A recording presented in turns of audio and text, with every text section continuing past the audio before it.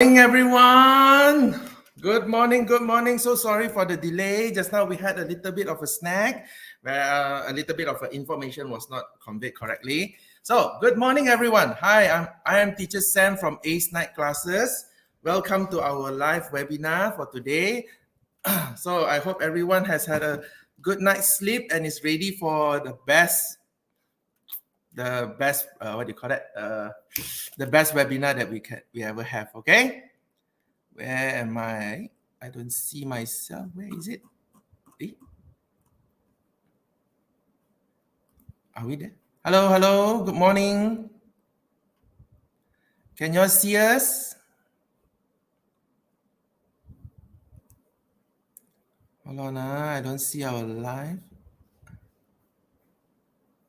Okay, all right. Everything is all is go. Good morning, everyone. How are you all today? Welcome to our live stream of our webinar. Now, let's get into it. Let me explain a bit why we do this, why we do this for every one of you all. Now, usually in school by now it's almost August already, we always realize one thing about our students. We realize that a lot of students always have issues where they are not ready or they need a lot of extra help. And whenever they are looking for extra help, what do? They will always go and find outside help, as in they will go to tuition centers and everything. So now, we are not opposed against students going for tuitions and everything, but there is one thing that we are opposed to: the wrong teachings by your teachers. So this is something that we've always had a problem with, where we have teachers that actually teach not wrong. It's just that it's sometimes not to the IGCSE standard. So that's why we always try to make all our students are well prepared. Hello, Teacher Brandon, you are live. Are you there? Can you on your camera, please, if you're there? So guys, this is Teacher Brandon. Me and Teacher Brandon, we are the founders of the Ace Night Classes.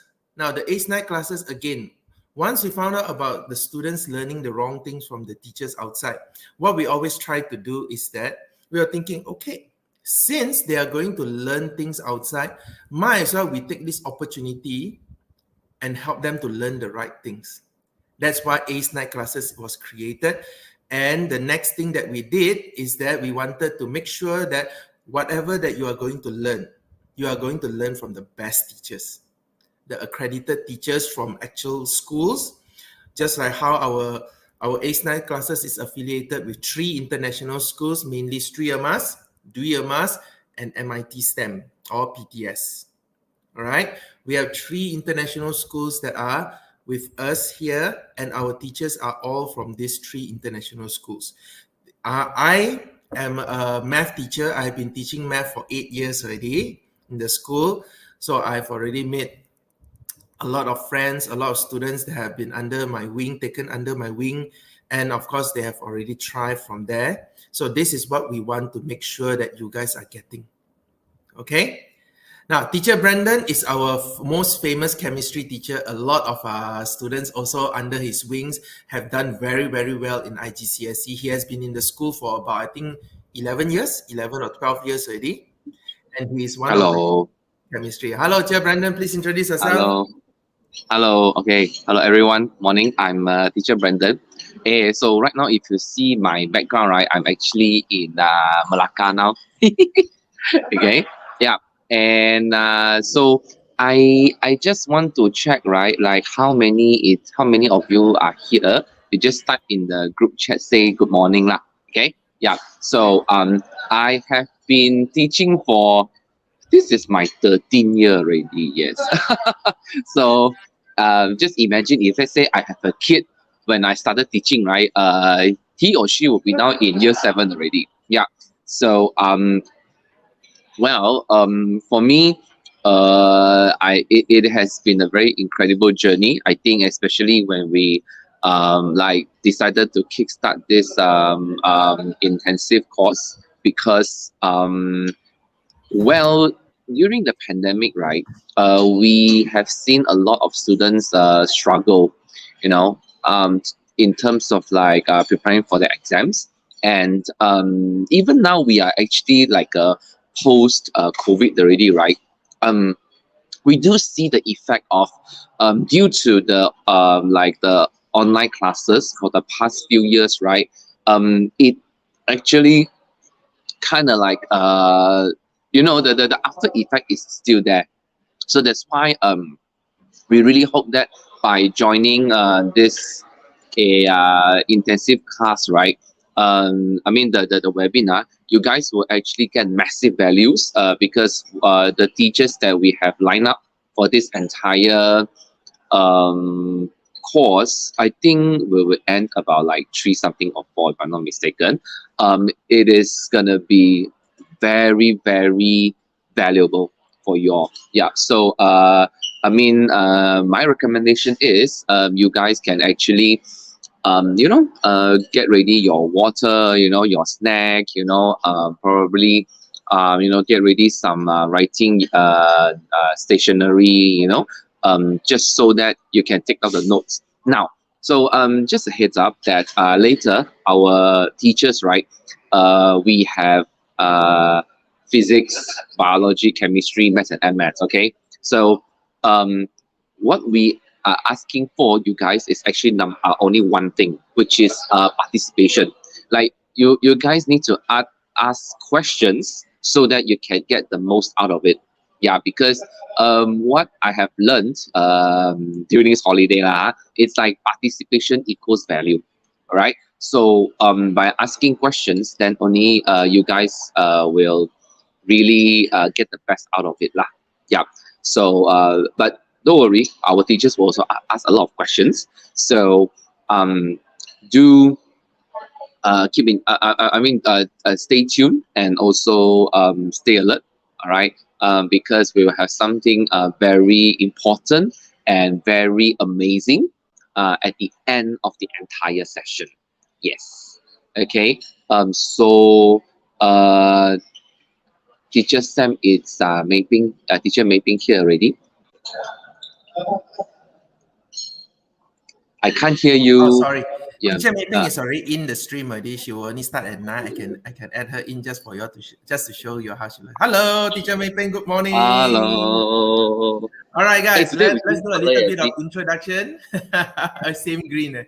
All right, Teacher Mei Peng is one of our very very established teacher in one of our international schools. Yeah, she was the head. She was the head. She was the director, and she also upgraded herself to a vice principal for a while before she actually went on to pursue something more interesting and in line with what she wants. So that's why she has about 15 years of experience, if I'm not mistaken, 13 to 15 years of experience in teaching physics. That's why she's one of our best physics teacher in our school. So you guys will be able to learn a lot from her. So I hope that you all will take into heart what teacher Brandon just now mentioned. Please remember participation equals value. So meaning if you have any question, always, always, always, always must remember to ask. And we will make sure that everyone's question is not lost or forgotten. We will make sure that you guys will be able to get answers to your question. But we will need you all to keep on typing, okay? Now, if you all agree with me agree with me and teacher Brandon that participation equals value, please type 1 on a chat group right now. Please type 1 on the message board right now. Please type 1. If you feel there is something else, maybe you can type out what is it that you feel that will help you. Please let us know as well. We will do our best. All right. So now, Teacher Mei Ping, let me ask you a question. What do you expect? Oh, sorry. Okay, don't worry. Teacher Mei Ping is a bit busy a bit. Don't worry. But I got a question for Teacher Mei Ping. This is the one of the important questions for a teacher, I think, is that what are you expecting from our students today? What are you expecting from the students that are here with you for your class later? For your 1 hour class, what are you expecting from them? Is there anything that you would like to let them know first before 9 o'clock? Thank you, Marcus. Thank you, Leonardo. Thank you, Annabelle. Thank you, Kaylee. Thank you, Janice. Thank you, Joel. Hello, Claire. Good morning. Hello, Lee Yi, Sandy Jivan, Jawan, Ayman Fahim. Good morning, guys. Good morning. Good morning. Thank you for typing in one. Okay, Chair Mei Peng, you're still muted. Okay. Oh, Chair Mei Peng, you're still muted, yeah? You're still muted. We cannot hear you. Can I hear you? No, I'm on my iPad. That's why you cannot hear me. But it's okay. Hello, Ah, everyone. Good morning, all the early birds. Thank you so much for waking up early because I think some of you are probably like, oh my god, I could have just slept until like 9:30, 10 o'clock past my class. So anyway, those of you who choose to come in at the early part, I'll make sure that in our 45 and 2 hour session later that you will learn something, you will get something because that's the reason why you wake up early, right? Isn't it? So you do okay. So preparation, what do you need is you do not need a calculator. You do not need any other stuff. But if you do have your phone with you, that would be great. That you can take, some pictures on the screenshots. You can actually have some, a couple of papers and pen, to jot down things that you may think is important, things that you may not have gone through before. Because right now is end of July, and I know all of you or most of you are probably going to be preparing for trials. But for those of you who are not in the IGCSE year, you are going to be sitting only in May, June 2024. No worries because you will be able to use the skills that I'm going to share with you all today. So for those of you who are not sure what is going to be expecting later, drum roll. So guys, we will be working on paper 6. So I do know that some of you may not seen paper 6 or probably have done a couple exercise, but the major thing in paper 6, it was newly introduced about a couple of years ago, roughly I think now about 5 or more than that. This has been about 7 years. So it's about the planning experiment. Um, so it will be something that you will be able to carry on after my session. You'll be able to utilize it. It's a skills. It's not like um, discussing just the experiment because there's so many experiment. There's so many of them. And there is no way for you to memorize all of them. But I will tell you where to look out. What is a bit of a fixed answer that you can stick with, that you'll be all safe. Okay. Thanks, Sam.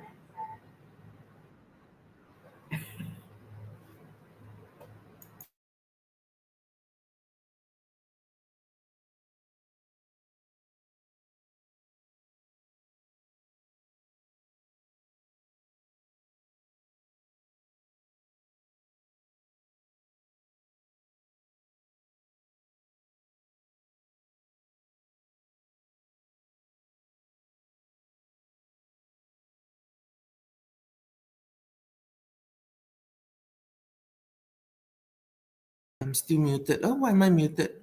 Oh, sorry. All right, guys. So please remember, please remember what Teacher Mei Peng's advice just now. Have pen and paper ready at all times so you can jot down all the important tips and tricks because Teacher Mei Peng will be helping you to ace your physics paper for this IGCSE exam. And whatever she's going to share with you is going to be very important. I cannot stress that enough, okay? All right, guys. Good morning. So is everyone ready or not? So if you're ready, have you had your breakfast, guys? Good morning, FC Lee. Good morning, Marcus. Good morning, Farisha. Good morning, Hui Yi. Good morning, RX Chan. Good morning, Angeline. Hi, Lee Yi. Good morning.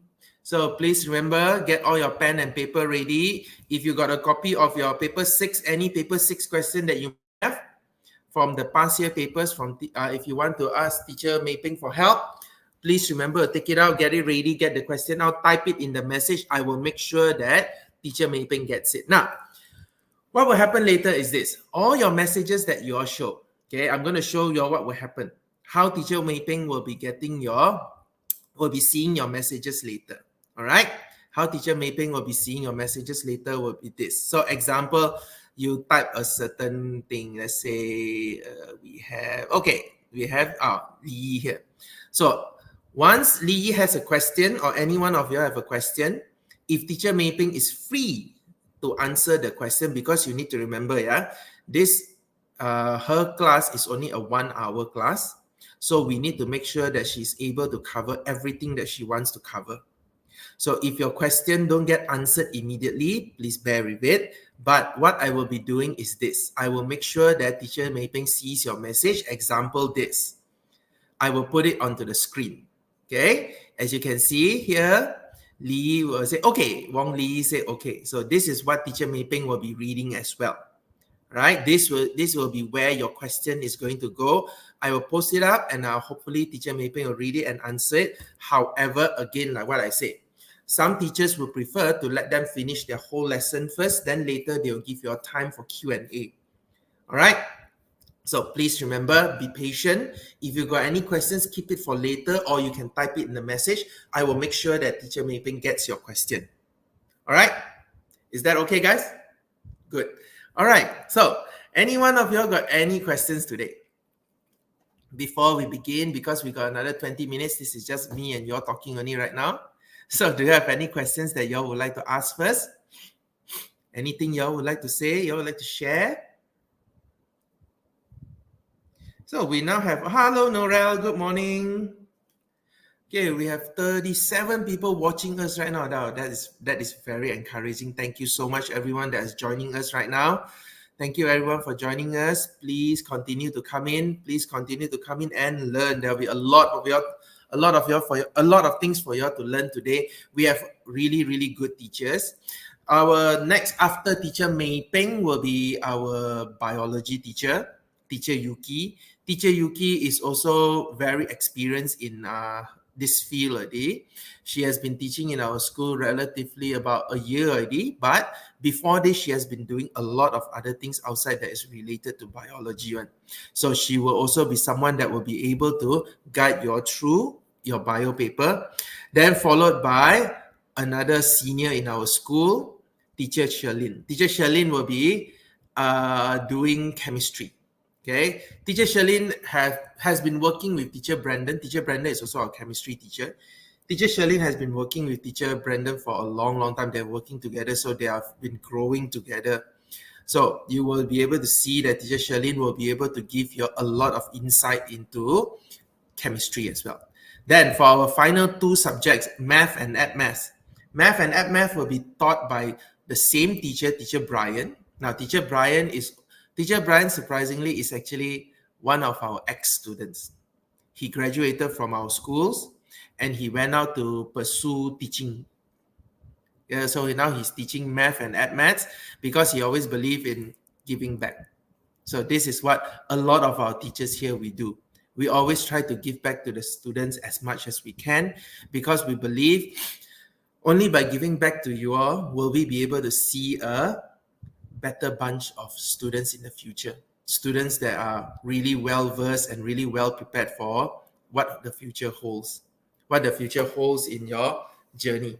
All right. So please remember, if you got any questions right now, you can type it here as well. If you don't have, don't worry, we'll be starting shortly. Any questions, please put it up here. Yeah, you're gonna be here for half the day, 9 a.m. until about 3 p.m. Okay, our whole webinar will be from 9 a.m. to 3 p.m. So here's the breakdown of today's webinar. From 9 a.m. to 10 a.m. will be teacher Mei Ping's class. She will be conducting her physics class. From 10 to 11 will be teacher Yuki's class, biology. From 11 to 12 will be chemistry by teacher Sherlyn. 12 p.m. to 1 p.m. will be by teacher Brian doing maths.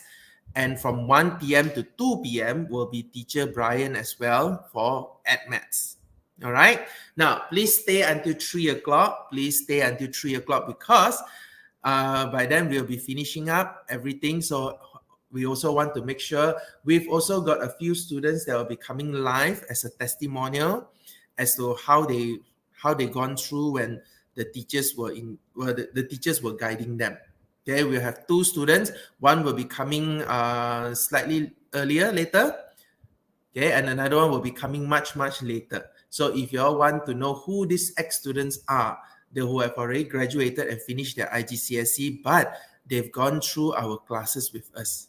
So they will be sharing what they have learned from the teachers and how it has impacted them. So please remember to stay on with us until 3 o'clock to find out all this, okay?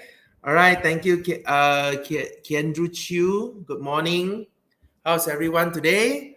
If you're okay, please type good. If you're not okay, also type good, because we need to start the morning on a positive note.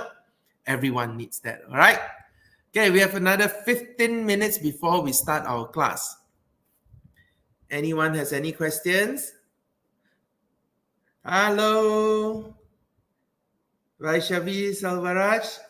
Vaishnavi Salvaraj. What a nice name. Good morning. Good. Thank you, Lee. You're very supportive today. Alex Chan, thank you. Good. Keep on coming in, send in all the positive messages. If you got any, please send in. If you got any messages that you want. Hello, Chenlin, Darren. Good morning. Good morning, Annabelle. Good morning. All good. That's very good. Please continue sending in. If you want to tell us what you're having for breakfast, that's good as well. That's something good to know. Hello, Marcus. Good, Marcus. Thank you. Haley, good. Thank you, Jesslyn. Hello. Hey, Jesslyn. I know, right? Nice shirt, right? Guess where I got it from? One of my favorite students sold it to me. Good morning, Jawan.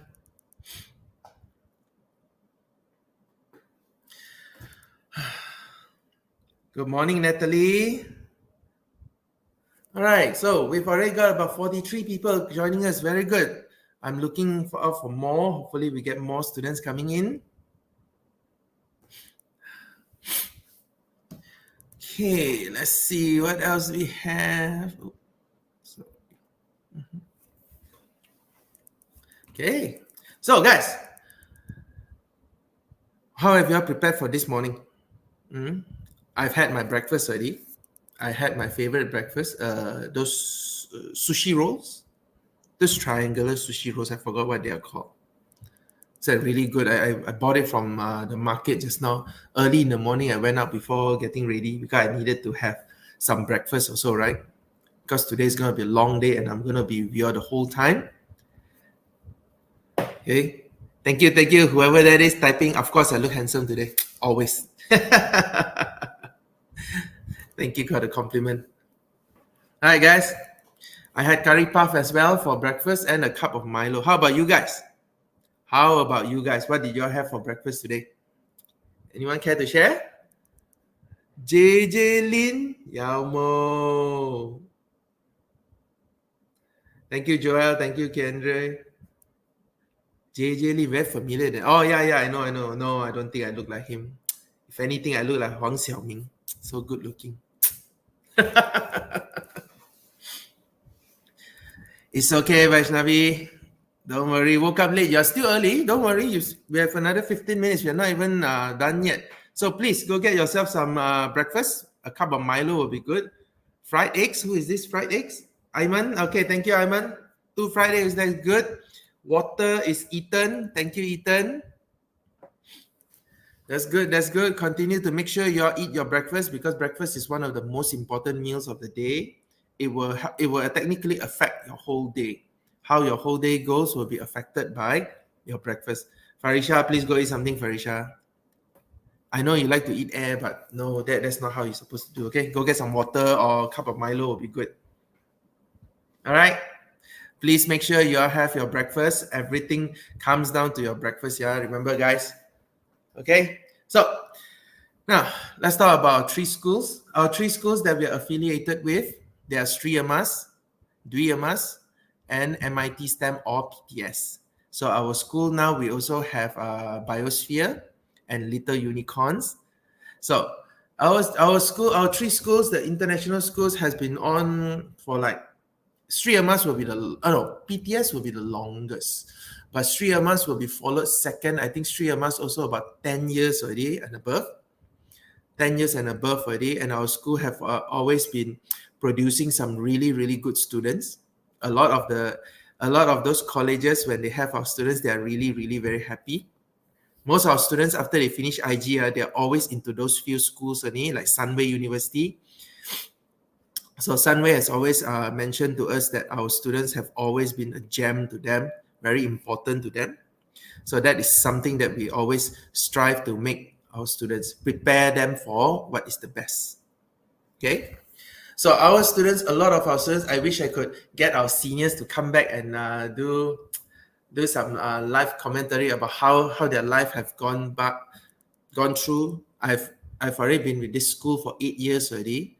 So some of my first batch students, I think they are now currently 22 years old already. They are all 22 years old. Wow, how I miss them. Those are my first batch that I've taught them.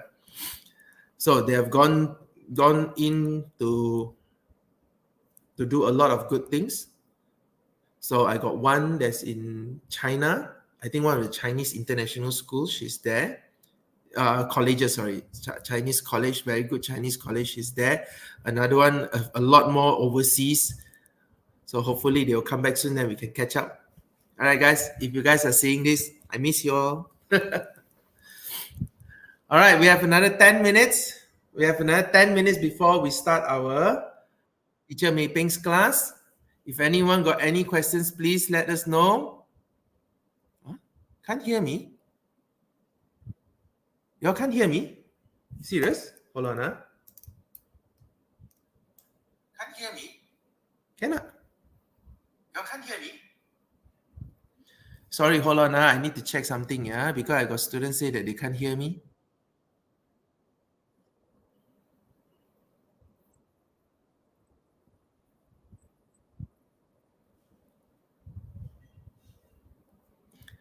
Can?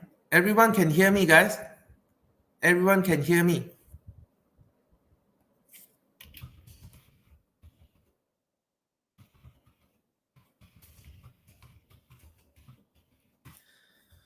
Hey, no worries. That was a big scare. Thank you for telling me can. Because just now I got a student that messaged me telling me that she can't hear me on the live, so I was like, I got shocked. I thought you cannot hear me. All right. All right. Things are going well so far. Okay, guys, another thing I need to let you all know, those that are watching us on Facebook, I need to give you a heads up first, which is to prepare you all for something. Yeah. Okay, so always remember this. Always remember this is that Facebook only allows our live stream for about 4 hours only, if I'm not mistaken.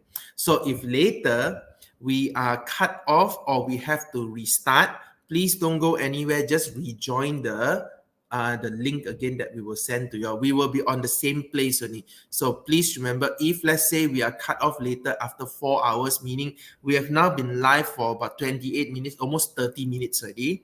So sorry, we've been live for almost 30 minutes already. If let's say in 4 hours time, that means another 3.5 hours, 3.5 hours, that will give us about 12 something, about almost 12:30 like that. If we get cut off, please remember to join back again. Yeah, please remember to join back again. Thank you, Shalene. Thank you, Brendan. Okay, if you happen to see that our thing got cut off, please remember to join back again. Do not worry, we are still there. Okay, we are still there. Okay, we are there. We just need to restart the live again only on Facebook, because Facebook has a time limit of 4 hours. Okay. All right. Okay.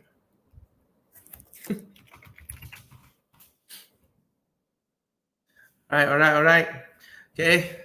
So please remember, get out all right, let's see who says this. Jerry Ter, good morning. Start your day with positive energy and happy thoughts. Aiden Wong only. Okay. Yes, you're right. Start your day with positive energy and happy thoughts. All right, since we are still getting ready, okay. I got one game for you all to play that will wake you all up. So I hope you guys are there. Okay, so how this game works is very simple. You just need one hand. To be precise, you need one finger, your index finger. So your index finger, we're going to sing a song with this, okay? So if you guys are ready to play, let's go. So start with this. Point your finger up. This is yi. What's this? Yi. Again, yi. This is bend your finger, pi. What's this? P. Yi, P. Yi, P. Okay? Then open up your whole fingers, ya. What's this? Ya. So we have yi, pi, ya. Okay? So now I'm going to teach you a song using this, and this song will wake you up. So it's going to be very interesting. So let's go. So the song goes like that. Yippee ya ya, yippee yippee ya. Yippee ya ya, yippee yippee ya. Yippee ya ya, yippee yippee ya ya. Yippee yippee ya ya. Yippee yippee ya. Okay, that's for your left hand. Now your right hand, same thing. Now by your right hand will be different. Your right hand, this will be yi. P, ya. Okay, so it's gonna go like that. Yippee ya ya, yippee yippee ya. Yippee ya ya, yippee yippee ya. Yippee ya ya, yippee yippee ya ya. Yippee yippee ya ya, yippee yippee ya. So again, back to your left hand. Yippee ya ya, faster. Yippee yippee ya, yippee ya ya, yippee yippee ya. Yippee ya ya, yippee yippee ya ya, yippee yippee ya ya, yippee yippee ya. Right hand faster. Yippee ya ya, yippee yippee ya. Yippee ya ya, yippee yippee ya. Yippee ya ya, yippee yippee ya ya, yippee yippee ya ya, yippee yippee ya. Now both hands. Yippee ya ya, yippee yippee ya. Yippee ya ya, yippee yippee ya. So continue, guys. If this will help you all to wake you up, I promise you all. This is one of the games I've learned in school last time. It helps to wake your brain up because you're doing two things at one go. I don't know whether you all learned this before or not. So it'll be interesting. Please try it out. It may look funny, but I promise you all it really works, okay? It really works to wake up your brain. So if you have learned this before, please give a thumbs up. Thank you so much. Whoever gave me thumbs up, thank you, Vaishnavi. Is that how I pronounce your name? Vaishnavi, right? Okay. All right. Thank you, Ayman. Okay. Good. I always worry about pronouncing students' name wrong. Thank you, Hannah. Thank you, Lee. Thank you, Chloe. Thank you, Farisha. All right, we're gonna have 5 minutes to crunch time. 5 more minutes to crunch time. Do you have any thoughts or any things that you do to wake yourself up? That just now was one of the games that I play myself to wake myself up. There's one more game that I usually play, but I can't show it here because the camera is too high. I can't lower it down. And it's gonna look weird if I lower the camera down. Okay? Because that one will involve using both your hands, where we have the right hand in the palm form, the left hand in the knuckle form. So the palm form, you're going to move up and down on your thigh, and the knuckle form, you're going to punch on your thigh, on your left thigh. So then you're going to move them this is very hard. How come I cannot do it? Yeah. So it's going to go up and down, then you're going to pound on your thigh only. So you're going to do this, and then you're going to switch your hands. You're going to switch your hands. So this one will be another game that I usually play to wake myself up. Okay? A day without laughter is a day wasted. Yes, you're right. Now, another game that you can play. Since we got another 3 minutes, I teach you another game. Big fish, small fish. Okay, this game is this. Big fish, small fish. Big fish, small fish. Big fish, small fish. So we're going to go opposite only, okay? So let's start. When I say big fish, you need to do this. When I say small fish, you need to do this. So let's try. Big fish, small fish. Big fish, small fish. Big fish, small fish, small fish. Big fish, small fish, big fish. Big fish, small fish. Big fish, small fish, small fish. Yeah, see, I also made it wrong already. So if you guys are, who is this? Kenneth, thank you, Kenneth. What do you say? in the sweetness of friendship, let there be laughter and sharings of pleasure. Yes, you're right. Thank you so much. This is a very big gem that we can share with everyone here. This is actually Kenneth Yap, yeah, but you can't see it here. I can see his name, but somehow when it translated onto StreamYard, they show just a Facebook user. This one is Kenneth Yap. Thank you, Kenneth. Your sharing is very, very much appreciated. Aiden Wong also, thank you so much. A day without laughter is a day wasted. Thank you so much. This is from Aiden Wong. Anyone got any gems that they would like to share? Please do so now. Okay, we are 2 minutes away. 2 minutes away before Teacher Mei Ping comes in. Please get your friends in, guys. If you got any friends that is struggling with their preparation for the IGCSE exam, please come in. Please ask them to come in now. Share the link with them. Share the link with everyone that you know. Ask them to come in and join us. Okay, this is going to be a very, very good one. All right, who is this? Joel Lam. Good morning. Every day is a fresh start. Yes, I like that. This is from Joel Lam. Good morning. Every day is a fresh start. Thank you, Joel. Thank you so much. 1 more minute to the start of Teacher Mei Peng's class. Teacher Mei Peng, I'm going to add you in already, Teacher Mei Peng. I'm going to add you into the stream already. Yes, guys, this is Teacher Mei Peng. She'll introduce herself shortly. Okay, it's almost 9. I'm going to leave the room to you now, Teacher Mei Peng. Please let me know which device you need me to add in, yeah? Okay, I'm going to remove myself. Bye, guys. Keep coming, yeah? Please sending in your messages. I will be monitoring them for Teacher Mei Peng.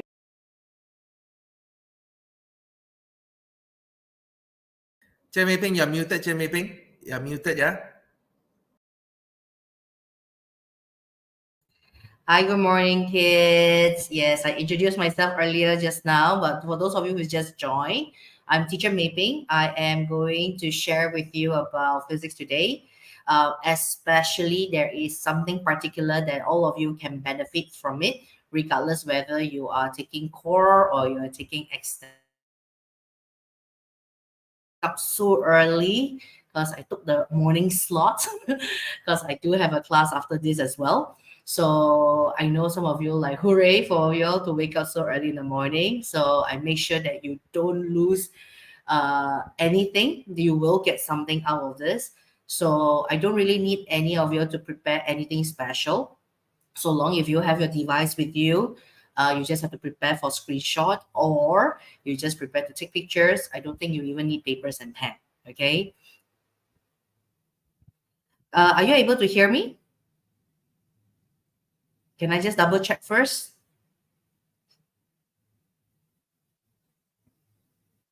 Hello. Okay, check. Can we do a sound check and then we're gonna do also a video check as well. Make sure everyone can see. All right. So I'm gonna do a quick share screen and then you tell me what you can see. Okay.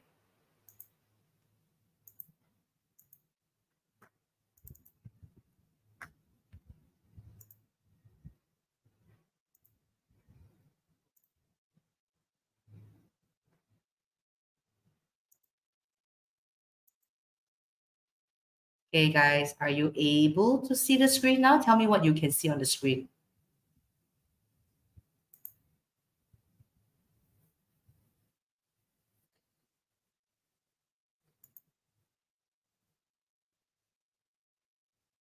Okay, so people, you should be able to see some words in front of you. You should be able to see that I actually move my screen up and down. Awesome. All of you can see them. Okay, so I know there is a little bit of a time delay, but if you do have any question, you will see me looking left, right, because I'm using like multiple screens. Okay, for people, if I cannot go with technology, then I just use multiple, right? Okay, so we're gonna get started. All right, we're not gonna do any further delay because all of you are here. Like 9 o'clock, I'm get ready to do some physics. Okay, you're not gonna do anything. All right, but I just need you to focus and pick up the skills. All right, so we're gonna get started. All right, so I particularly selected paper 6 because I know majority of the time there is a little lack of exposure for paper 6 because it's not commonly tested in school assessment, school exam papers. So those of you who started preparation for your IGCSE, I believe that you have already encountered paper 6. That's number one. And number two is because when you look at the marking scheme, you find it like, I don't understand the marking scheme. It's not something that you can get your answer from marking scheme. You'll be like wondering, am I even right? Am I even wrong? So unfortunately for paper six at the very beginning stage, when you're trying out, when you're practicing, you do need a little assistance from your teachers to able to help you or guide you that are you on the right track, because there is no definite answer that you can get from the marking scheme in paper six, because it's all come down to skills. That means they do accept a very wide range of answer. Okay, so those of you who have seen the paper six marking scheme, then you would know what am I talking about. Okay, but if you have not done anything for paper six, I would advise you to get started, especially if you are sitting for the October November 2023 series. Okay, get started, get yourself familiarized. But once you can pick up the skills, I can tell you doing about roughly 8 to 10 paper six is enough for you to see the patterns. All right. So usually past year papers, most of you would have selected to do like paper by paper. Am I right? You usually do like May, June 2019, paper six, or then followed up by October, November 2019, paper six. Um, Good and bad, all right? It may work for certain paper, but for paper six, if you want to see pattern, I wouldn't advise to do paper by paper. If you have about five paper six lying around you, okay, I'm not saying on the floor or anything. If you have about five copies of different years and variants of paper six, I'll suggest you open, you flip, you go to the specific topic. All right. So which this is where we are gonna introduce today. There is only that much of topic they can ask in paper six.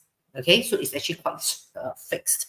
So in the preparation to paper six, all right, I'm just going to give you guys a bit of an overall view in case you are not sure what you are taking, or some of you have may not sign up yet, because I believe the due date is not due yet. I think it's coming soon in the early week of August. So those of you who are not sure which one to take, core and extended, you can actually speak to um, your teachers. You can speak to myself if you want to, or you can get my number from Teacher Sam, like in what advice that which paper you should take. So usually, of course, through trial on at least one of the set of past year paper, then we can tell which one is a safer bets for you. All right. So for those students who are actually taking core paper, so you will take a multiple choice of paper one. Okay, there's two multiple choice. Paper one is multiple choice, and paper three is theory. Theory is very similar to what you have in school, the one that you need to write short answer, the section B usually. All right. And section A, which is the multiple choice, is paper one. That is for core. Okay. Then for students who are going to be opt to take extended paper, then it will be paper two and paper four. Paper two is again multiple choice. Then again, you may ask, is the both paper going to be similar because they are both multiple choice? Yes and no. You can expect half the paper to be somehow somewhat similar, but you will have another half of the paper that is really choreographed, that is meant to be for the extended. And the question can be just one notch higher, that's all, but not the entire paper. I'm just saying roughly about 10 questions will be one notch higher, but the rest is pretty much like what the core level is doing as well. Then, of course, you have paper four, similar to paper three. Also, the structure is the same. You may require to label, you may require to draw, you may require to calculate, you may require to explain. So in extended, you are required to have a very strong, deep understanding in the theory, because if you notice, they will always ask you explain, describe, why. So you do have to like go with the flow. I think a lot of you had it in the brain. I know what I want to say, but how am I going to put it in words? So again, this is also skills. All right, like in this topic, if they ask this, how do you shape your sentence? How do you shape your argument? Okay, so why do I actually pick paper six today? Because like it or not, all of you will be doing paper six. All right, only during MCO period, they actually allowed students to opt out, meaning not to take paper six because lab is not open, too crowded, nobody can go into lab together. Never mind. But now everything has been open since, and everyone has been back to school, so you no longer pretty much have that options. So paper 6 is everyone will have to take it, whether you're doing core or extended. Paper 6 is become a compulsory now. All right, because we don't do paper 5, alternative to practical, which is paper 5, we call paper 6. Or what is mean by alternative to practical, which means you are not going to do the experiment. The experiment is already done for you, and you are going to do the aftermath, which is what's the problem in this experiment? How do you measure them accurately? How do you table your data properly? How do you draw the graph and things like that? Okay, so I'm going to move on quick because I don't have a very long period of time. It's only about 45 minutes to an hour. Okay, so I'm going to actually break it into two parts. So you should be able to see on the left section, I actually wrote down topics. On the right segment, I wrote down skills because it is going to appear in every paper 6 without fail. Okay, why did I write topics? Like I told you earlier, paper 6 question is something that you do not have to memorize any formula. You go to the exam hall, you sit for the exam without needing to memorize the formula because the paper is guided. That means they'll tell you exactly what formula to use, where do you substitute, where do you measure, where do you draw, and things like that. So the topics that they ask is actually can be predicted. Okay. So I'm not sure how many of you have seen the paper, but because I can't really see some of your comment. But if you agree with me, you can type in the comment and say, yeah, correct. Okay, because I think some of you have seen it enough. Okay, so the very common topic that they like to ask in paper 6 will be the very back to basic. What I meant by back to basic is actually the way you measure. So definitely the topic comes under measurements. Okay, they may give you pictures and ask you to read from the pictures so they can measure things like length. You can measure things like volume, reading from the measuring cylinder. You can even measure mass and so forth. Okay, measurement, they can combine together with topics such as even density. They can ask an experiment involving density. They can also ask you things that regarding about Hooke's law, but you're not going to use the formula for Hooke's law, but it's going to be spring extension related. So this is also another very common topic asked as well. Okay, then their very top topic to ask, which I think most of you don't like them when they will ask in your short answer questions. But in paper 6, it's actually quite interesting because it's guided. You're not exactly needing to use the formula all the time. It's the chapter called moment. The one with the one that looking like a seesaw all the time one. All right. So that one is very, very popular. Actually, the chances of it appearing is very high. But you may ask, teacher, does that mean they are repeating the question? No, they are repeating the topics, but they're not repeating the question.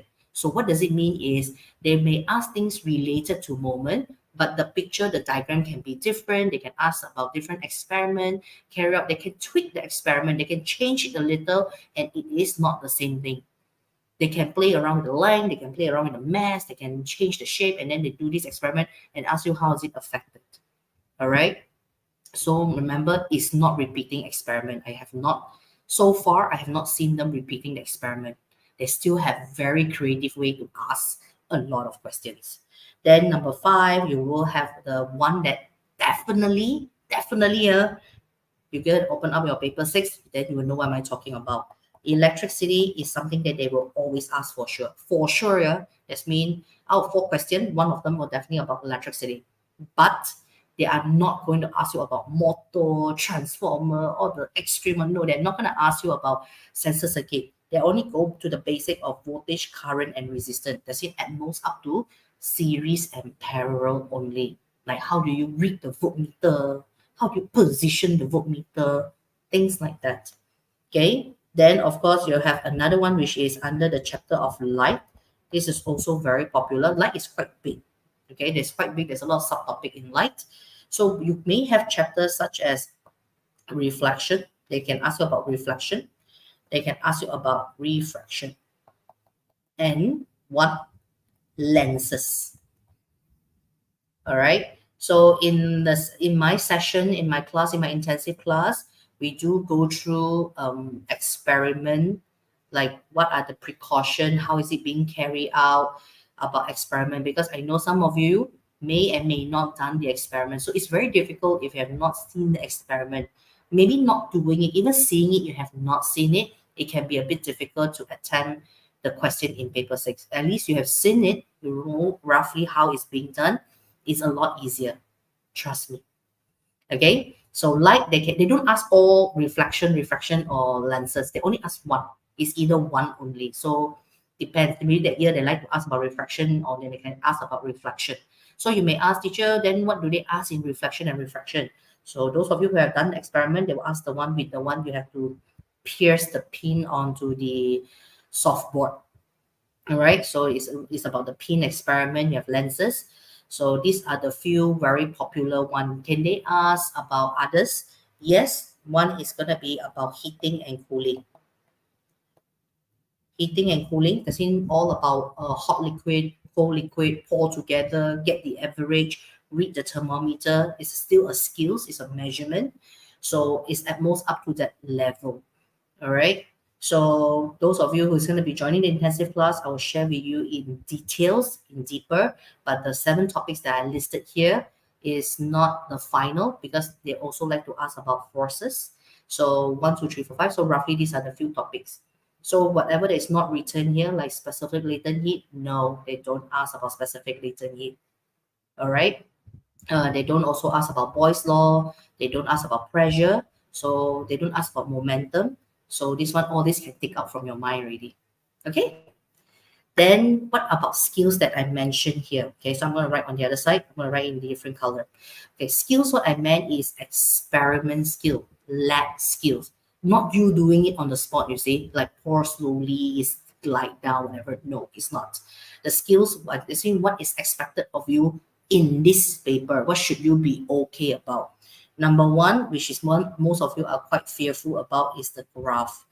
You will require to draw the graph, plot the graph. They give you like a small section of graph and you're supposed to plot them. Okay, how do you get marks? First, when you label the XY axis, you label them. Just labeling whether it's mass or volume against time or whatsoever is 1 mark. Then scaling. So make sure that every 5 boxes is equal distance, let's say equal amount. If it's 10, it's 10, 10, 10, 10, 10, 10. So if it's every 100 is 100, 200, 300, 400, that is called scale. Then of course, plot, how do you plot? And then last is the line.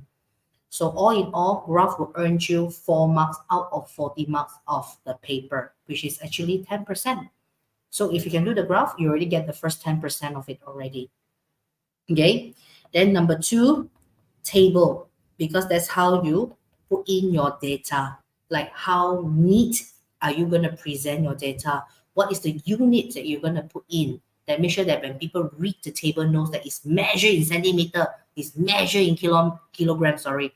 So yeah, so table, the data tabling is important. Usually 2 marks is allocated for it. Graph is roughly about 4 marks, 4 to 5. Then 3, regardless of any experiment, okay, doesn't matter, I say 1, 2, 3, you will always able to learn some precaution. Like when you actually need to read a thermometer, you need to read any instrument. The first thing first is you need to make sure your position of your eye. So those are the very standard precaution. So something that you can prepare, that every experiment, you know what is the 2 precautions. Okay, they will ask you what can you do to make the experiment more accurate.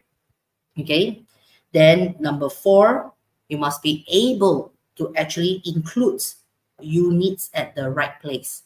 They will put like 2, 3 marks in the paper. Roughly 2, 3 marks is quite a bit. It's about 5%. That they test the student. Are you able, or do you remember to put your units? You don't put your units, then minus 1 mark, even though your answer is correct.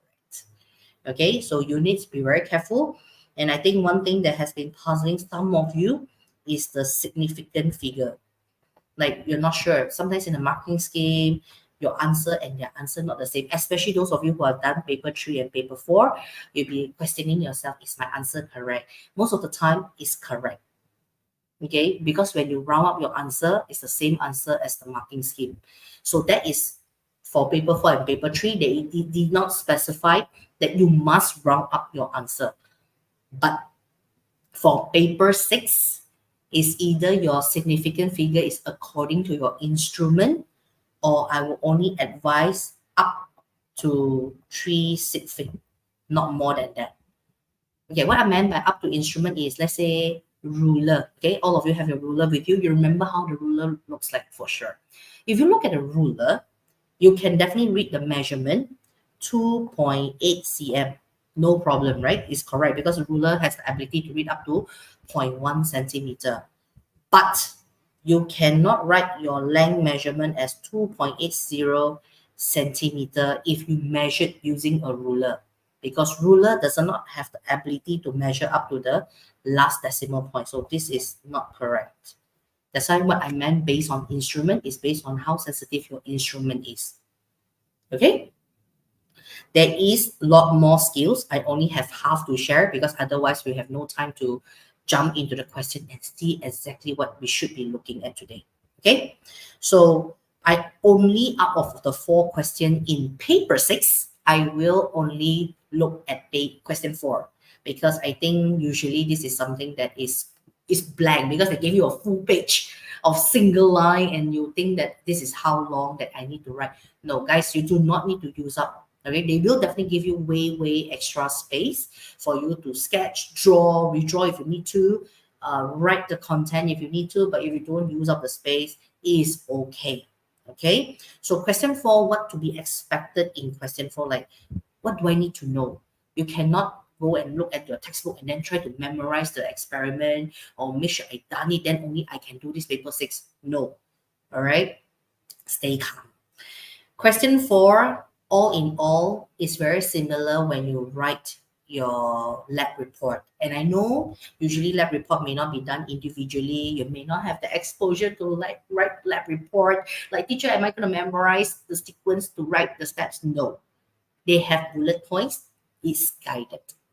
Okay, so question 4 is something similar. I won't say it's exactly. It's similar to how you would write a lab report. So in a lab report, it's very typical. Am I right? Like, you always write what is the constant variable, like what do you make constant in this experiment, or what do you change and what do you record, you know? So then another one is, of course, you cannot run away, which everybody don't like. To write the procedure in the experiment, you'll be like, "Aiyo, I have to write like 8-9 steps, you know." That is because you are writing lab report. But in paper 6 for question 4, it is also writing procedure, but there is a trick how to shorten it. Okay, that's mean what are the examiner looking at. Then, of course, precaution. Every experiment, like I mentioned earlier, they will ask you for some precaution. So along the way, as you write, you can dump in 1 or 2 precaution. Sometimes question 4 like to ask you to list additional apparatus. That's mean other than the apparatus given to you, are you allowed to use other apparatus? Answer is yes. So long your experiment makes sense and can be carried out, the examiner will mark you accordingly. But of course, when I say apparatus, it's those like common lab apparatus. Okay, then question 4, if I would like to advise, if they don't give you a drawing, like they don't give any sketch, draw out how you want the experiment to be. Where are you going to put this? Where are you going to put this? Where are you going to position this? Drawing them out allow you to visualize how it looks like. Then you can ask yourself, does it make sense or not? But sometimes the question comes with picture. Hooray, good job. So you don't have to really worry about how it looks like, because I think most people are able to relate better with the diagram. Okay, so these are very few things. And of course, they do actually ask you, how do you reach the answer? The question is how to reach a conclusion. That means they ask you, how do you present your conclusion? Okay, it's not what is the conclusion or what is the final hypothesis. No, this is how. That's the keyword there. How do you present your conclusion? You can present through values or you can present through graphs. Okay, so I will add on to this part. I cannot remember much now until I see the question, because every question get asked differently. Okay, so if you're okay so far and you're getting some idea about paper 6, just give me a thumbs up.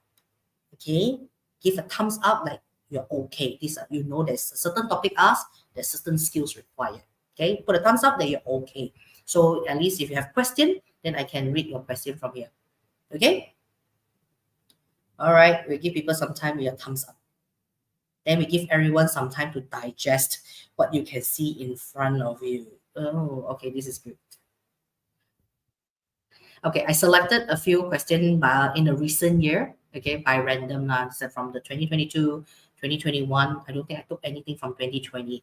Okay, they're all from different variants of paper 6. So if you guys can see in front of you, okay, super duper clear about it. This is actually the question from one of the year, and this is without diagram. Okay, the first question I'm going to attempt with you is without diagram. So there's no diagram, and you see a lot of words, sometimes even more. But my question to you is, how do you process questions like this? I want to do maximum. Yeah, that was better. Okay, how do you process questions like this?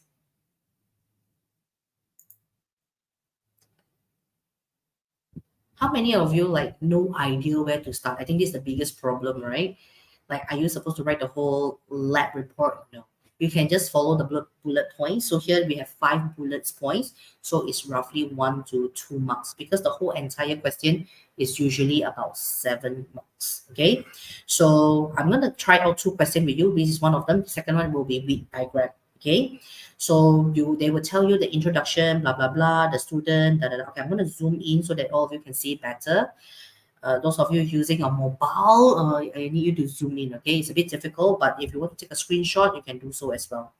Okay, so you have a student, da, da, da, da. So they tell you quite a bit of introduction, like grandmother story, a little bit. I'm no fan in that. So if you ask me, I like to go straight to the words. If those of you who are my students who have been with me, you would know. You will look at the sentence with the word plan. Don't look anywhere else.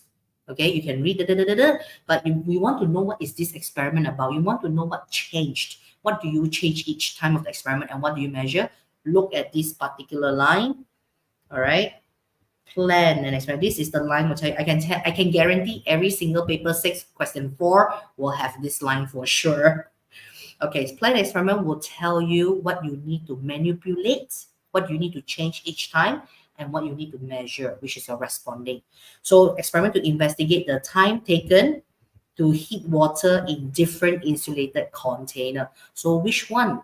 What is the time taken? Which means this is time taken will be your responding variable. That's when you need to measure the time.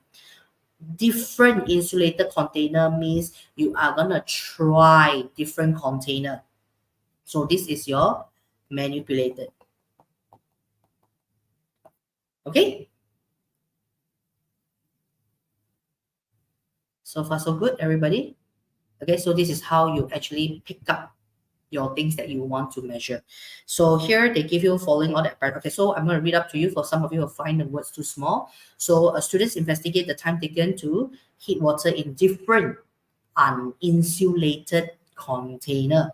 The container all have the same volume and same shape. The water is heated with an electrical immersion heater. So you can do a bit of quick sketch like, okay, I know there's a container. So I imagine I have this one container and then different container, right? Okay, so I'm going to draw 2 different color because I have and I can because I'm using an iPad. Okay, in your exam, you can just write A and B. So you're going to fill up with the same volume and shape. You want to fill up with the same amount of liquid as well. So when you want to fill the same amount, which means the volume of water is the same because you want to make sure that the only thing that changed is the different container only. Then they tell you that they are going to put the immersion heater inside. Okay, pretend it's an immersion heater. Yada, yada, yada. Okay. There you go. So that's all you need to do. And because you are measuring the time, then please draw. Okay, I need to draw a stopwatch. Okay, I'm measuring the time. So at least you recall what you need for the experiment. So yeah, that's it. You need the thermometer to measure the temperature. How do you know when you need to stop the time? That's the question, right? So of course you want them to reach the same temperature, then only you stop the time. So of course I would like to put in the thermometer. So I'm gonna put in thermometer on both. So what I do is my stopwatch will start when the experiment starts, but my stopwatch will stop when they reach the same temperature. It doesn't have to be boiling, guys, so long they reach the same temperature. Let's say example 60 degree. There you go. Okay, can be any dummy number, not necessarily 60. You want to do 30 also can, you want to do 40. Because the reason I pick 60 is because from room normal temperature, if you put the immersion heater from 20 something to 60, give you ample of time to make sure that you do not have to start and stop the stopwatch so frequent. Okay, you can go lower than that, but I won't suggest 30. Anything above 40 is good. Okay, a sensible distance of range of temperature. Okay, so here you can see they gave you all the instrument, but you notice they never give you a stopwatch. They never give you a stopwatch. So definitely a stopwatch is required. Okay, so I know the answer for the first bullet point is the stopwatch because I need the stopwatch to measure the time. Okay, if you end up having an experiment like, teacher, what if my experiment is different from what yours? I got another apparatus. I'm going to write them down. Am I going to be fault for writing something that is not there? No. So long you really use it purposeful, you use it properly, you are not going to be fault for using additional apparatus. Okay? Answer your question. Then the second question is explain briefly. This is very typical. Explain briefly how you will carry out the investigation. So technically, they're asking you for your procedure. Okay. So people, if you want to have a bit of details about the question, you can screenshot right now. So I can move down to the blank space so that I can write down the answer, because otherwise it's going to be so cramped up here. Okay. Okay. 5, 4, 3, 2, 1. You took the picture. Okay, let's go. So what happened? I'm going to teach you how to write the procedure. Like it's a fixed answer. Just of course you have to change every time an experiment is different. They will give you ample space. There's a blank space. So what I can do, I can actually move the item down. Okay, move it down. There's a lot of space. So how do I explain briefly? Okay, guys, some of you will like, teacher, I only have one, just the first one. Let's say they ask you what is about the apparatus required, and answer is stopwatch. So how do I write? Write in short paragraph, even though it's one line, write in short paragraph. Okay, I'll show you what it meant by write in short paragraph. You can write the additional apparatus needed is stopwatch. Okay, even though you cannot go to the second line, is okay. Then the second one is the procedure. I'm going to use a different color. Okay, what about the procedure? So please don't tell me grandmother's story that you are going to make sure that both temperature is the same. Don't have to. Do you know why I asked you to draw? Do you know why I asked you to draw? Is to shorten all your grandmother's story of preparation. All you need to do is first word, set up the diagram as shown above. Just say set it up. Okay, you don't have to say I position this, I pour it inside, no need. Okay, just say set up the diagram as shown above, because clearly the water is the same level. Set up the diagram as shown above, then you can immediately start the experiment. You can say, I want to know when you start the stopwatch, because your responding variable is time. The main thing is I want to measure time. So my concern is, when do you start measuring and when do you stop measuring? Okay, you can start the stopwatch. So immediately go in straight, start the stopwatch when immersion heater is switched on. Okay, some of you would like to do that, but some of you like, teacher, but it's not accurate. Doesn't matter. You can just say start the stopwatch when the temperature reach 30 degrees. That means you let the immersion heater heat up the water. The moment it touch 30, there is a ping, you start until you reach 60, you stop. Okay, you can do that as well. I'm shortening it. I'm just doing it today for a quick sharing. Otherwise, we cannot try the second question. So then you don't have to tell them how long it takes and so suppose you're measuring the time. So I know I went to start and immediately just say I want to stop the stopwatch when temperature reach 60 degrees. So 60 degrees is I selected, so it's up to me. Okay, that's done. That's how. Then you can say record the time taken. Done. So in the experiment, you will never do the experiment once because it's never accurate. So this is what I call fixed answer. Regardless what kind of experiment, you can always write this fixed answer. In the procedure, I'm expected to see 2 repeat. I need to see there is a 2 repeat. I need to see the 2 repeat word inside because it's about precaution and also it's a very typical way of writing a procedure.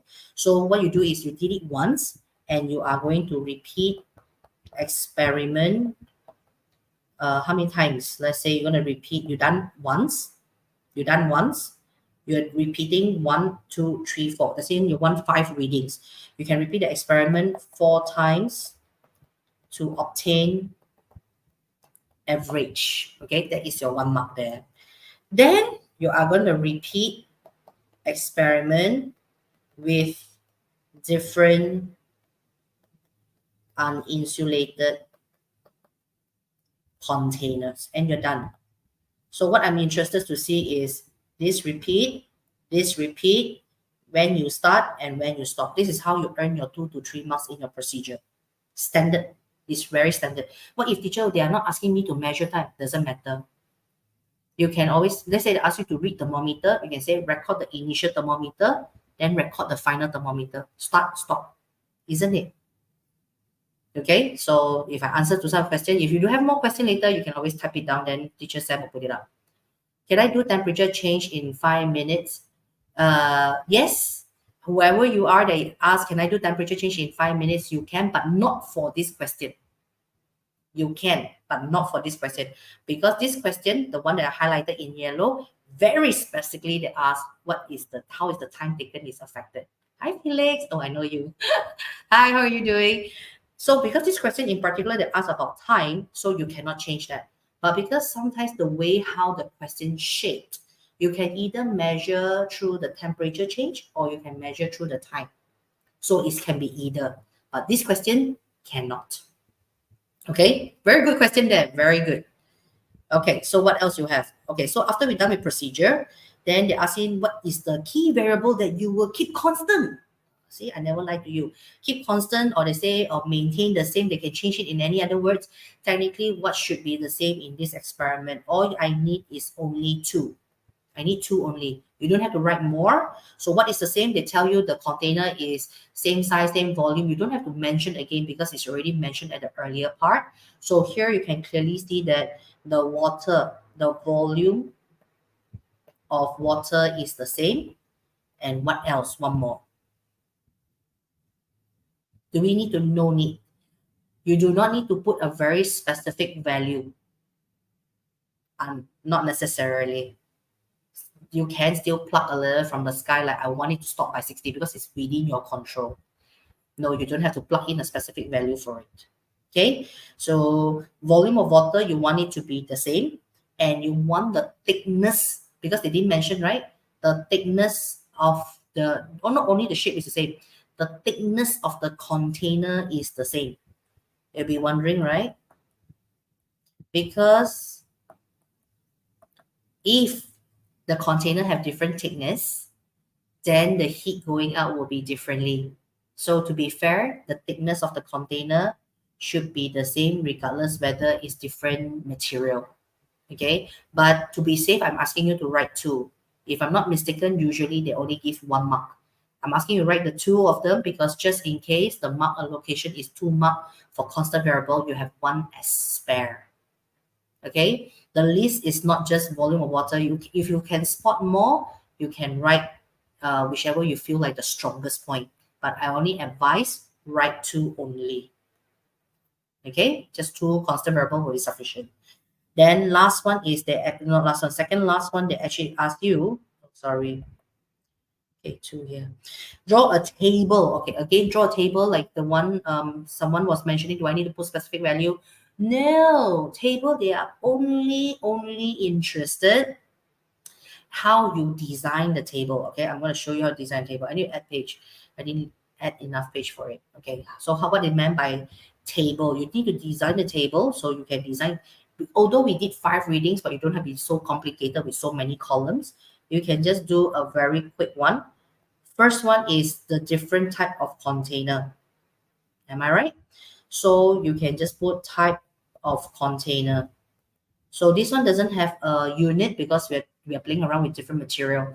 But if let's say you're changing in terms of mass, I'm trying 5 kilogram, 10 kilogram, then your unit have to be mass/kilogram. If you are playing around with the length, like different length of 10 cm, 20 cm, 30 cm, then it's length/centimeter. So because it's a material, there's no unit needed, but the time taken to reach 60 degrees Celsius, there is a unit. So this part itself will earn you 1 mark. The table is only 1 mark, guys. No need to be so complicated. Okay, it's only 1 mark for it. All they're interested, all they want to see is the way you design the table. Maybe they will give you 1 mark and the unit. Okay, that's all from the table they needed from you. All right. So those of you who have screenshot earlier, the last segment of the question is explain briefly. You see, they're not asking you for conclusion. They ask you to explain briefly how would you use your reading to reach a conclusion.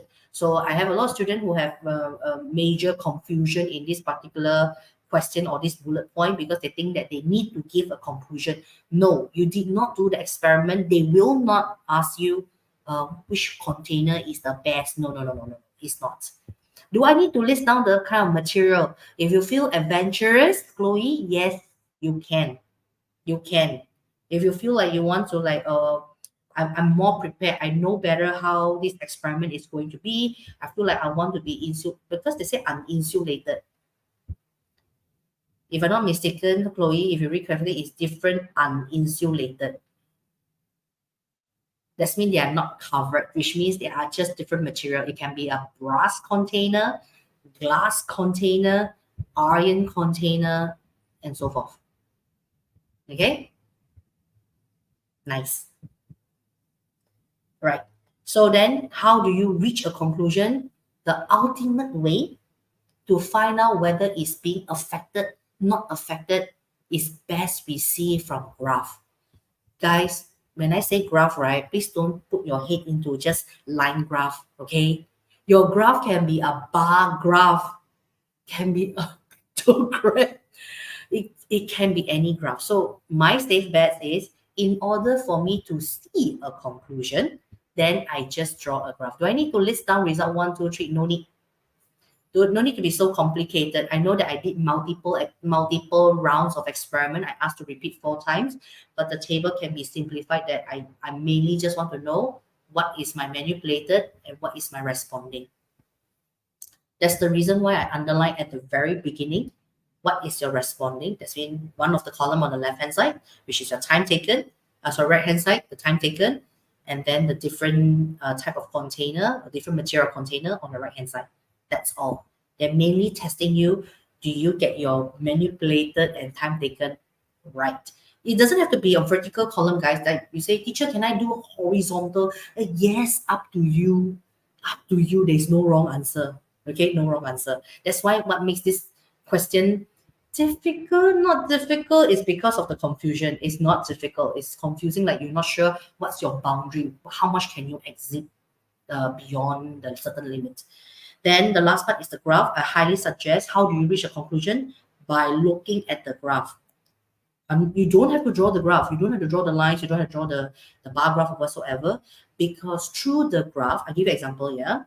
I'm going to go, they're interested to know what is listed on your XY axis. Time taken, but make sure you write the unit. This part, the unit, is where you get your 1 mark. You don't have to draw the bar graph, but I'm showing you if you were to do this experiment, okay, if you were to do this experiment, you were able to put up a graph like brass is this much. Let's say example. You guys, example here, you're not required to draw the graph. I'm just giving you an example. Why is it you can see the conclusion better? Then maybe iron is this much. Okay, give you another one, glass. Okay, that's why through the graph, you can reach a conclusion. You can immediately tell iron takes the longest time. Then, of course, eventually you back up with physics theory, why iron takes the longest time. That's the reason why I say this is a fixed answer whenever they ask you, How do you reach a conclusion? Draw a graph with your XY axis label. You are done. Good for already, guys. But if some of you like, teacher, I'm running out of time. I don't have time to draw even that 2 line and label. Doesn't matter. You can always write in words. You can always write plot a graph of types of container against time taken. So again, even if you're going to write in words, you're not going to draw. Also, please include the unit. Okay, unit is the one that you need. They are looking out for you. Okay, so this is a fixed answer how you can reach a conclusion. Okay, I'll show you another question, then you tell me how similar they are looking. All right. Okay, let's see. I got one that I wanted to try. Oh, this is very recent one. Okay, you see, very long line of words, yada, yada, yada, yada.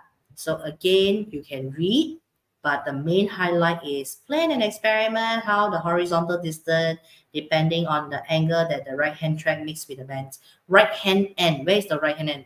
Right-hand end is here, the right-hand end is here. At the angle, so meaning to say, they are actually asking you to measure the angle, like different angle. So where's the angle? Here is the angle. Okay, you can draw a line, you can sketch. All right, they are interested how many degree, all right, that how far the object will be landing after it actually end the slope. So you can select this one because it's angle. You can select, I want to play around with 10 degree, 20 degree, 30 degree, 40 degree, 50 degree. Okay. Of course, you don't tell me I'm going to go with 110. 110, the ball is going back on the other side. Okay. I want to go to the right hand side and how far it goes. Okay. So these are the things. And then they say that I want to measure the horizontal distance. So the angle is your manipulated and how far you travel. I'm going to put it in blue color. How far you travel, let's say from the table leg all the way to the end. How far do you travel? The distance is going to be your responding variable. You're going to measure the distance. So again, distance can be measured in centimeter. So make sure you write the unit at the whenever it's asked in the table or your how do you reach a conclusion. Angle, please write down the angle formula. Not angle formula, so angle unit. Okay, so they give you yada yada. So look at the bullet point again. List additional apparatus. Clearly, they did not give you the meter rule. So you need a meter rule to help you to measure the distance.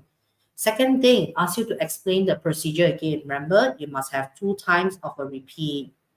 State the key variable to be kept constant. Maybe you want the same surface of the track because, of course, friction will affect the speed, right? So you want the same surface of the track. Maybe you want the same mass of the object. So again, I need to have 2. Key variable to be kept constant have to be 2. The object that you are going to roll along the track must be the same shape, same mass, same volume. Then again, you see, draw a suitable table. So I can do a quick draw here. I'm going to draw a suitable table. Don't have to be fancy, but please use ruler. Okay, you are going to change the angle. You can just write down the unit angle. Please don't forget. And the horizontal distance, you can keep it short, right distance, measure in centimeter. Also fine. So Chloe have asked a question earlier. Can I like list down all the uninsulated cylinder container? Sorry, you can. All right, you can if you want to. Like angle, if you feel like you're more adventurous, you know your thing, you can even do 5, 10, 15, 20, 25, up to you. I'm just going to do a quick 20, 30. So this is optional. You don't have to, but if you write them down, it tells the examiner you know what this experiment is about. Okay. Then again, the graph, I don't have much space. I'm going to draw the graph here. So graph again, I also like to draw the graph only. I don't really like the writing the words plot the graph. So whatever your table is, please write back down again. You will be fine. Through the graph, you can actually see the conclusion, which angle will land the furthest. But you haven't done the experiment, but you're preparing ahead. So once you do it, you fill up the value, you fill up your graph, then you can get your conclusion. Okay, so it's the same method. You can apply this for the rest as well, guys. Okay, they can ask you all kinds. So I can just do a quick show you. So see again, plan an experiment, yada yada yada. So this one is rate of cooling. So Felix, just now you asked about the question, can I measure, fix the time and measure the temperature? This is the part, this kind of question you can do either one. You can either measure the time, fix the temperature, or fix the 5 minutes time, measure what is the change in temperature. So this is the type you can go for it. Okay, then you have this one again. I'm going to highlight only the blend. You can try. If the metal ball land already, then roll around it, or then you have to try again.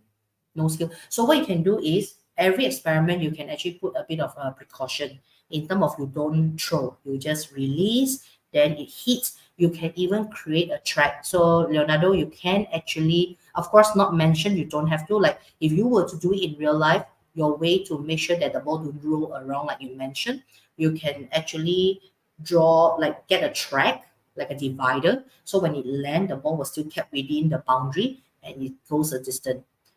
Need to put a sandpit. They want to measure. Okay, you can. If you don't want it to roll on surface, that's a very good idea. You just want to see where it land and how far it land. They never say. Did they mention anything about rolling? I don't think so. Does it say travel? Yeah, it's fine. Travel doesn't mean he has to be rolling. That's mean pop, when you land on the sandpit, you just measure the distance from the table leg all the way to the sandpit. Teacher Mei-Ping, Okay. 5 more minutes, yeah? 5 more minutes. I'm done. I'm answering their question. If those of you who Oh, still okay. Thank you so much. Thank you so much. you cannot finish, guys. There's a lot of different type of question, but what I'm showing you is not a fixed answer to any of the experiment, but it's a skill that you can always put in regardless. If you run out of time, please at least draw the line for XY axis for graph, draw the table. Okay. You can still, I can tell you guys, just by doing the table and the graph and writing the constant, I can easily still get 4 marks, even though I don't know what the experiment is about. I'm not kidding you. If procedure is so hard for you, here at this point, just drawing the table and also plotting, the labeling the graph X, Y axis, it will earn you about 3 to 4 marks. 3 marks. Okay. Teacher Sam, I'm done already. So Good. I hope you guys learned something today. I'm sorry that I didn't have managed to get a lot of time, but if you do have further question, you can put it up. I will answer you. All right. Thank you. All right, Teacher Mei-Ping, please stay. Thank you so much. All right, Thank guys, you. please give a big hand to Teacher Mei-Ping. If you like her presentation, please put one. Please put one on the comment. Please put one on the comment so at least you will know that she did a very good job for all of you all. Now, guys, please continue to stay. I actually have a live, what do you call that? So, Chloe, who says this? For conclusion, instead of bar graph, can I write like hypothesis, Teacher Mei-Ping? No, they are not asking you for conclusion. So writing a hypothesis means you're giving them a conclusion. They ask how. Unless the question asks you for what is the conclusion, then yes, writing a hypothesis will be correct way. But if you see many questions, it's like skills, how the student can present their answer. So it's either through the table, which I already draw. So the fixed way to get through that is the graph. So it can be any graph. It just the x-axis and y-axis. Yeah. So it's really subject to the question. Subject to the question, Chloe. So I have seen one question, only so far 1 or 2, that they actually really ask the student for rate which one is the best to the worst insulator, then you are required to like kind of rate in that way. But otherwise, no. All right, thank you so much, guys. See, what did I tell you? Teacher Mei-Ping's class is really text me, Chloe. Text me. Right? You have my number. Okay, am I right? So, if you guys agree with me, this is our teacher. This is the level of our teacher that we provide for you all. All right, but don't take my word for it. I will let someone answer those questions for you. Now I present to you Miss Xuan Yi. She's one of our ex-students that follow Teacher Mei-Ping's class on. Let her tell you her experience, okay? Hi, Xuan Yi. Hello, Xuan Yi, can you hear us? Hi, Teacher Sam. Hi, Teacher Mei-Ping. Hello. Thank you for joining us. Okay, I won't take too much of your time. I just want to ask you a few Sure, questions sure. about your experience that you joined our intensive classes 2 years back, if I'm not mistaken, because you're our first batch Yeah. one. Thank you so much for giving your faith in us. And I believe you're Sam, also Sam, one of she also the did teacher meetings. SPM also the same year. Wow. Oh, She did SPM as well? IG and SPM. Yeah. See, guys, this is what I mean. The students that we have. All right, Shani, I don't want to waste too much of your time. So, can you just explain to all those people that are Mhm. here today, how was your experience with teacher Mei Ping in her class? How was she like in the class when you guys are with her? Teacher Wei Fing is just like Oh, so motherly. It's like one of the most motherly teachers I've ever met. It's like during the first class, immediately from the first class, like she made sure to give us full guidance.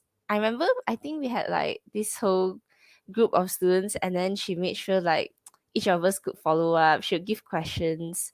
Class was really interactive, really different from, I think that year was kind of like COVID time. So like even my COVID. school we had classes, but teacher wasn't interactive. The teacher like didn't really answer our questions. So there was a big gap between like school classes and like A's classes. And then me and my friend, because like me and my friend both joined like teacher briefings class. So we would like look forward to every week to teacher's briefing class. Yeah. And personally I feel Morning like some it's more Sunday morning. yeah. And then she gives like extra time for us. Like she makes sure to give us like extra classes to boost us towards the exam. Like we're just so grateful. It's so hard to find a teacher like that. Yeah. And it Wow. really Thank like you, thank you. up to now, like I'll still remember like especially like teacher Meiping, for her dedication. Like she puts in so much effort to teach, you can feel that passion in her. Yeah. Morning passion. Just amazing. Thank you so much. Thank you. I'm so thankful. Yes. Yeah. I know that year it That was crazy is also so because they nice. actually set for May, June, IG, and October, November time they were doing SPM within Mhm. a 6 month span. Well, thank you. That was so touching. What a glowing review of teacher Mei. Thank you so much, Shani. Shani, last question. So from the Yeah. classes that you joined Mhm. teacher Mei, how has it benefited you? How has her classes benefited you? And how was her teaching? Has it how did it benefit you? I know just now you mentioned a bit already, but now I just want you to like go a bit in depth into it. Can you like explain to us what was the kicking point for you? What was the in point that you feel, wow, this is the one now? What the heck was going on? Oh, is it better now? Yeah. So how has teacher Okay, okay. meeting? Yeah. Well, mhm. Yeah, so the class has benefited me a lot, not only for IGCSE, but firstly, let's talk about for IGCSE. So teacher maybe she prepares like tons of notes. Like during classes, she prepare like those notes. It's not only like it's like it's better than reading the whole entire book, and it's obviously much better than my school ones. So I make sure like before the exam I read through all her notes, and those notes like it really helped for IGCSE, especially like towards like maybe a week before the exam. Then I just make sure like I go through all the notes, do past year papers along. Like it's a good recap. Not only that, like I also use those notes when I went into SPM. And um that's not the only point of it. It's like I felt like after the ACE classes, right, I kind of had more interest in physics. I didn't like physics before this, to be honest, but after Miss Maping started to teach it, and like it started to change my mind on how physics is as a subject, and after that I felt like it's better during SPM also. Then during A levels also I decided to take physics as a subject too. Yeah. Wow, you take L level. Oh, nice. Congratulations, Swenny. Thank you. But I Yes. couldn't I really couldn't have done it without Miss Maping, yeah. She Wow. was like that booster from the start. Thank you so much, Shani. Thank you so much for that Thank glowing you. review. Thank you so Wow. much. I really don't know how to say this, but I'm really, Oh, really we're so thankful for touched. what Oh you my said. god. It's very, very But they were touching. Thank you. my baby's batch, like very first batch of IG. Anyway, we were all locked down at home. And I think the timing that I selected was very odd, but it was early morning. I think 8:30. Sunday. Our class Why started was it a at 9, but Sunday? we were jumping at 8:30 eating breakfast. Yeah. Yeah.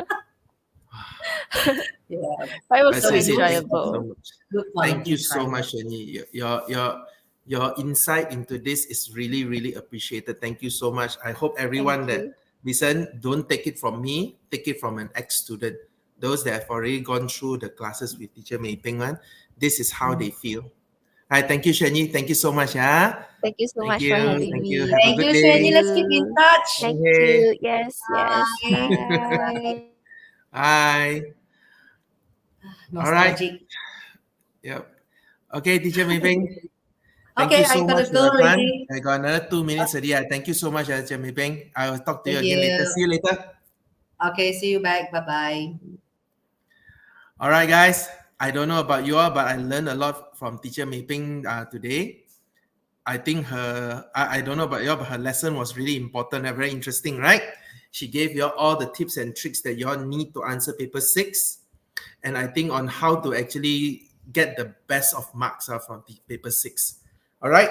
So we are 2 minutes away from our next teacher. Let me introduce her. I'm going to put her into the studio right now. Teacher Yuki, you're in. Hi, Teacher Yuki. Teacher Yuki. Hello, hello. You're in already, yeah? Oh, Teacher Yuki is a bit shy. No worries. It's not lagging. Don't worry. All right. Teacher Yuki. Yeah, it's not. Teacher Yuki is one of our bio teachers in our school. She's again very established with on her own already before she joined our school as well. Before she joined our school, she's already very established. Okay, so I hope today you all, just like teacher Mei Ping, you all will be able to learn a lot from her. All right. Okay, Cheyuki, I'll give you the room, yeah? Thank you so much. Okay, thank you. Um, let me present.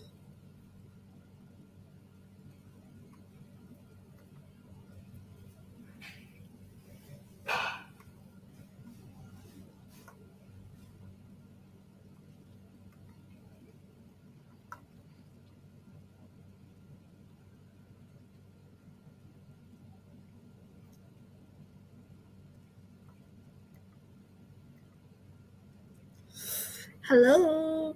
Okay.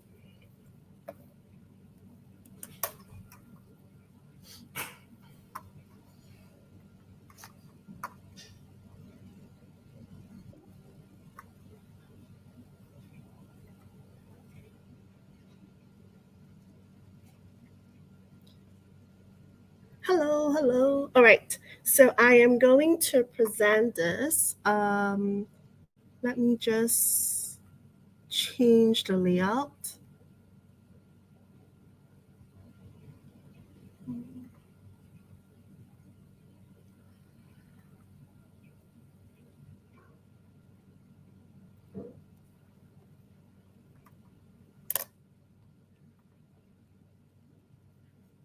Okay.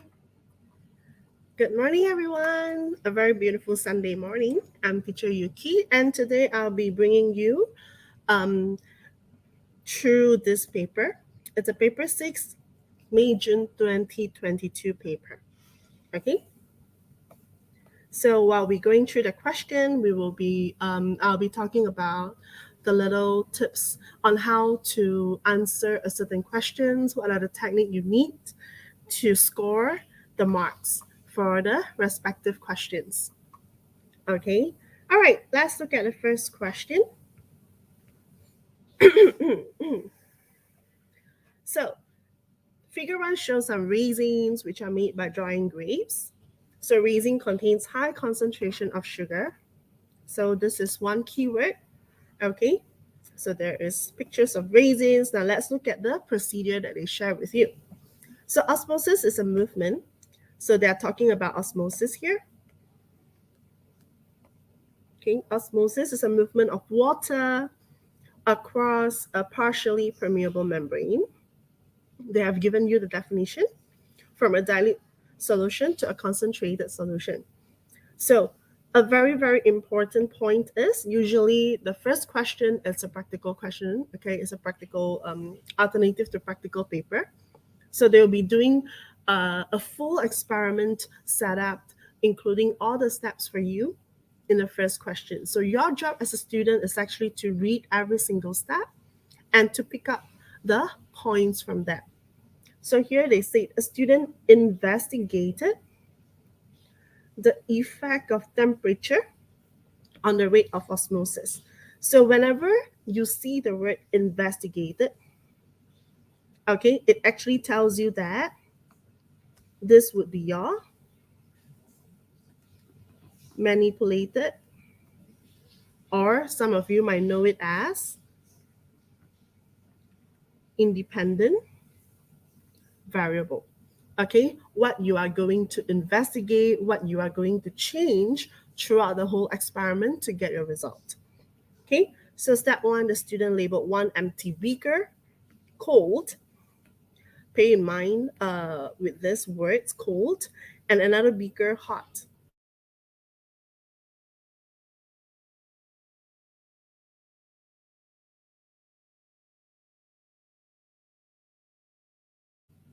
Into the cold beaker. Okay, and they use a ruler to measure 10 raisins. Okay, 10 raisins will line up along the ruler. Okay, and then each raisin was touching end to end. So it's, you have to imagine it a little bit. So this is like one raisin. This is like one raisin and then one raisin. So they're touching end to end and they actually line up 10 of them together to measure the length. Okay, so these are the first 3 steps. Now let's look at the fourth one. So the total length of the line of 10 raisins were measured and they recorded it. And then another group of 10 raisins, this particular group is placed into the cold beaker. Okay, and then in the hot beaker, they add another 50 cubic centimeter of hot water into the hot beaker. Same thing, they also measure 10 raisins, okay, end to end on the ruler. Of course, they recorded it, and this is their record lah. So cold beaker raisin, the 10 raisins measure up to 112 millimeter, while the hot raisins measure up to 115 millimeter. Okay, so the second group of 10 raisin was then placed into the hot beaker. And this would be your initial temperature of each water. Okay, so you have to read your thermometer. Okay, so let's look at a cold beaker. So this is your reading. Okay, so this is 20, 21, 21.5. So you just write here 21.5 degrees Celsius. Whereas for this one is 41.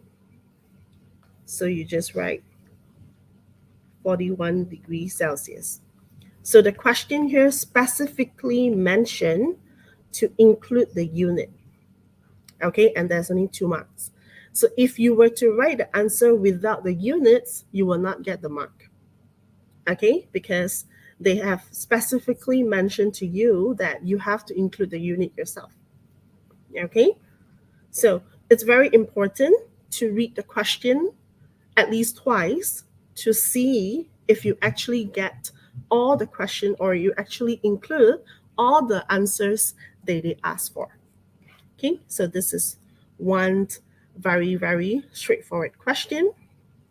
And of course, step 10 continue. So the stop clock was started. And after 20 minutes, okay, you have to bear in mind with all these numbers, be a little bit sensitive to all this so that it can help you to answer the questions later on. So after 20 minutes, the raisins were removed from the cold water, and then they line them up along the ruler again and measure the length. And then step 11 and 12 is repeated for the hot beaker raisin.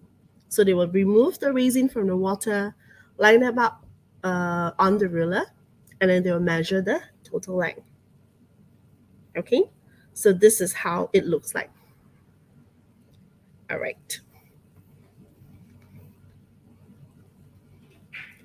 So now, prepare a table. This is a must-have question.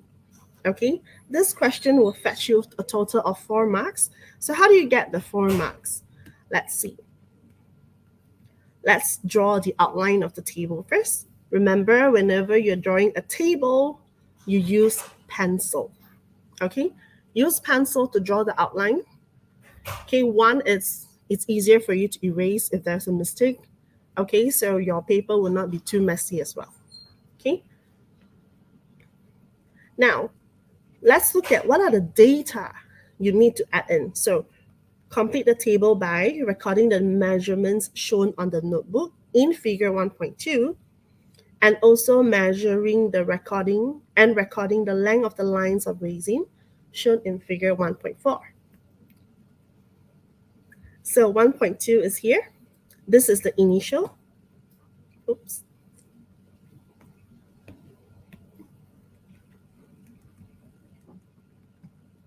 Okay, the initial one, whereas 1.4, this one is the result. Okay, so these are the things that you need to include in your table. So the manipulated variable always goes to the most left area. So I'm just going to start off with this. So you have 2. One is cold.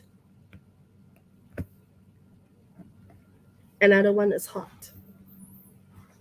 Okay, cold and hot. Now let's look at the result. So you have the initial length and you also have the final length, right? So I'm just gonna add this.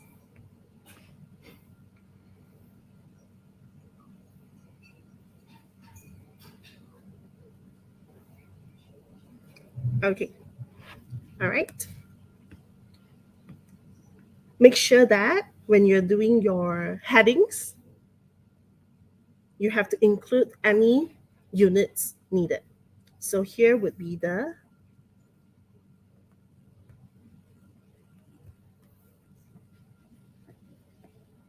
length of resins. So you have to check back what is the units they use. It's a millimeter. So write your units here. Okay. Of course, you have 2. This is initial. And this is final. Okay. And then you add in all your data inside. So the initial one is already given, 112 and 115.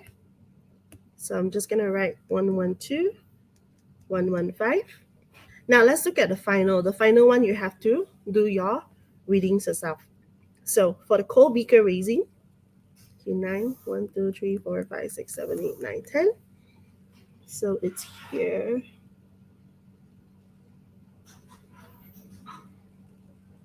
Okay, it's here. So this is 11. 1, 2, 3, 4, 5, 6, 7. 11.7 cm, yeah? Okay, so you have to convert it into mm. So it would be 117.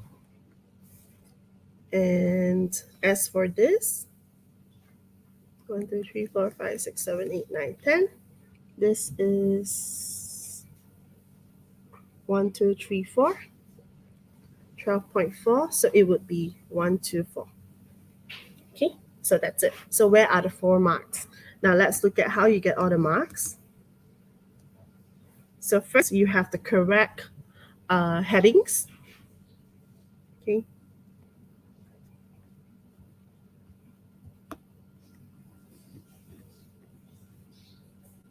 Headings, and then how many columns, whether the number of columns is correct to fit all the data that you need to add in, and then the units on the heading, and also the data. So this is where you get all your 4 marks. Okay, It's a very simple, straightforward table. All right, let's move on to the next part. So use the information in your table to calculate the change in length for each group of raisins. So you need to calculate the change in length. So you just take the final minus the initial.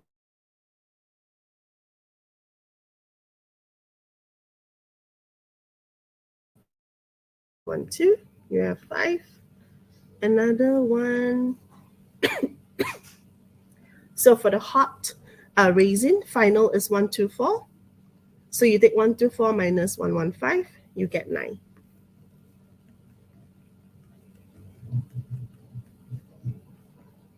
Okay, so it's 1 mark, 1 mark each. And bear in mind, if you get one wrong out of these two, you will not get mark, because IG, they don't give you half a mark. Okay, it's either 1 mark or 0. So usually in this case, because it's very straightforward, they only give you 1 mark for 2 answers. So if one of your answers is wrong, you will not get half the mark. Okay, bear in mind, yeah? All right, next. You have to state the conclusion of this result. So from this result, what can you tell? The changes in terms of length, okay, of the raisin in the hot beaker is actually larger. Okay, and the whole question is actually talking about osmosis. And osmosis is the movement of water, okay, from a dilute to a concentrated solution. So the conclusion that you can make is, okay, the movement of water, okay, in the hot beaker, you can say is faster.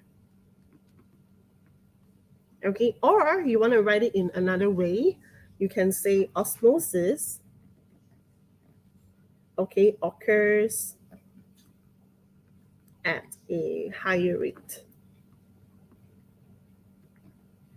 Okay, in high temperature.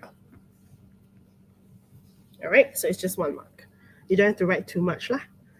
Okay, next, state one variable that was kept constant. 1 that is kept constant. You have actually more than 1. There are ample of answers for you to choose from. So I'll just list down a few that you can use. In this case, is the number of raisin. That's 1. 2, the volume of water used. In this case, if cubic centimeter, 50 cubic centimeter. Then the number of raisin is 10. Okay. And of course, the time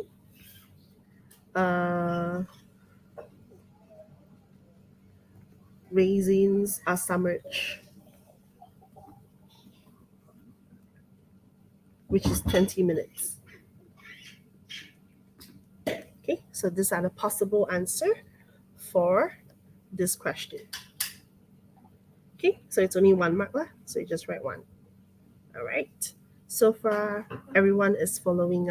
If I'm too fast, please let me know. Okay, next. So suggest why it is better to measure the total length of 10 raisins touching end to end rather than just measuring the length of 1 raisin. So let me give you a scenario. So 1 raisins, they can be really, really tiny. So in order for you to measure the change of 1 tiny raisin, it's very, very hard. You might not be able to notice the change because it could be really, really small. So by measuring 10 raisins together, okay, 3, 4, 5, 6, 7, 8, 9, 10, by measuring 10 raisins together, so the changes of 10 raisins can be observed in 1 measurement. So the change will be larger, so it's easier for you to see it. This will actually minimize the error, human error, parallax error. Okay. if you were to measure one raisin at a time, not only you need to have additional work by measuring one raisins at a time, you also might have issues or problems to measure the tiny changes in each raisin. So at the end of the day, you might not be able to get an accurate result. Okay, so in this case, for this, you can say how to write it. You can write, okay, to avoid error in measurement,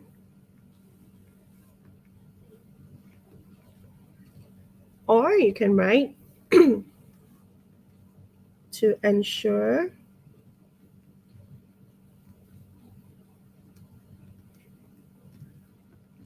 changes in each raisin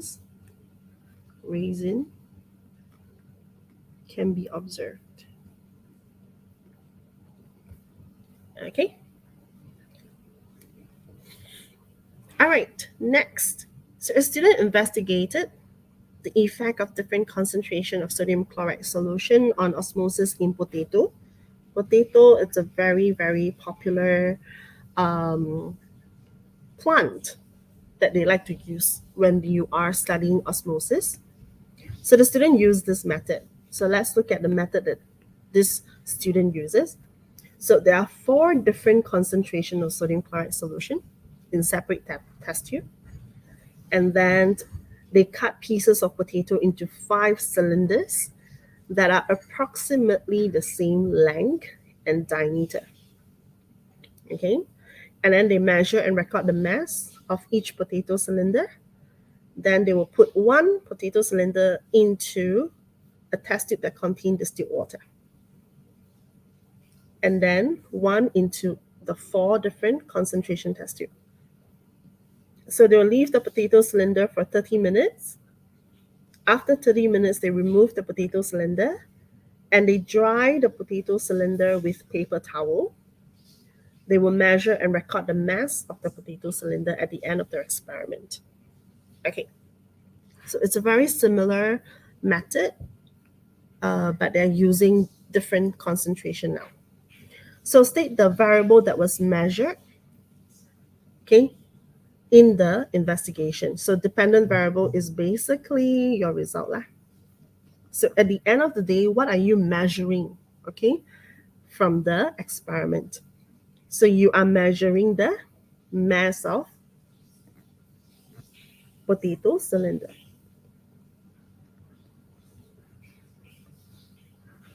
So usually this type of questions, the answers are all available in your, okay, information given to you. So this is the student's result. Okay, now let's look at the next part. So using the information in the table, calculate the percentage change in mass for the potato cylinder in the 0.8 mole per dm cube sodium chloride solution. 1 decimal space. Now let's look at this. Final mass, initial mass, and the percentage change in mass. So you have to take final minus the initial divided by the initial. Okay, let's do a bit of calculation. So 0.82 divided, minus 1.14.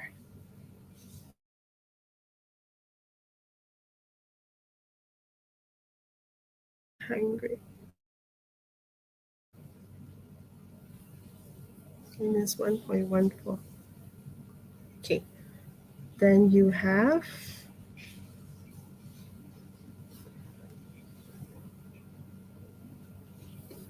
minus 28.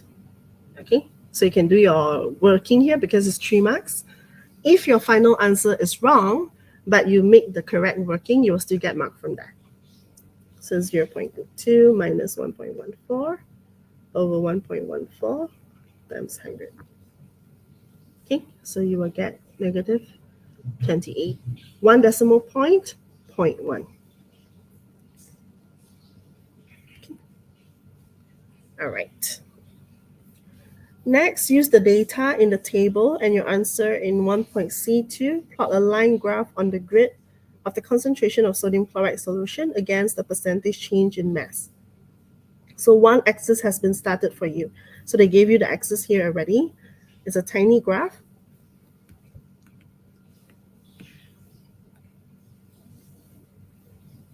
Concentration of sodium chloride against percentage change in mass. Okay, so when you are drawing a graph, your x-axis would be your independent variable. So your independent variable here would be the concentration of sodium chloride. And your y-axis will be your dependent variable. And this is your percentage change in mass. So percentage change in mass don't have a unit. You can just write a percent here. But for concentration, you have a unit. So you have to write the unit here. Okay, then you plot the graph here. So 0, 0.2, 0.4, 0.6, 0.8. Okay, 0.2, 0.4, 0.6, 0.8. Now let's look at the change in mass. 16.8, 4.9, 10, 23, 28. Okay, let's change 4, 8, 68, 16. I need to change it a bit. Percentage change in mass. All right. Okay, I'm gonna put 8 here, 16 here.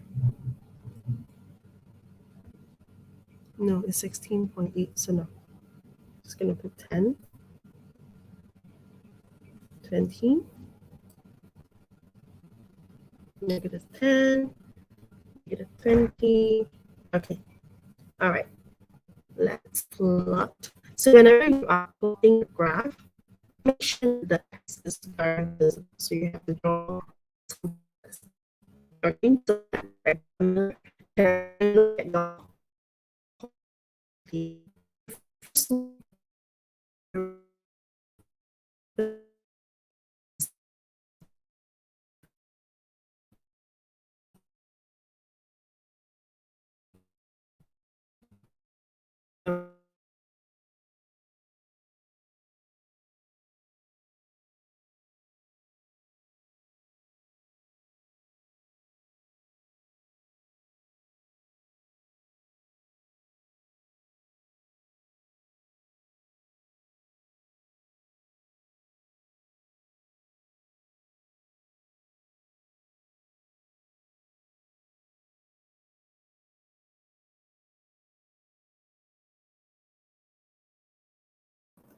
Sorry guys, teacher Yuki will come in back shortly. Yeah, she's having some connection issues. I'm so sorry about that. Yeah, let me remind her first. Let me get her in again.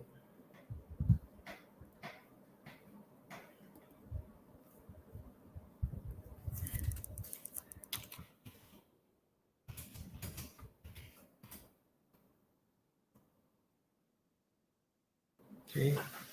Yeah, she's trying to connect back again. All right, guys. So far, how is everything? Everything good so far?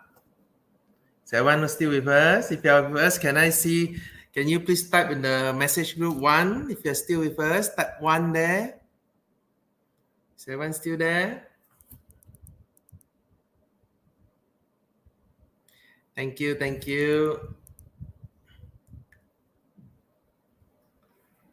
you, Darren. Thank you, Yin Peng. Okay, teacher Yuki is back. Hold on. Hello, teacher Yuki. You're back. sorry. No worries. Your screen, you need to share back Okay, your screen I'm again. back. Let's continue. Yeah, you need to I share your need to screen. present it. Yeah.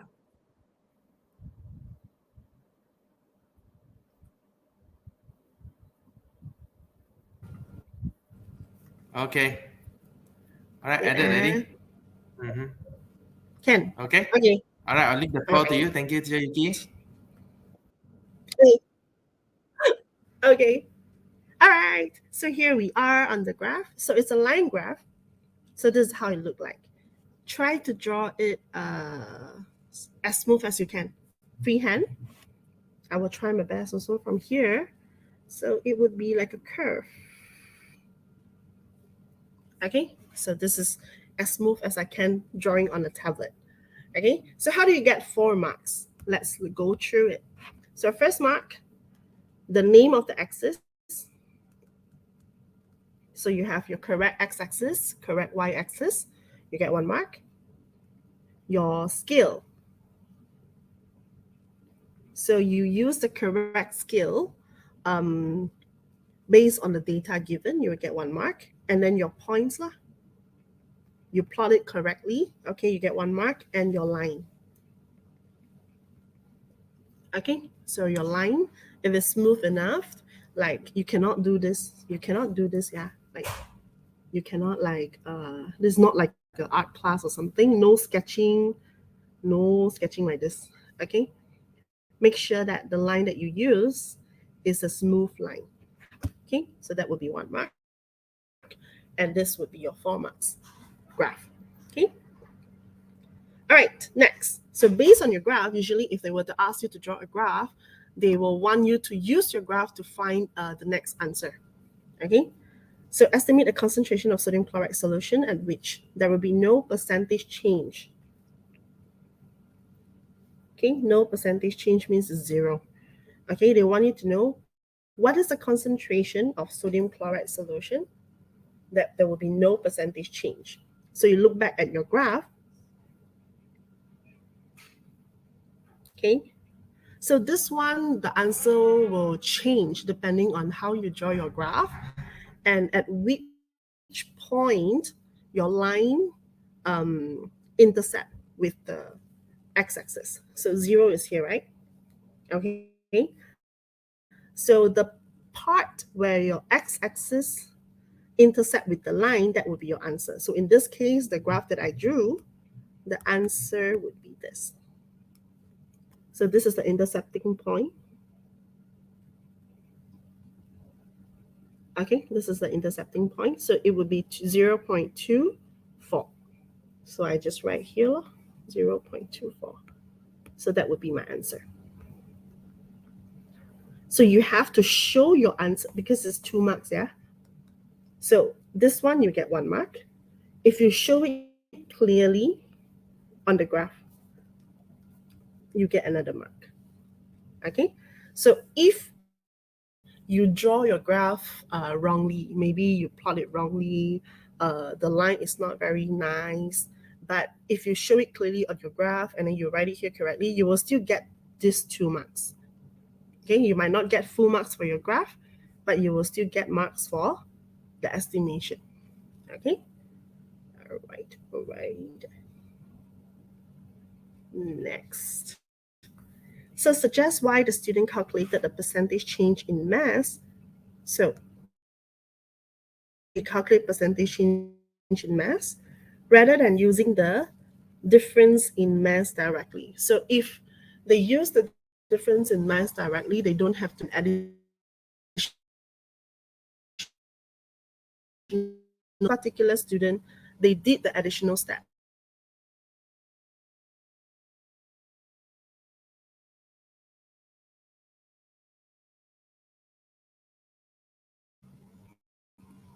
Okay, so first of all, they say they will cut it into approximately the same length and diameter. In other words, they might not be exactly the same. Okay, so when this happens, the mass of the potato cylinder might not be the same. The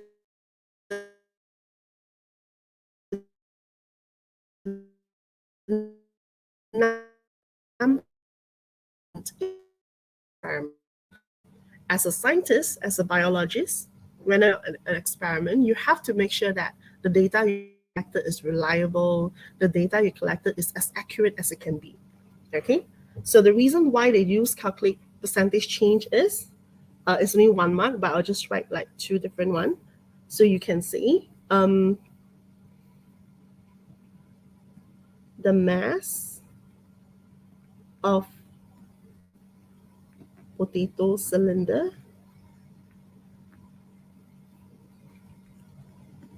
are not the same. Okay, the mass of the potato cylinder are not the same. So this is the main reason you don't use the mass directly. Another one, you can also say, oh, this is to allow comparison to take place. Okay, so you can compare test tube 1, test tube 2, test tube 3, test tube 4. Okay, so you can write either one.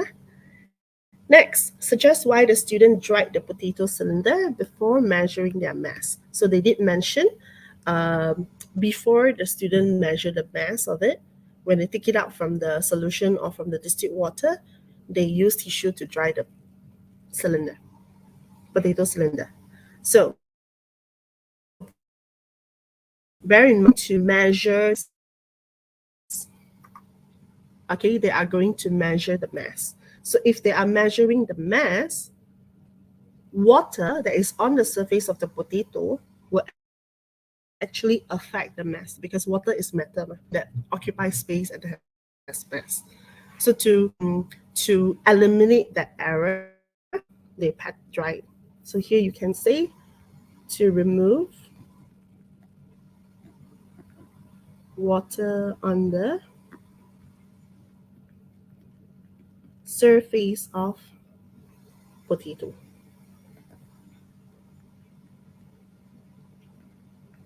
Okay, all right. Next, oh, this one a lot of people don't like it. This is where you draw your specimen jar.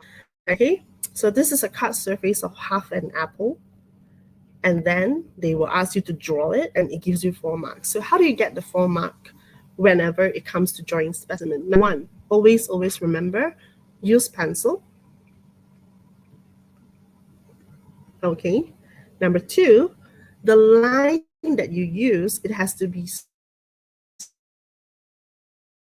smooth. No, cannot shade. No shading of the diagram you drew.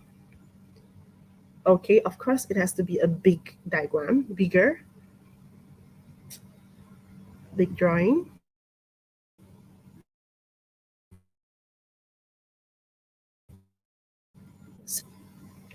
It's a half apple. So it looks something like this. Okay, now let's draw this.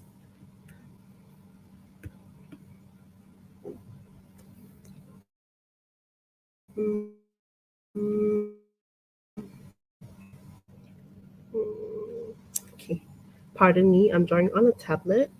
Okay, all right, like that.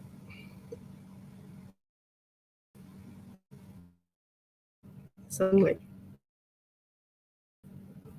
okay, and then you have, these are the details, yeah. Then you have 2 seeds shown. Okay, with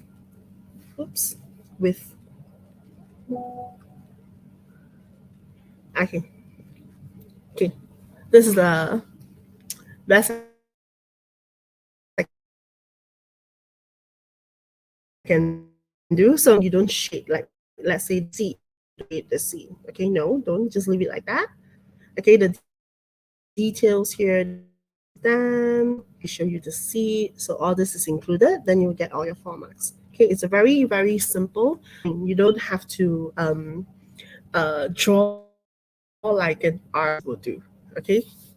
All right, next, measure the length of XY on the figure. I have no ruler here, but if you have the paper with you physically, you will be able to draw it and measure it. So I'll just write X millimeter. And then the formula is given to you. Then they ask you to calculate the actual width. Okay. So actual, shuffle thing around a little bit, okay? And then you just find length of xy divided by the actual width of the magnification 1.2. Then you will get the answer. So I write the answer is millimeter, for example, if you're measuring in millimeter, and it has to be in whole number.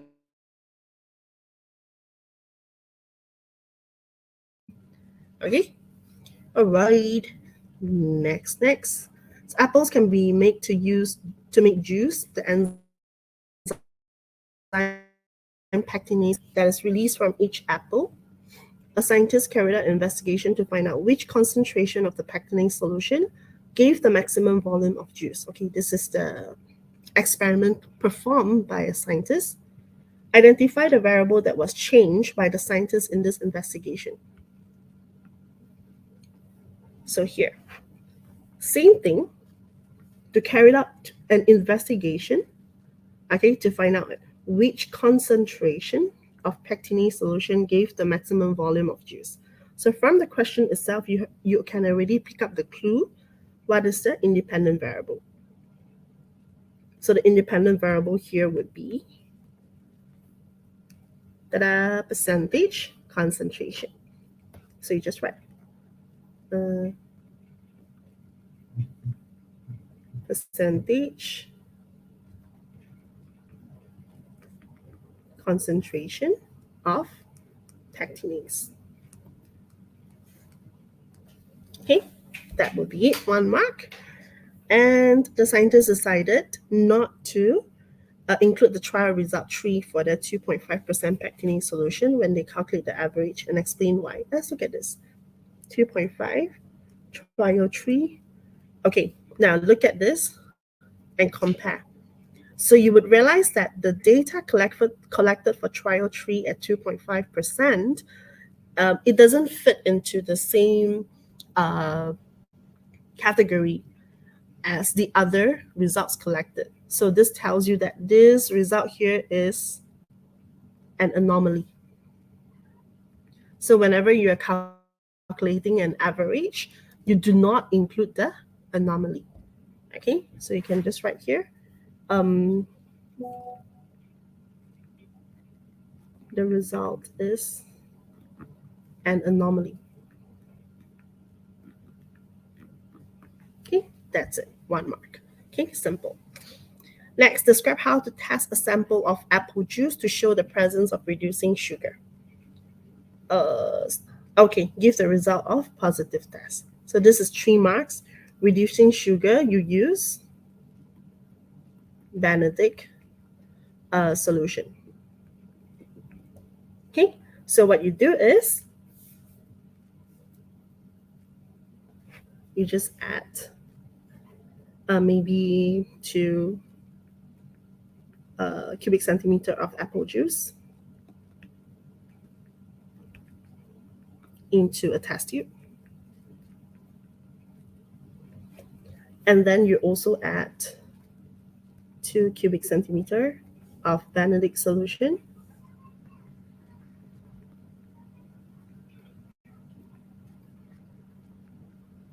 into the test tube.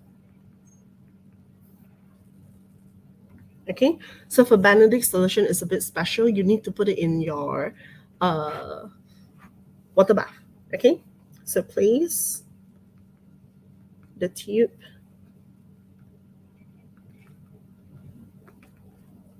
into you can write the degree Celsius, 80-degree water bath.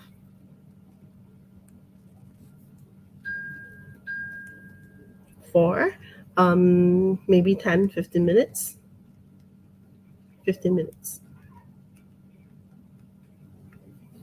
Okay, so if sugar is present, the positive color change is color changes from blue to red or orange or yellow, depending on the concentration of sugar present. So the higher the concentration of sugar, the darker the color. So red is the highest concentration. Okay? All right. Next. Ta-da! This is the 6 marks question. This one, I'll tell you what you need to focus on when you answer this kind of question. Okay, it applies to all different types of questions, same techniques. So they tell you starch in apple makes the juice appear cloudy. The enzyme amylase can be used to remove the starch. This makes the apple juice clear. So amylase catalyzes the breakdown of starch. Plan an investigation to determine the optimum best temperature for amylase activity in the sample of apple juice. So they already tell you the amylase will make it clear, and they want you to do different different temperature, and see which one shows you the best or fastest. Okay, so like I say, the technique here is applicable to all. You have to follow this. I'll just write it here. So CORMS.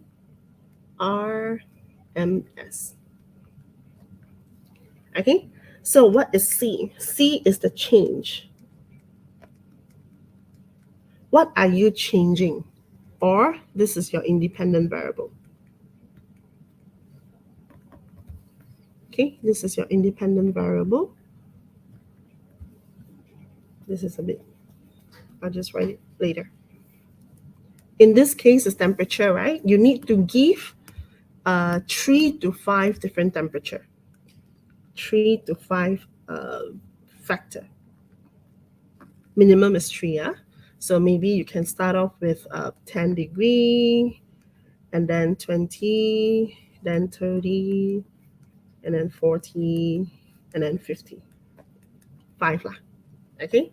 So you have to mention this in your procedure. Okay? Next.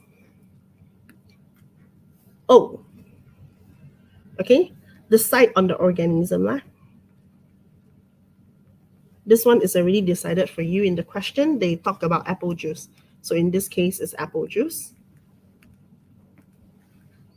So then you need to decide what is the volume of apple juice you want. Are you going to freshly squeeze it from the same type of apple, or you're going to buy it? Okay. Okay, next. R. Okay. R is make sure that, like I mentioned earlier, make sure that all the experiment you perform, it's reliable and it's also accurate. Try to be accurate. So R is reliability. So how to increase the reliability in your experiment? This is also applicable to other science subject. To increase the reliability, make sure that you repeat your experiment.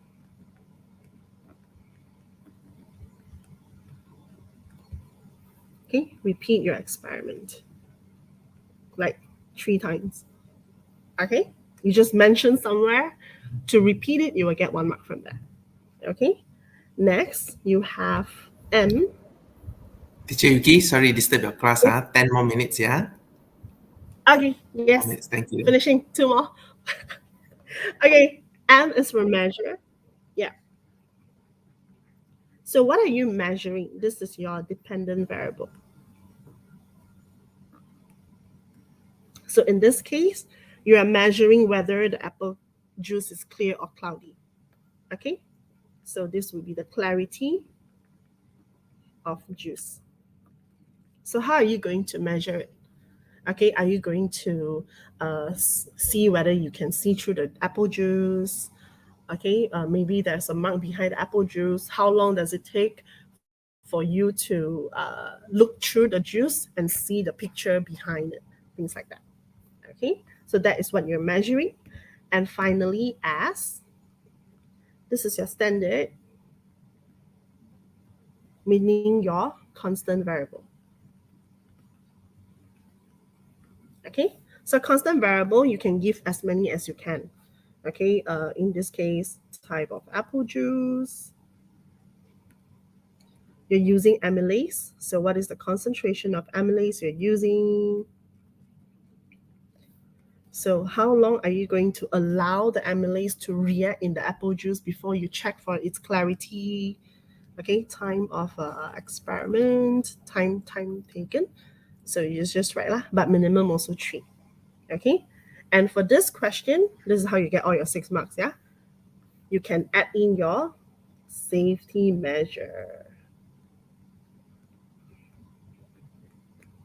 Okay, safety measure usually give you 1 mark as well.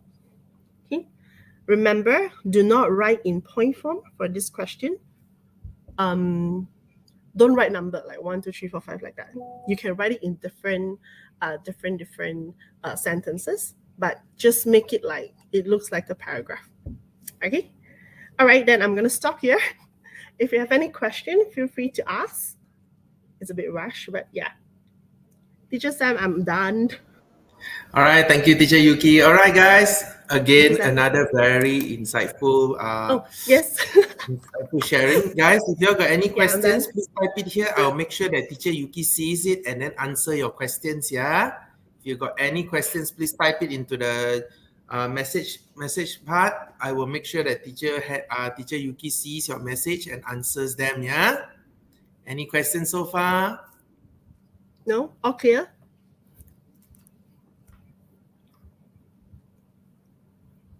Everyone good? If you're good, please put 1 in the message group. Please put 1 in the message group. If you got any messages, please type it in now. I'll make sure that Teacher Yuki sees it and then answers your question. Wait, there's one message here. Does bio have fit line? Who is this? Annabelle, does bio have best fit line? Teacher Yuki? Best fit line? Best fit line. No. Usually for biology, is the smooth curve line. Okay. We got another question from Yung Yen Ping. For drawing, must we make sure all the lines are connected? Can hear? Yeah, can. So, teacher, this question is from Yung Drawing, Yen. what type of drawings? Are you talking about the graph?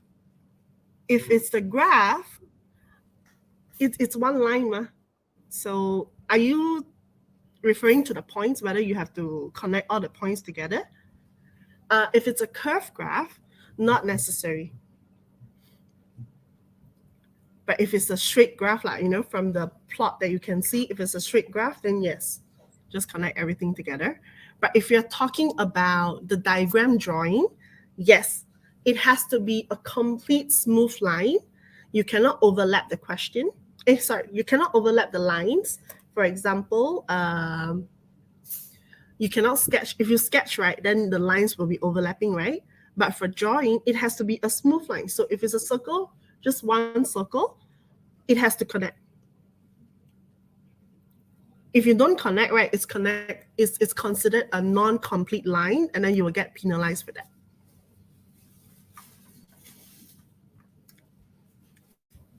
All right, very good answers. All right, guys, any other questions? Any other questions that you all may have for Teacher Yuki? Please type it in now. Yinping, I hope the Teacher Yuki's explanation was clear. If it's clear, please put 1 on the message group. Thank you. All right, anyone else got questions for Teacher Yuki? No. All right. Okay, I how hope about this? you Can I ask you some understand. questions? How about you do a little bit of introduction? Let the students here know about your background a bit. Will that be okay with you? A short background about what you do before you joined the school. How was things before this?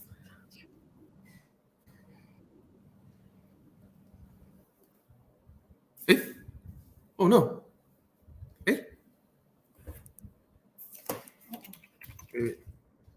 Wait, hold on. Teacher Yuki got disconnected again.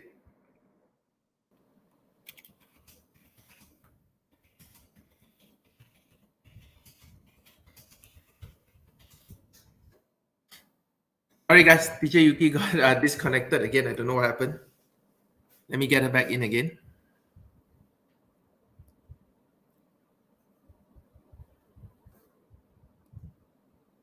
Hold on.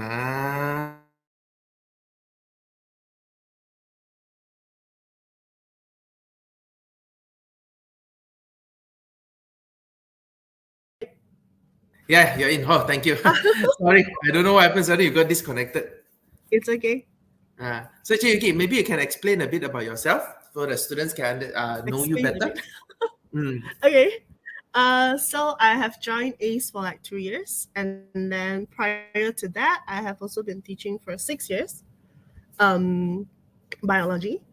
I have also been doing some live, especially paper six, live teaching for IGs as well in Instagram.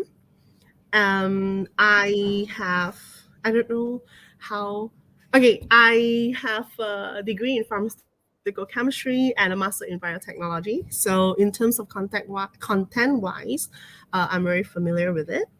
As well for techniques, okay, especially experimental techniques and stuff. So I am very familiar with it. And also how to answer questions. What does IG wants to see in your answer? What are the keywords? So if you were to join my class, I would be stressing on that as well, so that you can actually pick up the points or pick up the marks easier. Because for biology, there are a lot of things to write. But if you write the correct keyword, it's very easy for you to get the marks lah, instead of writing like an essay. So yeah, I don't know. Any question for me, you can just ask. All right, guys. If y'all got any questions for Teacher Yuki, it doesn't have to be regarding biology. It can be about her. If you want to know her better, please type in your message here. I'll make sure that Teacher Yuki sees it and answers you. Okay. Okay, we got another 5 more minutes for Teacher Yuki before the next teacher comes in. If you got any questions, please let her know. Please show her some love.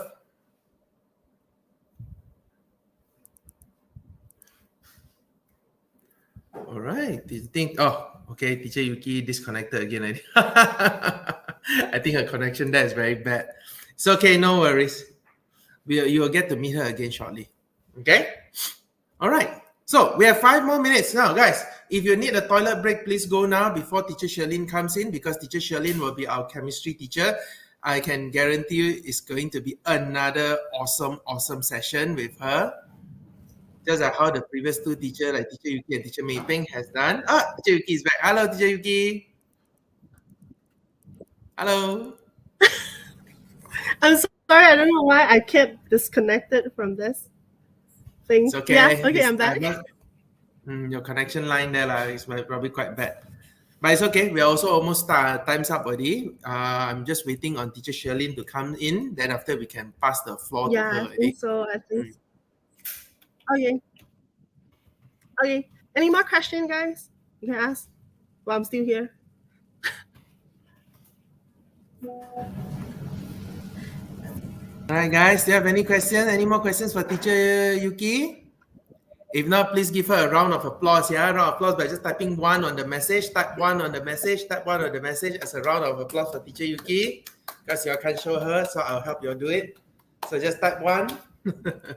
Just give 1. Okay, thank you. Whoever they gave the like just now. There's a lot of likes given. Okay, thank you, Darren. Thank you, Darren. Jayu, thank you, Jayu. Thank you. Thank you, Yan Ping. Thank you. Thank you, Aiman. Thank you, Marcus. Okay, this is the round of applause I'm giving for you on your behalf. So give Teacher Yuki because you're All right, Teacher Yuki, so how is it? How do you feel so far about our webinar? It's actually okay. It's just that I think the reception is not very, very good. So I got disconnected a lot, and it keeps lagging. Like I can see myself lagging. So I'm really, really? sorry that there are some technical issues here and there. But I hope you learned something from here. I know it's a bit rush, but I hope you learn. You are able to pick up, a little bit of tips and techniques here and there. Yeah. Right, no worries, no worries. Thank you so much for the insightful teaching, Teacher Yuki. I hope the students will join us again to join your class. So, I'm still waiting on Teacher Sherlyn. Teacher Sherlyn, if you're there, can you please join now? And,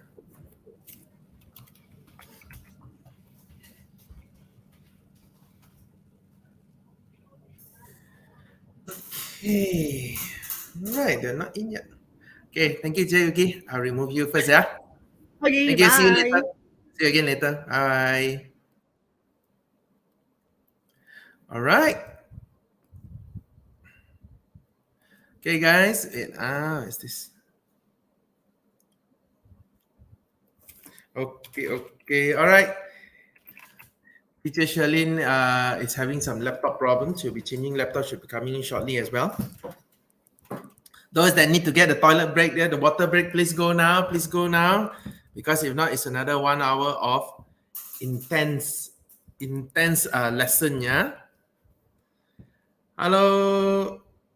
Hello, Yo Peng Xia. How are you? Oh, we have an engineer, IR. Hello, hello. Welcome, welcome.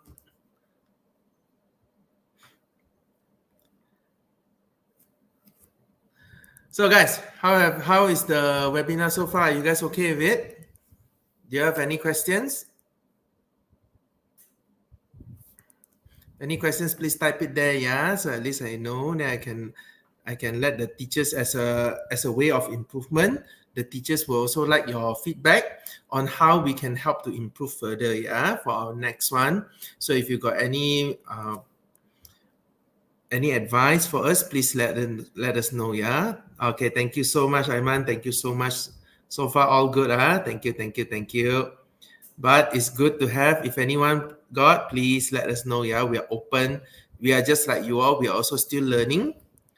So if you all got ways for us to improve, please let us know, okay? We're always open for feedback. Okay, teacher Ashlyn is still stuck, I think. Emma, she'll be coming in soon. Wow, time really moved very fast. We started at about 9, now it's already 11. 2 hours have already flown by already. This is really good. Yep, good morning all. Who is this Facebook user? Oh, no name one, sorry. Oh, Yo Peng Xia, sorry. Usually with IR, you are an engineer, right? But I don't think is it your child that's using it? Yeah. Okay, hold on for a while. Trying to get teacher Sherlyn in. Hold on for a while.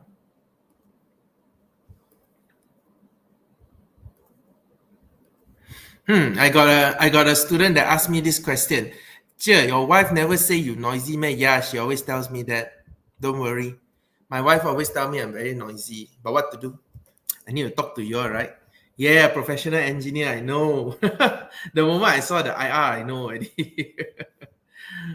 The moment I saw the IR, I know already. So that means that means the parent is the one that's listening to us.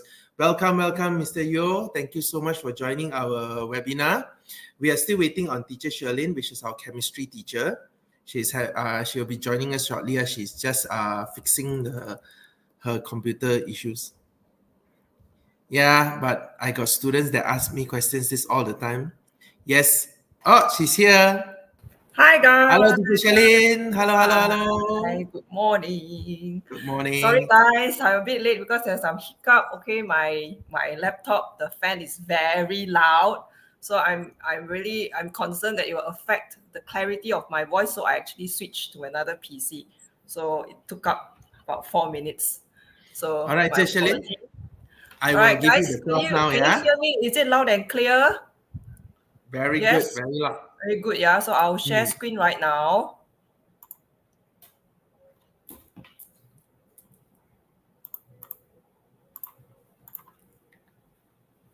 Okay, guys, can you see the screen?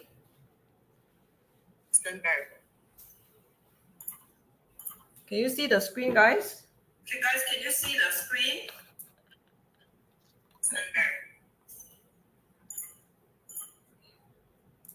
Yeah, I'm actually, yeah, okay. I can actually see your comments now because, yeah, now I can see my face. All right, hang on, yeah. Oh, wait. Let me share again.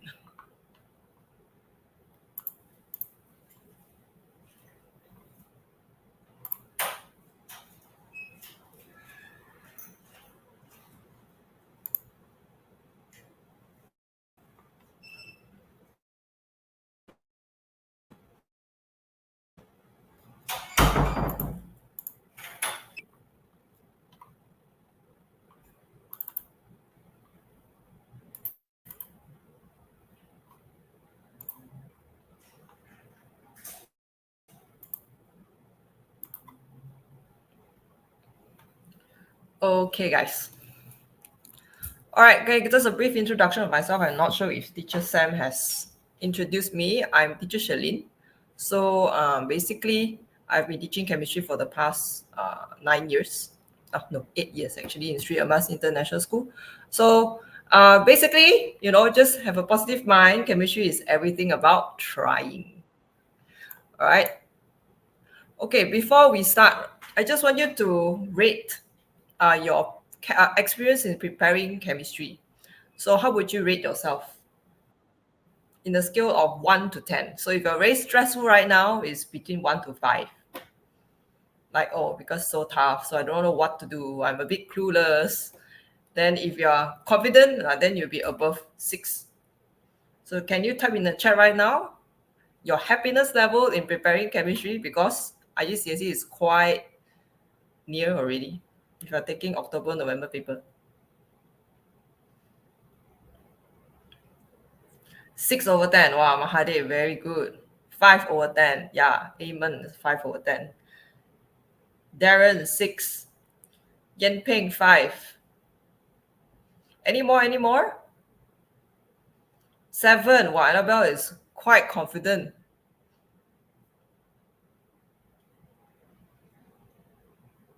Yeah, get the chat rolling. Okay, so if you are between 5, 6, 7, anyways, after this, I'm sure that you will actually have your confidence level more than that, yeah? All right, okay, guys.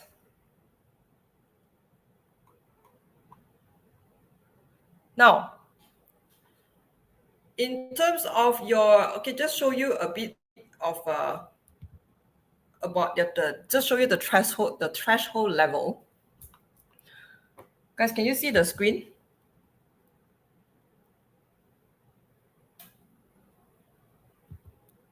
Does it show?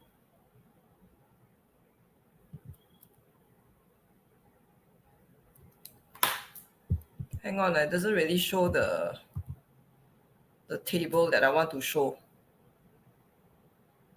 Seems to be a bit slow, but can you see the table? The table with marks. The table is flashing in and out. Now it's gone already. Wait, I'm not sure what is going on, but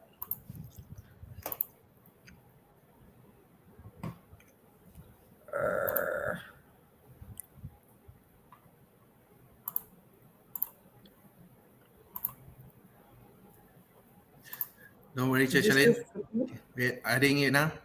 Okay, there. Can see it now. not flicking Okay. anymore, yeah? Nope, can see it. Thank you. I'll be going now. Okay, all right. Now, guys, so if you look at the threshold level, right, from last year and this year, I'm just using October, November paper. So if you look at the blue color box, it's basically if you're taking a core paper.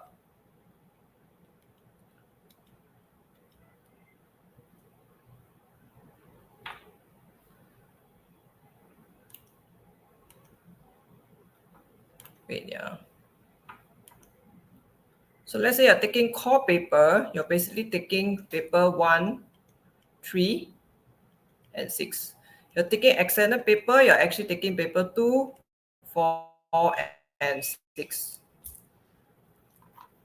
Hang on, yeah.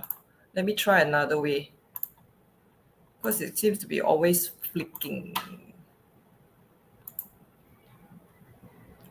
Let me share the whole window, see whether it's still flicking or not. Is it still flicking?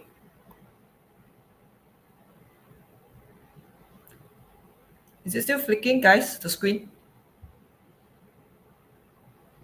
No, then type no in the chat.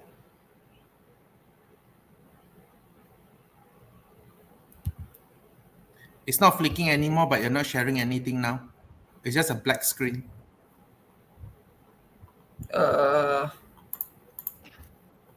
Hang on, yeah. Maybe I'll use the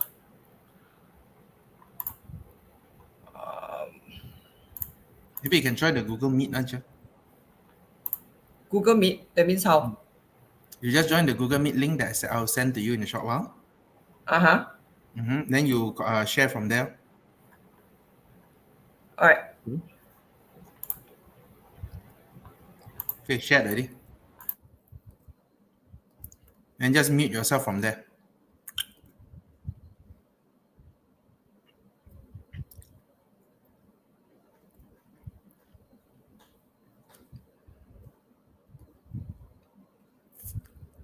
Sorry for the delay, guys.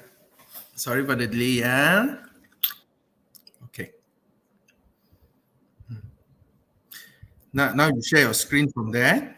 You share your screen from Google Meet. Then after you show share screen from here. You share your screen. Open your thing on Google Meet first. You open your slides from Google Meet. Then after you share your screen, present your screen from StreamYard here.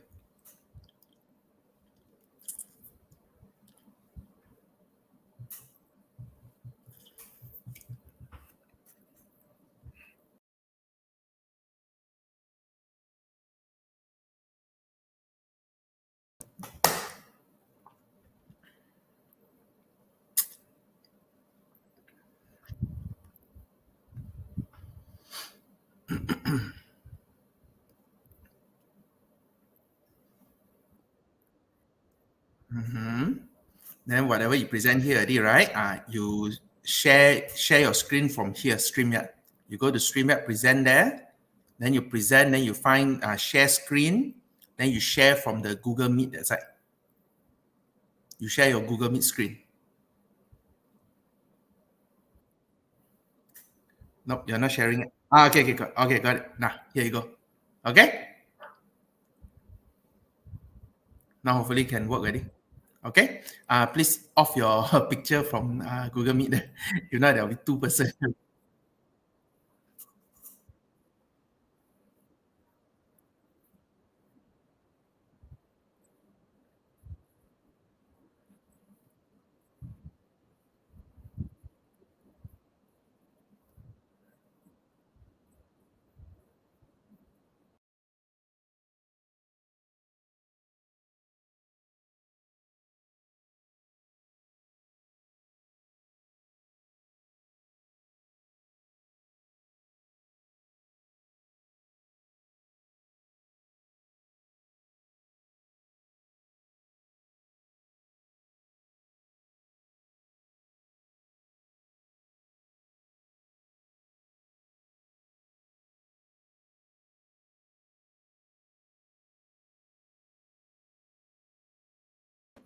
Teacher Shalin, you're muted. Sorry. Teacher Shalin, you're muted. You're muted. Teacher Shalin, you're muted. Sorry. Teacher Shalin, you're muted. Can you hear me now? Now can.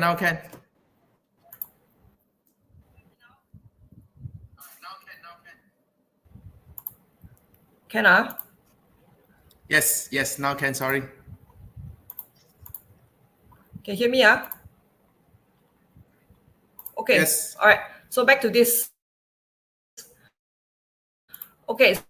So if you are taking core paper, so you just need to look at the blue box. I actually highlighted this because you're taking variant 3 for October, November. All right. So basically, you just need to score 21 marks out of 40, you can get credit. For paper 3, 44 marks out of 80 already can get a credit. So it's actually not that difficult. Then if you're looking at extended paper, in order so how much to score A, all right? So if you're taking paper, extended paper, which is paper 2, 4, 6, or look at the green box on it, 25 out of 40 can get A. Paper 4, 45 out of 80 can get A. It's about slightly, it's like 50% of the paper. As long as you can score, you can already get A. Paper 6, 26 out of 40 can already get A. So your sciences, so you basically paper 6, paper 2 is, paper 1 and 2 is objective, 40 questions. Paper 3 and 4 is your subjective, and paper 6 is experiment. So they ask you everything about your experimental skills. So far, okay or not? All right, and then, so, right, how many of you here want to get A star? Teacher, A not enough. I want A star. You want A star? Type yes in the chat. I'll share with you the technique how to get A star.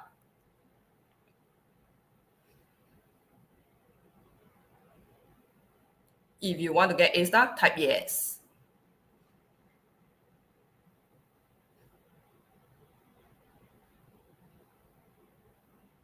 Mahade, yes. Yanping, yes.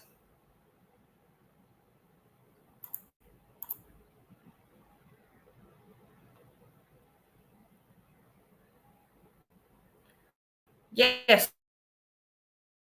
Okay. Let's move on. All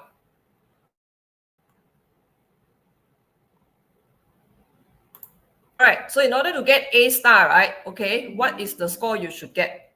So the score you should get, all right, paper 1 or 2, 36 out of 40.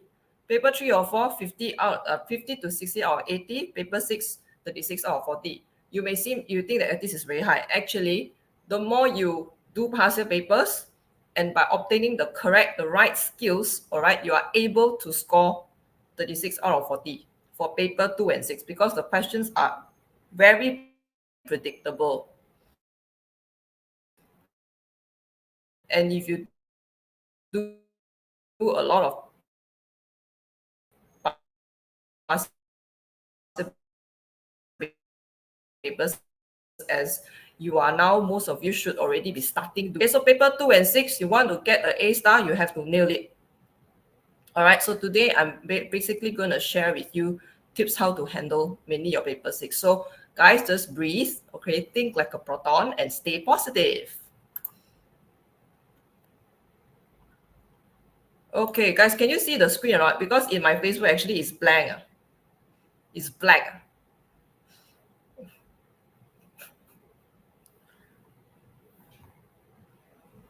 Yeah, it's black, Che. It's black. Oh. But on Google Meet, I can see you. Okay. Yeah, let's go. I want an A star in chemistry. Now, okay, now I can see again. Yep.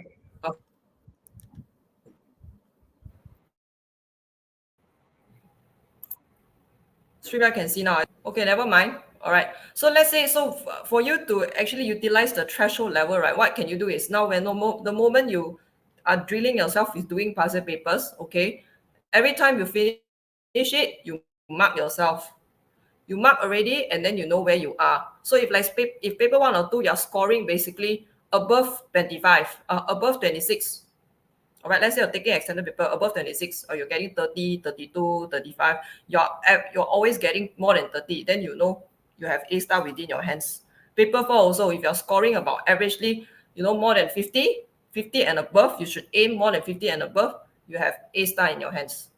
Paper 6, 30 and above. All right, the safest one is 36 and above, like I said. All right, so basically just for you to gauge yourself where you are right now. All right, and for those questions that you know that somehow you always get wrong, you narrow down what is the topic, then you can always find your teachers to help you out, or you can also, some of you will have study group and all that, and then you can discuss like how to nail those kind of topics. Of course, if you're here, then I would wish to see you in my intensive class, which I can help you out with those specific topics where I think most students will struggle with. All right. Now, next question. So I'm just going to quickly start with my paper 6. The first question, I think it will get some time to load. All right, paper 6. So your question 3, right, is always about qualitative analysis. What is qualitative analysis? They give you a salt, or they give you an unknown salt, and then they ask you to identify it. All right, this is most students will find our teacher very difficult, very hard. But never mind, we will break things down step by step, and you will actually find it's not that difficult. It's quite easy.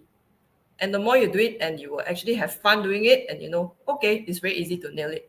All right, so solid W and X, solid W and solid X. Solid W is zinc bromide. Okay, is zinc bromide. All right, so solid W was dissolved in water to form solution W. Solution W was divided into 3 equal portions. All right, the first portion of solution W, aqueous ammonia, was added dropwise and then in excess. So when you see aqueous ammonia added into the solution, you must already know actually what you're trying to identify or what you're trying to test here. All right, so in the previous years, the previous year's candidates, right, they're a bit more, they will have to memorize the whole thing. But your year, starting this year onwards, there's a change in syllabus. Good news is you do not need to remember that anymore. You'll be given a reference sheet like this. So it will take some time to load. All right. You will be given a cation reference sheet. See this, the colorful one? I color coded myself. Of course, the one that you get will be in black and white, will be in your paper 6. So it's exactly this that you will get. So for tests for cations, right, there's only a few tests. Number 1, you add aqueous sodium hydroxide into it, or you add aqueous ammonia into it. Number 3, flame test. The color of the flame. All right. Your seniors will have to remember it previous years, but this year onwards, you will be given everything. You just need to look at it. So I suggest when you are doing paper 6 now for qualitative analysis where practice, right, you can color code it, color it. Our brain works best by looking at colors. So the more you do, you can remember already eventually. Because somehow for paper 2 and 4, you will still need to remember this. Paper 2 and 4, this kind of question will still come up. All right. So basically, when you add aqueous ammonia, right? All right. Because it's zinc bromide, okay? Wait. So it's zinc bromide. So basically, it will be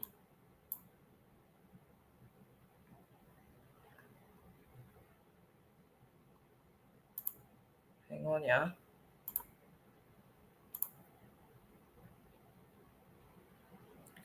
You'll be soluble in excess, giving a colorless solution. All right. If it is so white PPT, soluble in excess, giving a colorless solution. Wait, I'll try to enlarge it. Wait.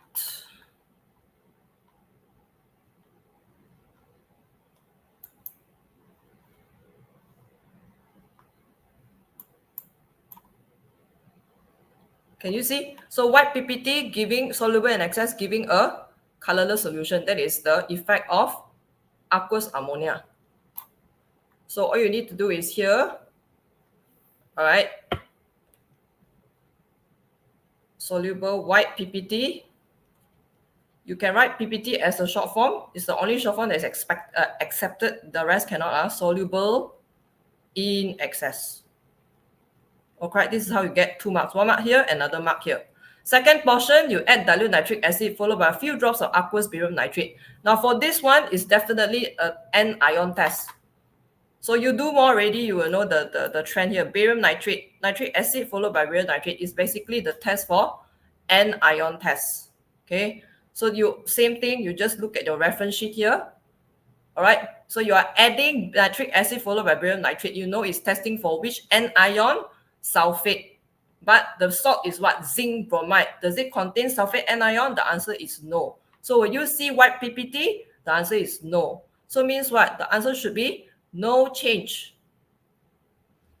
All right, no change. So you won't see white PPT at all because the salt is zinc bromide. Okay.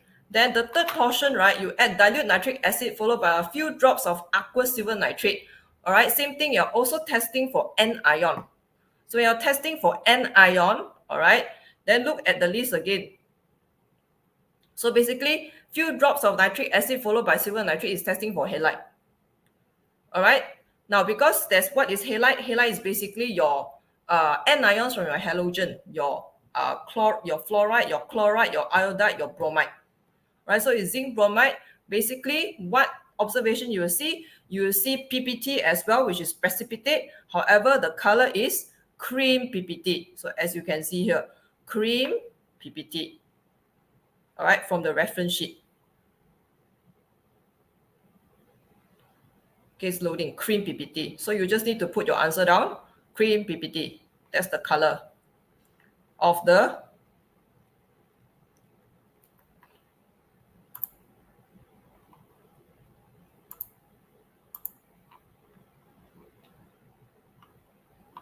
wait.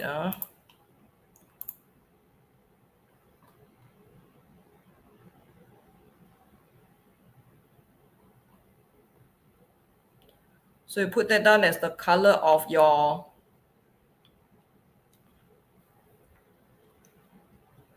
so this cream PPT. All right. So basically that's it. So next up is this. So the follow-up test on solid X. So you put solid X into boiling tube and you heat it strongly.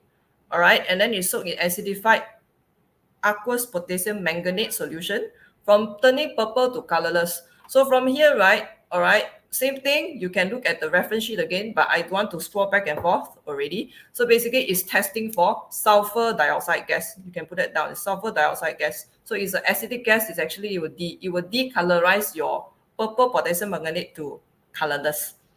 All right. Then the next test, the second test, you add in dilute nitric acid and few drops of silver nitrate. Same thing. It's testing for what? Look at the test again. It's testing for anion. All right. So what anion you're testing here? You're testing for halide again. No change. Means there's no halide present. Okay. And then next. Test 3, you add nitric acid and you add aqueous barium nitrate. Now this test, same thing, is also to test anion. And a white PPT is formed. This one confirmed you have a presence of sulfate ion. All right. And the last test, sodium aqueous sodium hydroxide was added dropwise and then in excess to the third portion of the solution. Green PPT formed and remain excess. Now the moment you see, all right, now sodium hydroxide, you are adding sodium hydroxide, you're testing for cation. And when you see green PPT, that means, right, your salt here must contain a transition metal ion inside. Is green. So there's only two possibilities. It's either iron 2 or chromium 3.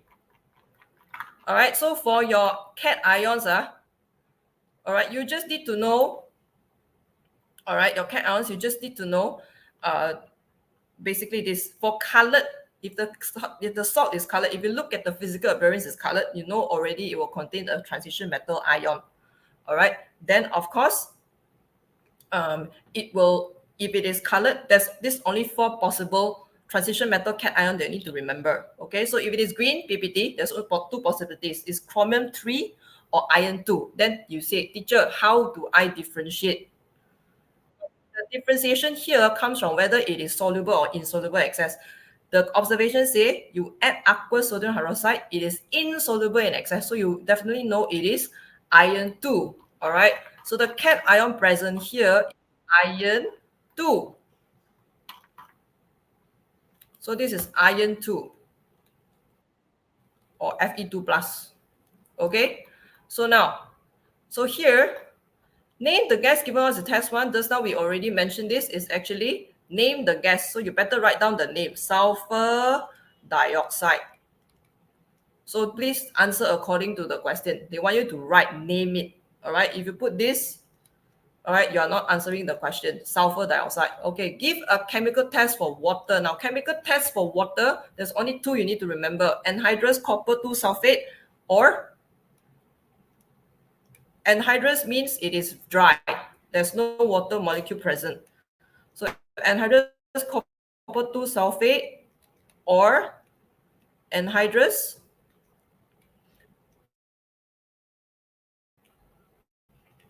cobalt chloride, white to blue. Okay, if it is anhydrous cobalt chloride, it will turn to from blue to pink. All right, so only these 2 tests you need to remember. Okay, identify solid X. All right, so what is solid X? So you already know it contains the metal cation, which is iron 2. All right, and you know that it contains, based on the nitric acid and barium, barium nitrate solution added, you know it contains sulfate ion. So it's actually iron 2 sulfate. All right, so if you write the name, you have to state the oxidative state of the metal, which is iron 2. You cannot write iron sulfate now, they won't accept. So you have to put iron bracket 2 sulfate, or you can write the chemical formula as iron FeSO4. It's understood. Okay, so that's how you get the 2 marks there. Sulfate, you didn't put the bracket 2, iron bracket 2, then you only get 1 mark for sulfate. They don't accept answers like this now. You have to be specific to actually state down what is the oxidative state of the transition metal. All right, okay, now we move on. Yeah, so this hopefully you give an overview. How do you actually analyze and tackle question, which is your qualitative analysis. Another question was, so this one is the list of transition, the reference sheet you will definitely get. Now this is the ACE method normally we share with the students. All right, so I think the time is running short. You can take a snapshot, because somehow you will still need to, you know, find a way for you to remember for paper 2 and 4. So you can quickly take a snapshot with your phone. I think it's a bit flicking. You can see.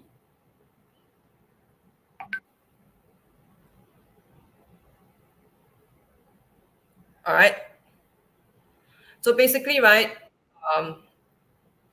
if you add sodium hydroxide or ammonium hydroxide to the solution, if there's no PPT, means it's a soluble salt, means it is a group 1 metal salt like potassium, sodium, ammonium salts. All right. So if it is don't worry. Later, I will take the screenshot and share in the group, in the WhatsApp, Facebook group for them later. Yeah. Okay. So if there's colored PPT there, thank you, Teacher Sam. If there's colored PPT, right, the color are the same. So if it contains copper ions, then it's blue. If it is iron 2 and chromium 3, it's green. Iron 3, remember, rust, is reddish brown. So for the color of the PPT for both sodium hydroxide and ammonium hydroxide, they are the same. The one that's different is, you have a bit tricky, is which one is soluble and insoluble in excess. Okay, if it is white PPT, there's only 3 cations that has white PPT: aluminium, zinc, calcium. That's it. All right, for cations, yeah. So basically, the very simplified way lah. NaO has a crazy cousin. NaO has a crazy cousin. Wait, can I scroll down a bit?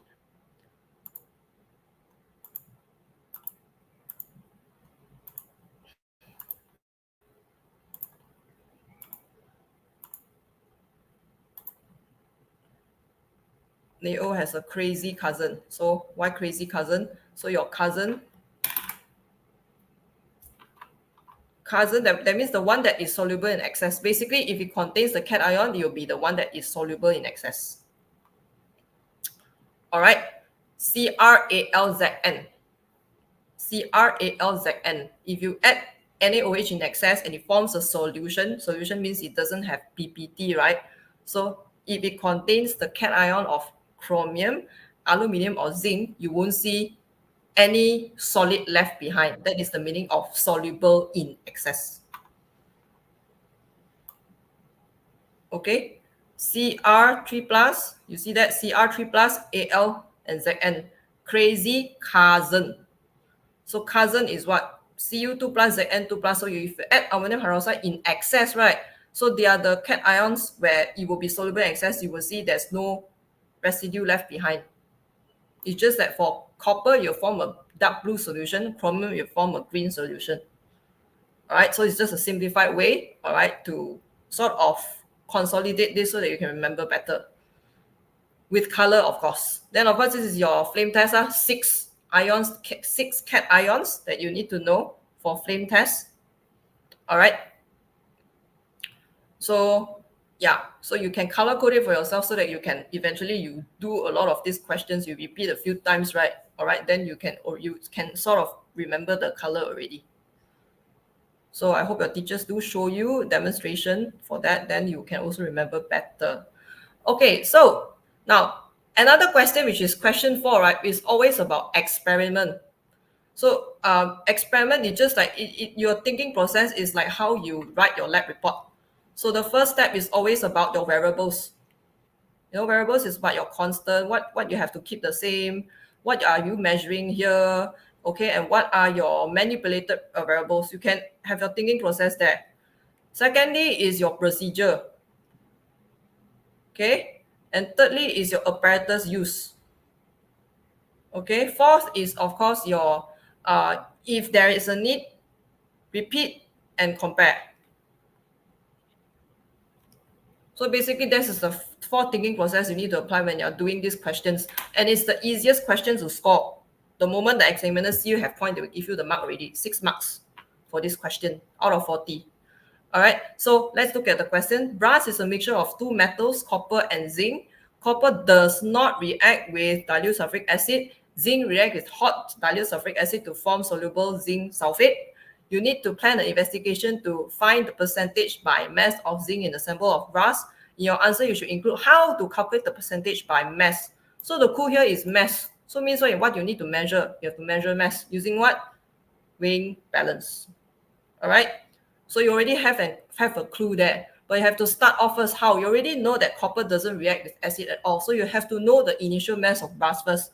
Therefore, you have to measure the mass of the brass first, okay, and then you need to make the volume of the acid the same, all right, or you just put the acid into the metal, all right, and somehow your zinc will dissolve in the acid, but your copper does not, and therefore there's a residue left behind, and therefore you need to filter it, okay, and then you need to measure the metal that's left behind, okay, which is the marking scheme here.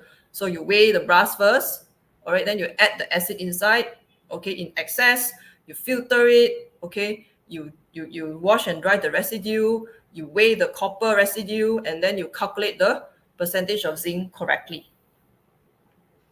Okay, so basically you have to point there, 6 marks, you can get it already.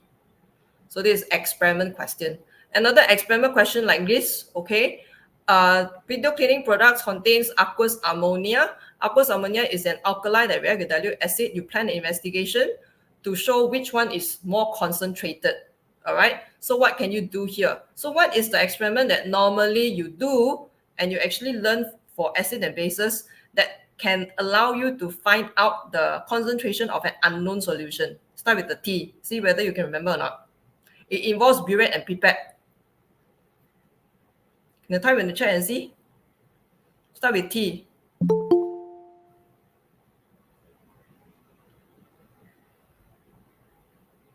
Anyone? Okay, never mind. It's actually titration. So basically this question, right, you just need to outline, all right, the process, yeah, Charlotte, thank you. It's titration. You just need to basically put in your steps how to perform titration. Okay, so let's look at the marking scheme here. So any six marks, so same thing. Equal volume of each cleaner. That means this is your constant variable, all right? And then after that, you are actually planning the procedures with proper apparatus use, the right apparatus to use. Then you measure it with the pipette, you transfer it to a conical flask, you add in the indicator, and then you drip the hydrochloric acid from the burette until it changes color or until it reaches an endpoint. And then you record the volume of acid added. And then the one that has more acid added to it is the most concentrated, aqueous ammonia. That's it. 6 marks. So it's actually quite easy. All right, not as difficult as it is for this question. Just need to think a bit. Then the more you do, you can get the hang of it already. Now, for the first question in paper 6, always this one is, I would say, the easiest to score. All right, so identify 2 errors, all right, of chromatography. So chromatography is a very important experiment. It appears over and over again. It can appear in different places, in paper 4 and paper 6, all right. Paper 2 as well. They like to ask. Paper 2, they like to ask what? RF value. Okay, so make sure you know how to calculate RF value. Okay, anyways, identify 2 errors. What are 2 errors? All right, it's very obvious. Your solvent should not be above the baseline. So the error is solvent level is above baseline, this is already the error. What will happen? Your sample will be dissolved in it and you won't see any result. That's why it's an error, okay? Baseline drawn in ink. Are you supposed to draw in ink? You're not supposed to draw in ink, you're supposed to draw with pencil. So baseline draw in ink is another error. Okay, it's another error. So basically you should draw in graphite so that if it's drawn in ink, then it will contaminate your sample. Same thing, you won't see a accurate result. So you need to know the proper way of using apparatus. This is question 1. Or they can also ask you to draw apparatus. How do you measure gas release from the reaction of acid reacting with metal? Then you need to draw the displacement of gases.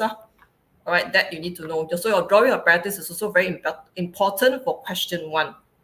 All right.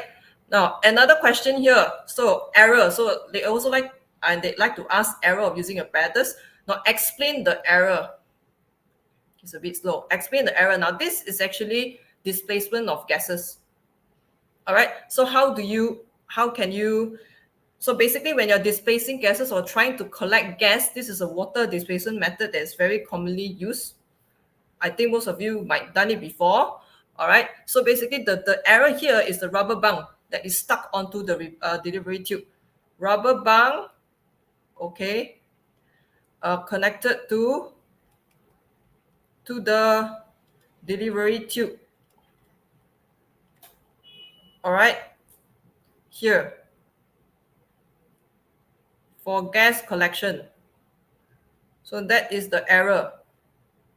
Because if the gas bubble inside, as the water is being displaced, is there any space for the water to flow out? There's no space for the water to flow out. So what will happen? You are building up pressure here, and eventually what will happen? The boiling tube may break. Will break, or not may break, will break due to increased pressure, because you are actually increasing the pressure inside the boiling tube. All right, so that's the explanation. You should remove the rubber bung. Then your gas can be displaced, and that's how it can be collected. All right, based on the question given here, is collecting hydrogen gas. All right, now question 2, right, this is very similar to your physics. All right, there's always one question also asking you about measuring apparatus. So what kind of measuring apparatus they can ask you? In chemistry, there's only a few common ones. Number 1, burette. Number 2, measuring cylinder. Number 3, thermometer. Weighing balance so far, don't really see it a lot, but you can get prepared for that. So basically, you will need to know how to read readings from your measuring apparatus. Now basically, what the measuring apparatus has used here is a burette. So initial reading is 0. All right, then after the final reading is 10.2. So you're supposed to fill up here, final reading and initial reading. So how do you fill up? All right, so your final reading here is 10.2. If you already put 10.2, right, your initial reading is 0. Do you put 0 or 0.0? Type in the chat. Which is the correct answer? Do you put 0 or 0.0? By right, you should put 0.0, yeah, because you are writing the answer with 1 decimal place, or we say these 3 significant figures. Then you have to follow through 3 significant figures or 1 decimal place. So you need to put 0.0. The initial burette reading should be 0.0. If you put 0, then you wouldn't get the mark. You guys follow? If you guys follow, please type yes in the chat, yeah. So you need to. That means it is actually testing you on the accuracy and the consistency of a result. So you need to put 0.0. So sometimes you can also see question that doesn't have unit. If it doesn't have unit, you have to put unit because it may cost you a mark there. All right, that is for question 2. Recording the reading from your measuring apparatus and plot graph. They always like to ask you plot graph. So plot graph, okay guys, just to simplify, it can easily cost you 3 to 5 marks, yeah. So your plotting of your graph, some of you like to dot, like do dot. Some of you, actually I would strongly encourage you to just stick to using cross, because that is where you can actually plot a very clear-cut result for your examiner to see. Now, the thing is, the examiner is marking how many paper? Hundreds and hundreds of paper, okay? You do not want your examiner to second guess your answer. So just give a clear-cut answer, plot with the cross, and connect the dots. And read the question, smooth curve of best fit. Smooth curve. So, my students, most students like to do this. They connect with ruler, and then they draw like twinkle, twinkle, little star. It cannot, guys. Your plot are not twinkle, twinkle, little star. You don't connect like your zodiac sign, okay? Smooth curve. That is what it wants you to do. Then follow the instruction. Understand or not? Then it means you freehand and make sure the line is best fit. You go through most of the line, most of the plots here. Sometimes the result you get, it may not be a nice curve like this. Maybe this plot is not here, it's somewhere here. Okay, it's a bit slow, it's hanging, lagging. So if it is somewhere here, if let's say one of the dots doesn't fall nicely onto the curve, right? You don't do this, never do this, no. Okay, what you should do, you should always, all right, this is a wrong demonstration. You should, all right, connect, just look at the blue line, connect with where most of the dots and it passes through. Then this is the best fit curve. All right, and this result here, it should be an anomalous result. Anomalous means what? Is abnormal. That means something must go wrong in the experiment, and they will want you to explain what is the anomalous result. Why do you think it happened? Okay, guys, this is a very common error students always make. Okay, please make sure you know how to draw smooth curve with the best fit line. All right, okay. Now, sometimes they will ask you, like this question is very unique. Okay, they ask you to draw what? Draw two straight lines through a point. Extend your straight line so that they meet. So you plot, when you plot correctly, you already got 2 marks nailed down. All right. So if you connect all the dots correctly, connect when the question is saying draw straight lines, please remember to use ruler. Okay, please have ruler in your stationery. Some students go into the exam hall, no ruler, no calculator. These are also very important, yeah. So you need to connect all the dots with ruler. Okay, ruler drawn across all the points, all right, and through the last 3 points and the intersection, and they intersect and meet and cross. That's how you get your 5th mark. This question already 5 marks. So if you don't have ruler or you don't draw a straight line, you already lost 3 marks, you only get 2 marks, So in exam, you have to be very calculative with your marks, okay, guys? All right. Now, okay, so I'm already coming to the end of my sharing session. So a recap of paper 6. All right. These are the topics that definitely confirm will come up. One is fixed already. Number 1, they ask you about apparatus. All right. The error of is it used correctly? Because they can also test you on drawing of apparatus. So please make sure you nail these 2 things. All right. Question 2 is always about recording readings from your measuring apparatus and use the result to plot graph. Okay. So I'm sure you will already know how to scale and all that, right?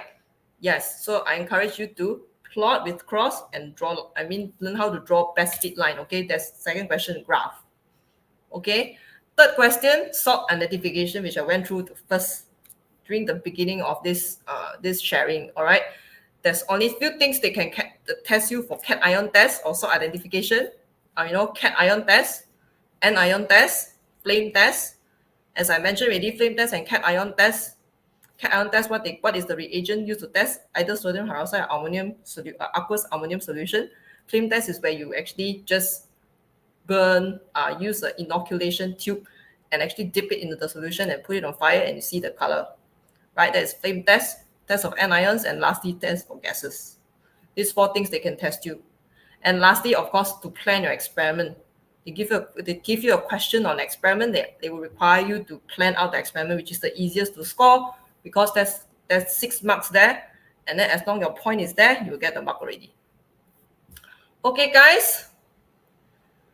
All right. So, okay, after my sharing, right, guys, I hope you guys will have your happiness level increase, feel more relief that, I actually know what to prepare now. Your level of readiness, you can type in the chat. hopefully the level increase. So I know the time is running short. Teacher Sam, I have 10 No minutes. worries, sir. Don't worry, don't worry. You can. You still got a lot of time. Don't worry. Yeah, We we got still another have 10 15 minutes. minutes. We have 10 minutes left. So please type in the comments. 15 all minutes, right. don't So worry. the comments, all right. If this session is actually helpful, well, 5.5. All right. If it's higher, then it's good. Can you show the answer for the last question you showed? Which is the last question? 7 out of 10. Good. Which last question you are talking about? I think it's this graph one, yeah. No, there. I think it's a bit lagging. We need to wait. It's showing slower. This one. This is the last one for the graph.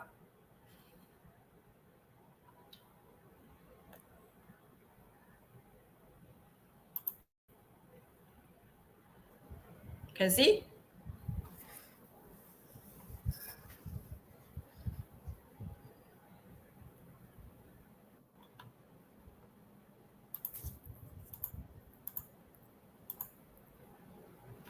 Okay, guys, any questions? There's one question by Leroy. Do you have any mnemonic for tests for cation and onion? Yeah, onion. Cation and onion. Mnemonic. Any mnemonics? Any mnemonics that can help them? Cation. The one is the one that I shared. The one for the aqueous ammonia and the aqueous sodium hydroxide one, right? The flow chart. The flow chart that I shared with you just now. Now O has a crazy cousin. That one you can nail that down. You already know what are the cations that are soluble in excess, and then you can practically nail down, all right, what are the PPT that is soluble or insoluble in excess already by using the help of the flow chart and with color. This one. Later, I'll ask Teacher Sam to share this with you again, yeah, because some of you maybe it's a bit slow. Is it still sharing the screen? No, the screen is not sharing already. Not sharing anymore. Wait. Okay, you're sharing this one, right? Hold on, I'll add it back in. Hold on. So NaO has a crazy cousin. So NaO, crazy. That means these are the anions, cation that are soluble in excess cousin. Cu2 plus and Zn 2 plus. You remember the sequence, the L shape, then you can remember what are the cations that are soluble in excess. All right. So and then if it contains a colored PPT, right? There's only 4 transition metal ions you have to remember: copper, iron 2, iron 3, chromium 3. 4 only. So copper, remember if you have seen copper 2 sulfate before, it's blue color, it's blue. The color of the PPT is blue. All right, remember the color first. Iron 2 is green. Chromium 3 is green. Iron 3, just remember rust. Your iron 3 oxide, reddish brown. Okay, so basically your first 3 is insoluble in excess, the last one is soluble in excess. So how do you know which one is so if you already can nail down what are the cations that are soluble in excess, so you already know which one are insoluble in excess, right or not? Can get it for your transition metal cations. So if you already know the cations that are soluble in excess, you will already know which one are not insoluble in excess. There are only 2 things they can ask you. Does that make things simpler for you? I can't remember what is the student's name just now. The one that I think asked it was about Leroy. Leroy. So this is what we share to the students to make things simpler. So when you are doing notes yourself, right? So I recommend you want to remember this, right? You redo this again, you draw it out yourself. Use color pen. Now you already get later Teacher Sam will share the screenshot. You go through this again, you use color pen, like for copper, why I write in blue color, why I write in green color, because your brain like colors. You do your own notes using the color and you will remember better. Does it help, Leroy? Yes, he said yes. Very good. So no need to worry. If you come to my class, then I will help you out if this is still something you struggle with. But actually, when you are practicing more and you have the skills to analyze the question, you already know what it's asking, it will be easy. Okay, guys, any more questions that I can help you out with? Any questions, please put on the comments here, guys. I will make sure that Teacher Sherlyn sees your comments. Even if you got any other questions you would like to ask the other teachers before Teacher Sherlyn, also don't worry, you just have to post it up. I'll make sure that the teacher sees it and then we'll answer you as well, yeah? If you got any questions, please post it up now. Please post it up so we can show you. Sorry, we can show the teacher and then she can answer them. Any questions, guys? Will electrolysis be asked in experiment? Very rare. So far, no. Very rare. No. They always ask you about like titration, salt preparation, salt preparation. They will ask your separation techniques, separation techniques like chromatography. They like to ask. Yeah, any more questions? That's a good question. Thank you for the question. Yeah, any other questions, guys? Paper 2, paper 4 definitely have electrolysis. Paper 6, not really.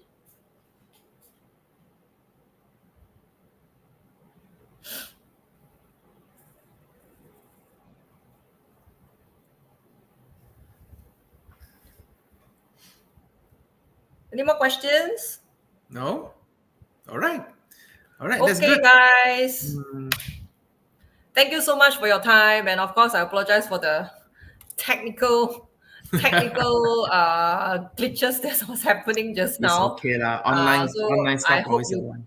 I hope you get the most value out of this from my sharing, and you will know how to nail paper 6 better. All right, so that A star is within your reach.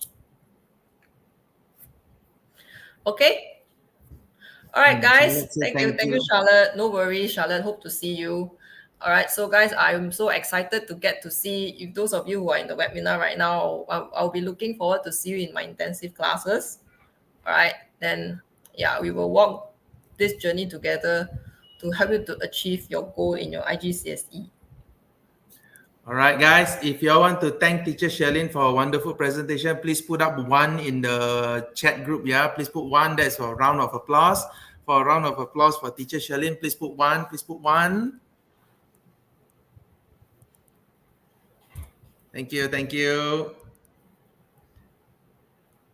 you for all the ones. Thank you for coming in.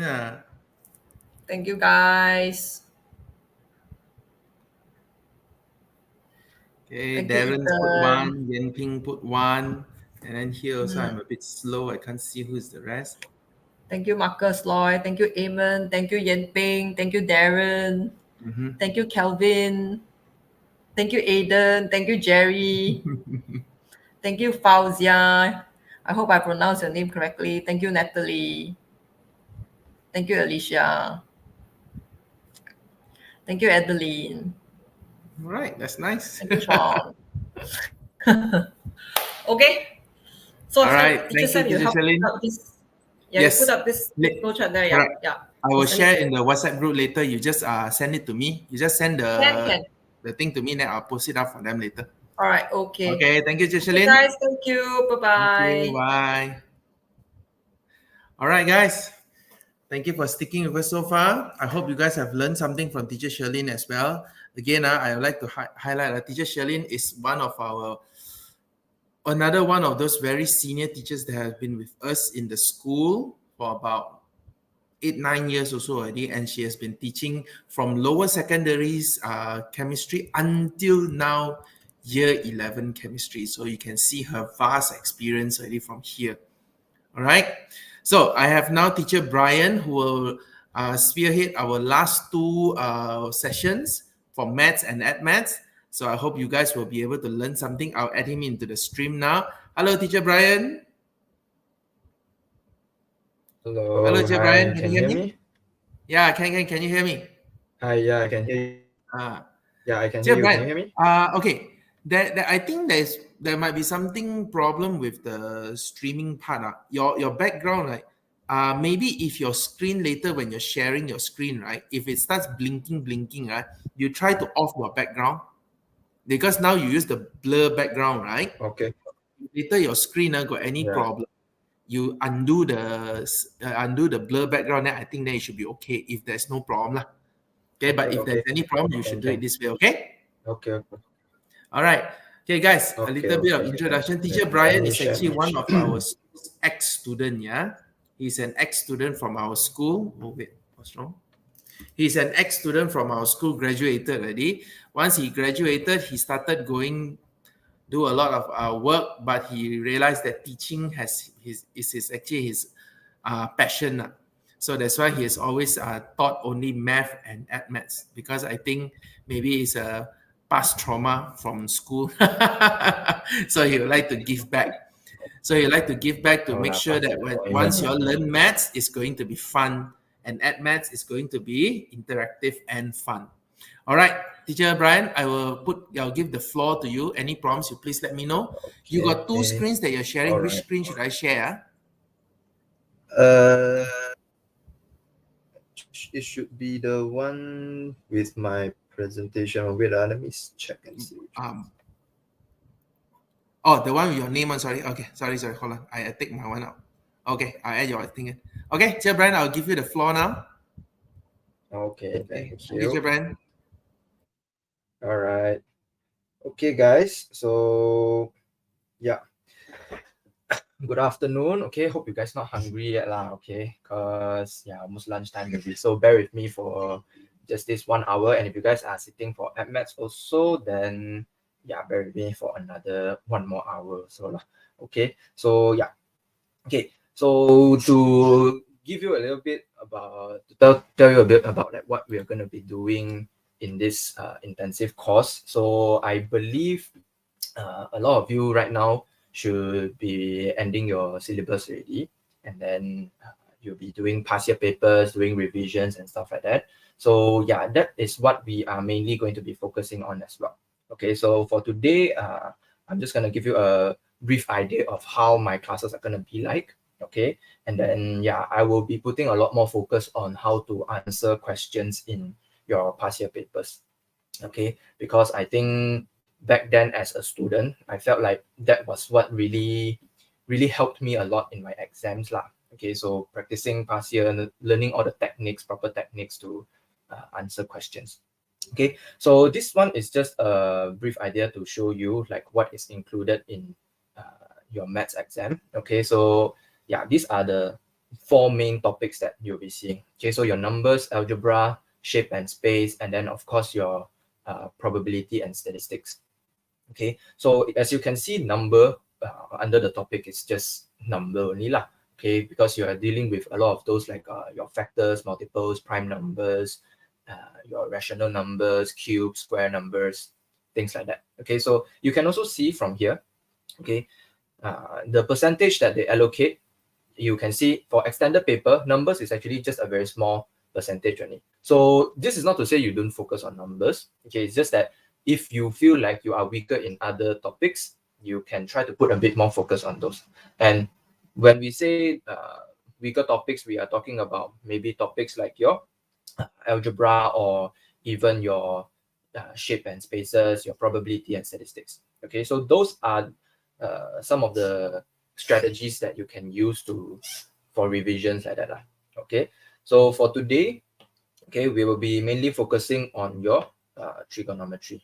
Okay, so yeah, I think trigo is a pretty big topic. Okay, it's also under shape and space, and as you can see, whether you're taking core or extended paper, you will see that this topic is gonna be taking up quite a big portion of it. Of course, algebra is important as well, but today we will just be using 1 hour, so I don't think we will be covering too much lah. Okay, I will try to cover as much as I can. Okay, so yeah, later on, if you guys got any question, we can save it towards the last 10 to 15 minutes like that, then you guys can ask me those questions. Okay, so yeah, okay, let's continue. So okay, trigo. So one of the first most simple thing that you learn in trigo is basically your right angle triangle and your Pythagoras theorem.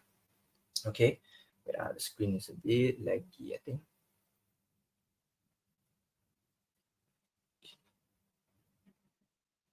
Okay, so yes, one of the first one that you will learn is basically your Pythagoras theorem. Okay, so Pythagoras theorem is just kind of like how in physics you learn some of the laws, like F equals to ma, and then your equation of motion. So they are basically theories, and there are theorems like that that help us find certain missing things like that.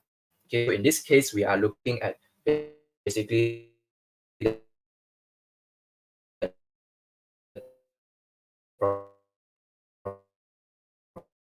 properties of like a right angle triangle. Okay, so in your right angle triangle, you're gonna have these, and A and B are really the two sides. Okay, the two sides that are next to your 90 degrees, and then C is what we call your hypotenuse. Okay, so hypotenuse is basically, to think about it, it's just the longest length of your triangle. Okay, so of a right angle triangle, the longest length is what we call your hypotenuse. Right? So in your Pythagoras theorem, it is saying that this length squared plus this length squared is going to equals to c squared. Okay, so that's what they mean by just how they apply this Pythagoras theorem. Okay, so to show you one of the example questions of how they were asked in your paper. Okay, so this one is from like a paper 2 kind of question. Okay, so yeah, if you practice, I believe you've come across these kind of questions before. Okay, so every time you do questions, so this is one of the techniques that you can use, is to make sure to extract all the information first. So as you can see here, okay, they've given us our A. A is 5 cm. B is x cm. X is the one that we want to find right now. Okay, and then your C is going to be 8. Okay, so it doesn't hurt to just write down that few extra information that they've given you. Okay, this is just to help you see it clearer, like what is going on here, and then what do you need to use. So once you have this, then you can put it together into your Pythagoras theorem. Okay, so you know a squared plus b squared is equals to c squared. So we will have 5 squared plus x squared equals to 8 squared. So now that you have arrived here, all you need to do is just rearrange them and be able to solve for your x. Okay, so this would give you x squared equals to 8 squared minus 5 squared. Okay, so let's bring this here. All right, giving you your x equals to square root of 8 squared minus 5 squared. So when you key in calculator, okay, I'm not too sure what calculator each of you are using, okay, but keying into calculator is also another technique on its own that you guys have to practice and get used to. Okay, so later on, if you do join my physical class like that, I can show you on the spot and I can teach you how to use these techniques like this to basically help you reduce careless mistakes and also, you know, make your life easier. Okay, so yes, here is gonna give you an answer of, so let me just key in calculator first. So 8 squared minus 5 squared. Okay, so it should be 6.2449998.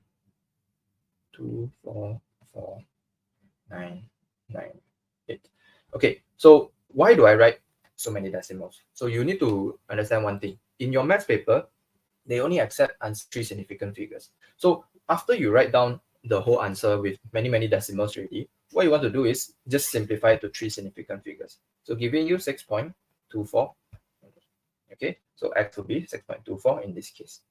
Right? So yeah, Pythagoras theorem, I believe a lot of you should have no problem with that. It's one of the simplest one. Okay, so let's move on to the next one.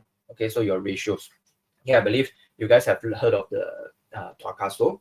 Okay, so Tuakaso is basically also for right angle triangles only. Okay, so you will see that in trigonometry, we are usually dealing with 2 types. Okay, so one is the normal triangles, which I will cover in a while. And then the other one is basically your right angle triangles. So right angle triangles are using your Pythagoras theorem and then your Tuakaso only. Okay, so that's how you can actually group them up. And then that's how you know when do you need to use Tuakaso, when do you need to use, like, let's say, other rules and stuff like that. Okay, so for your trigonometric ratios, okay, sine, cosine, tangent, yes, they are what we call ratios. So they are ratios between different lengths like that. Okay, so in your triangle, okay, you can see that if you have a right angle triangle like this, if your angle is, let's say your angle is over here, the opposite is going to be the one opposite here. So if you guys, some of you if understand like Chinese better one, so opposite is basically what we call like 对面 like that. Okay, so the one opposite it. All right. So yeah, that's how I used to remember where to find like where's my opposite and where's my adjacent or hypotenuse. Okay, so what you want to know is, okay, our brain, we can only absorb that much information. So we don't want to try to always like cram all the things inside. So what we want to do is just remember one of the things how to find. Then you will realize that other things just fall into place naturally like that. So you don't have to purposely go and remember it. Okay, so once you know how to find this opposite, then hypotenuse is very clear already. It's always the longest length. Okay, and then adjacent, sometimes students, I find them like, oh, you know, they will want to try and remember where is the adjacent, where is the opposite. But you don't actually have to do that. Okay, you just need to know when we say opposite, we are literally talking about opposite of the angle. Okay, so in this case, opposite of x, that's your opposite. So as you can see, how we define opposite over here, how we define opposite, it really also depends on where your angle is. Okay, so if your angle is over here, then the opposite becomes the 对面 that one. Okay, so yeah, adjacent is just going to be basically the one next to it lah. That's what the word adjacent actually means. Okay, so yeah, you don't have to go and purposely remember that. So what we usually do is just remember where's your opposite. Okay, then after that, hypotenuse, always the longest length. All right, so your tuakaso, just have to remember TOA, so tangent angle equals to opposite over adjacent. Then ka is your cosine, so cosine angle equals to adjacent over hypotenuse. Okay, then so is sine angle equals to opposite over hypotenuse. Okay, so a lot of the times they are not going to be very direct questions like that. Okay, they will usually give you something like this. Okay, so these are some of the questions that they will basically ask in your exam. Okay, so same idea. These are still your paper 2 questions like that. Okay, so don't worry, later on, I will show you some of the paper 4 questions and how you can do them. Okay, so yes, for your paper 2 questions, this is how they will ask. Okay, so same idea. We want to identify what are some of the information given to us. Okay, so in this case, let's say we look at the first one first. All right, so we always want to write down. Okay, so they've given us angle. So angle is x degree. So this is the thing that we want to find right now. Okay, now let's see what other information has been given to us. So as you can see, if this is the angle, then this side here is going to become your opposite. So you write down opposite is 2. Okay, so you don't have to always think about, oh, how do I start my working? How do I, what do I write first in my working? Okay, what you want to do is extract the information out first. So once the information is there already, then you can easily put everything together. It's kind of like doing puzzles like that. Okay, you know how if you do jigsaw puzzle, you don't just like randomly put things together. You want to try and like categorize them, put them all out, basically laid out all your information first. So same idea as this. You put out all your information first. You have your opposite, and now you write down, okay, then you have your hypotenuse. Hypotenuse is 5. So in this case, you'll see adjacent is irrelevant already. So we don't have to deal with any adjacent or anything like that. Okay, so what we want to do is look for one of the trigonometry ratios that can help us solve this. So we are dealing with angle, opposite, and hypotenuse. So if we are dealing with angle, opposite, and hypotenuse, you can see we are dealing with sine. Okay, so we are going to use solve, opposite, and hypotenuse. Okay, so just have to key in. So sine x equals to 2 over 5. Okay, so x degree is equals to arc sine 2 over 5. Okay, for those of you who take a maths one, okay, or even if you do somehow change your calculator to radian mode, make sure to always change it back to degree. And yeah, just look at the question they say, see here, it's degree. So make sure you keep your answer in degree. Okay, I've seen students, they do all the working correct, but because their calculator is in radian mode instead of degree, then they get the answer wrong. Okay, so try to avoid that also lah. Okay, so arc sine 2 over 5 is going to give you 23.58. Okay, so we simplify, we round up to 3 significant figures. It should give you 23.6. Okay, so always leave your answer in 3SF unless they state maybe they want 2 decimal, 3 decimal, or even 1 significant figures. Okay, so always read the question carefully. Okay, so yeah, this is one example for this. Okay, so for this other one, also same idea. So sometimes they don't ask you to find angle. Sometimes they want you to find length. Okay, so let's say in this case, they want you to find the length of BC or even AB. So you want to identify which one is gonna become the opposite and stuff like that. Okay, so let's say we want to find BC in this case. Okay, so same thing. Now BC here becomes our opposite already. Okay, so yeah, we write down also. So we always start with the angle given. So the angle is 28 degrees. Okay, then now the opposite is the one that we want to find. Okay, so opposite is your BC.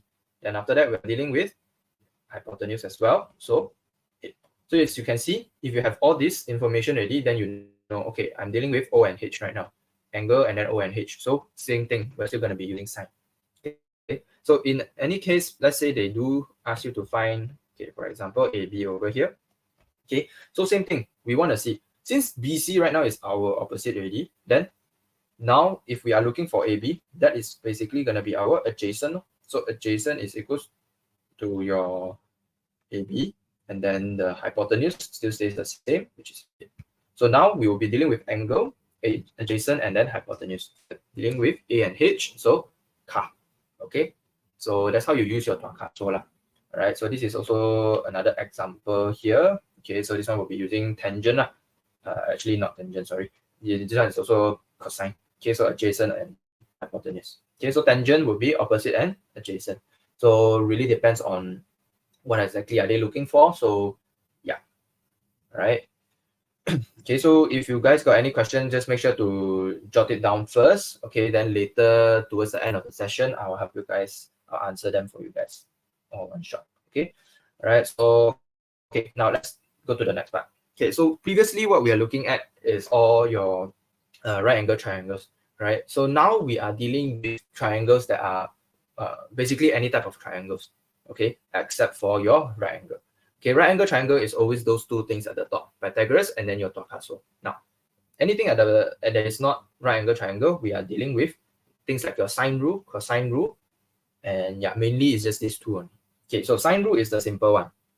Okay, so your sine rule states that sine A over A is equals to sine B over B, and it's also equals to sine C over C. So what you will notice is this is actually very similar to like understanding the concept of like opposite like that. Okay, so if you have one angle over here, okay, the one that is opposite, that is the opposite length like that. Okay, that is the what do you call it? The corresponding length like that. Okay, it's like they are one pair together.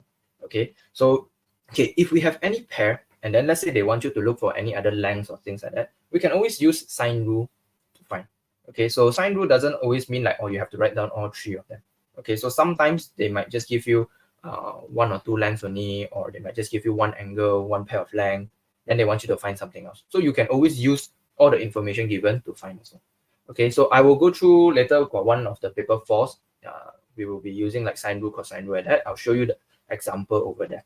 Okay, but for now, we understand sine rule is basically using sine A over A equals to sine B over B and equals to sine C over C. So this will allow you to come up with an equation that can help you solve whatever unknown you need to solve. What you will notice is all the papers, that's the idea behind it only. That's what they want you to find. So maths is usually more direct. Okay, they just want you to find like, oh, okay, I want to know what is the angle B. I want to know what is the angle C. Okay, so things like that. Okay, so based on whatever they want, just read the question carefully and then apply the rules accordingly only. Okay, so if sine rule doesn't work, then we have to go to the next rule already, which is your cosine rule. Okay, so cosine rule is a square equals to b square plus c square minus 2bc cos A. Okay, so this cosine rule, how do we use it? Okay, the idea is actually very simple only. You want to think about it like that. Usually you will see triangles, they're not going to give you all the lengths, all the angles like that, but they will have this pattern where they have like, okay, they have like two sides like that. Okay, so these two sides are basically just, okay, so let's say x and y's lah. Okay, so two lengths of a side like that. Okay, then they will have an angle in between there. Then what they want you to do is they will always want you to find like the opposite length of it. So when you see this kind of pattern like that, where you have two lines and then an angle sandwiching it like that, and then they want you to find the opposite length like that, that's when you will need to use cosine rule already. Okay, so that's how we understand like, oh, when do we use sine rule, when do we use cosine rule? So two ways, either when sine rule doesn't work, you know that you're gonna have to use cosine rule already. Okay, and if cosine rule is it doesn't work as well, then you have to think about maybe using sine rule. So it's always just alternating between these two only.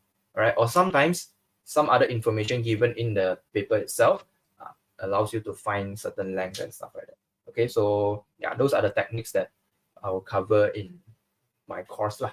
Okay, so yeah, these are your sine rule, cosine rule. Okay, now then the next thing. So what do they mean when they say shortest distance from a point to a line? Okay, so let's say for example point A to BC. So point A to BC. So when they say shortest distance, always remember shortest distance is just the 90 degree like this. Okay, so this 90 degree is not always like on the left side, or it's not always on the right side like this. So it depends on how you want to see it, and whatever information given to you can help you find the length easier. Okay, so when they say shortest distance, we are always talking about 90 degree. Okay, so 90 degree, right, perpendicular. Okay, so if the question, this one is also something that they always like to ask in the exam. Okay, so they always say like, I'll find the shortest distance. They're not going to tell you find the distance that's 90 degree or whatever. They will always say things like shortest distance. So you have to understand when they say shortest distance, this is what they are referring to. They're talking about the 90 degree line like that. Okay, right. So next part. Okay, so this is one of the last parts already. Then after this, we will go through some of the papers. Okay, so area of triangle. So remember, area of triangle, when we learn, we are learning area equals to half times base times height. Right? So actually, this is still applicable for all the triangles. So last time, how we would normally do is, okay, so A equals to half times base times height. Okay, if it's a right angle triangle, very straightforward. Okay, we have our base and height, and then what we do is we just find the area. Okay, so yeah, like I said, right angle triangle usually much easier. Now, what happens if, let's say, we are dealing with irregular triangle like this? So when we learned last time, we have to actually find what is the perpendicular height first. Correct? We have to find what is the 90 degree height, and then this becomes the base. Correct? So your BC, the line BC becomes the base already. So the area is actually still the same thing, half times base times height.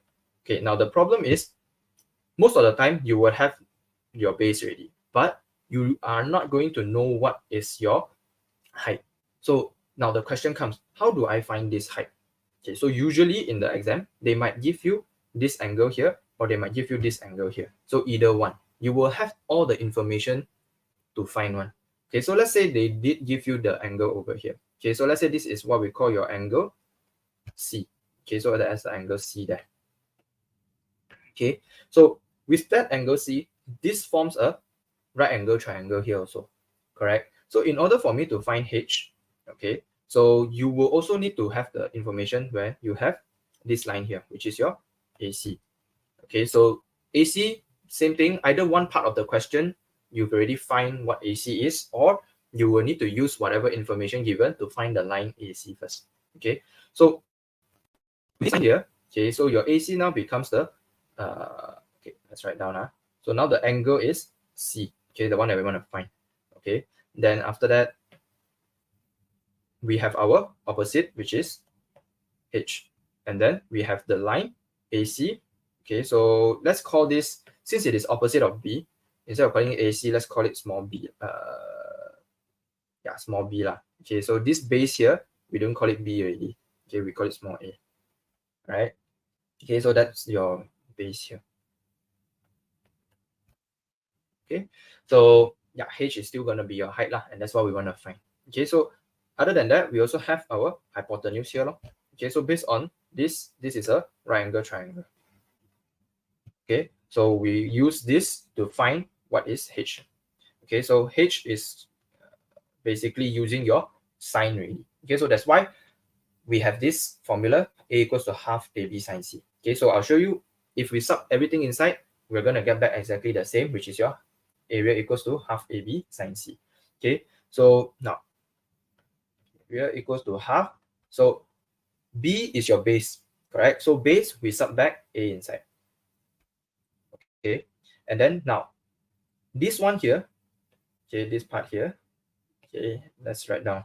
Okay, so let's come up with a formula for H, meaning like we make H the subject. Okay, so H equals to something, and then we will be able to sub back into here, because this is A times H. So H, this is the one that we want to sub in. Okay, so based on this here, we can come up with sine C is equals to opposite, which is H over B. Correct. So giving your height equals to B sine C. So what happens is we just have to sub back H equals to B sine C inside, and then giving us half A B sine C. So that's how we come up with the equation of A equals to half AB sine C. Okay, so now from all this, you don't actually have to know how did this formula came about. This is just to show you that why did this A equals to half AB sine C exist, if we can just use half times base times height. A equals to half AB sine C is actually the same as half times base times height. Okay, it's just that it is used for any irregular type of triangle like this. Okay, so now the pattern is actually still the same as your cosine rule. Okay, so you will see that, okay, let me just erase all of them first. Okay, so you will see that there is one angle here, so that's your sine C. Okay, then here is going to be your A. This is going to be the length of B. So to find the area of this is same like what we did just now. Okay, so we are going to have two lines like this, and then we have an angle. So this is like your cosine rule. Okay, so once you have these two lengths and then an angle there, we can always use all the information here to help you find the area. Okay, so these are all the information for you to put inside to find your area. Okay, so yeah, right. So let me show you some of the past year questions on how they will normally ask. Okay, for trigonometry. Okay, just let me drink water first.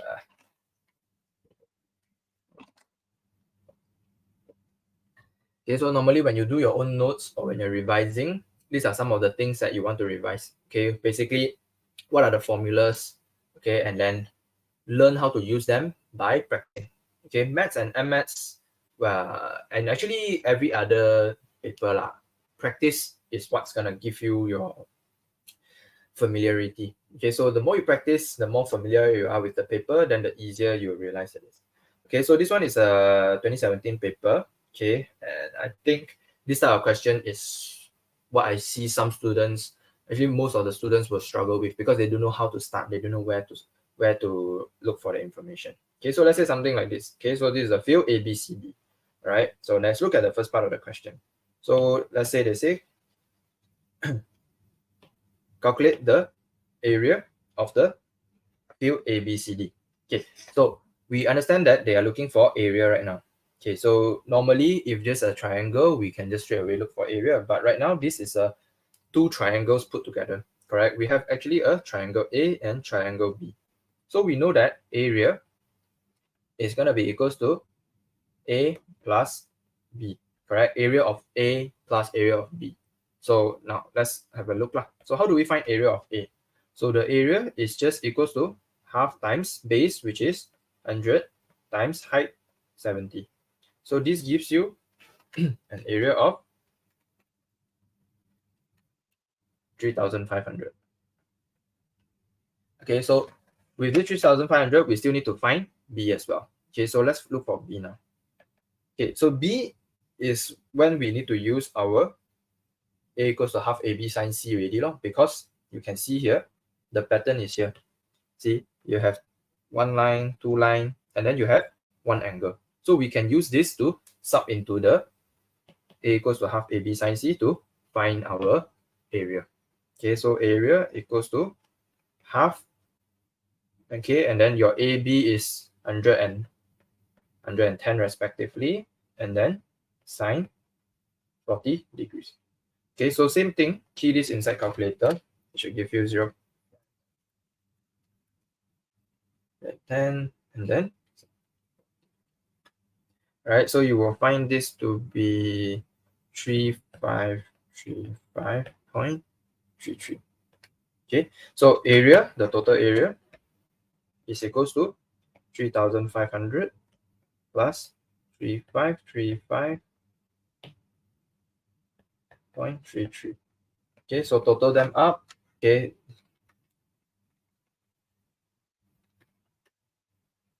giving you 7035.33.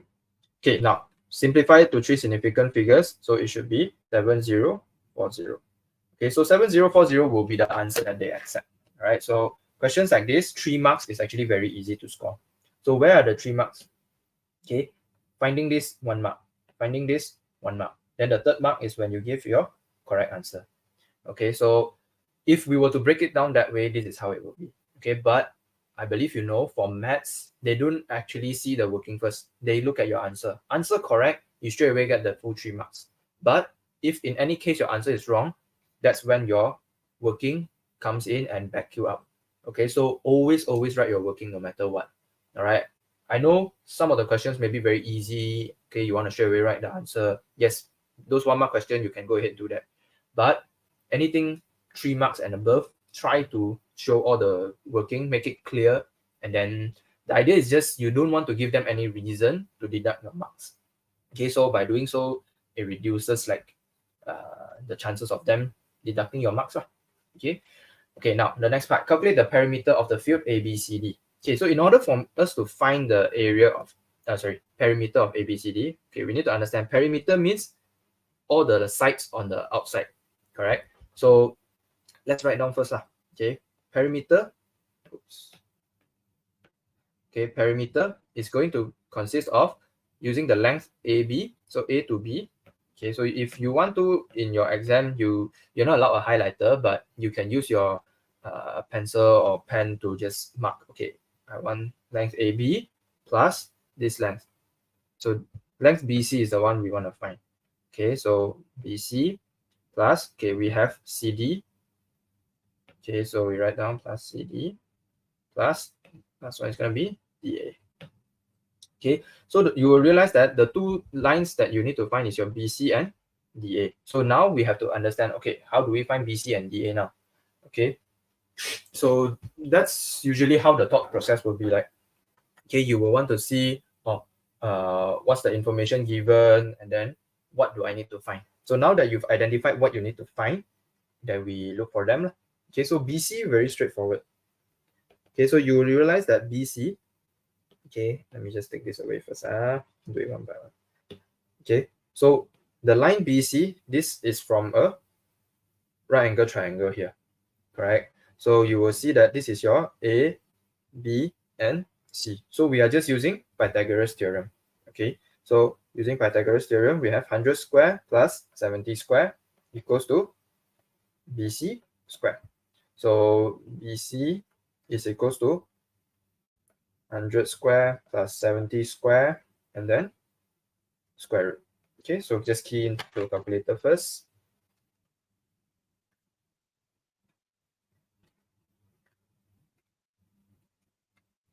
Okay, answer should be 122.06.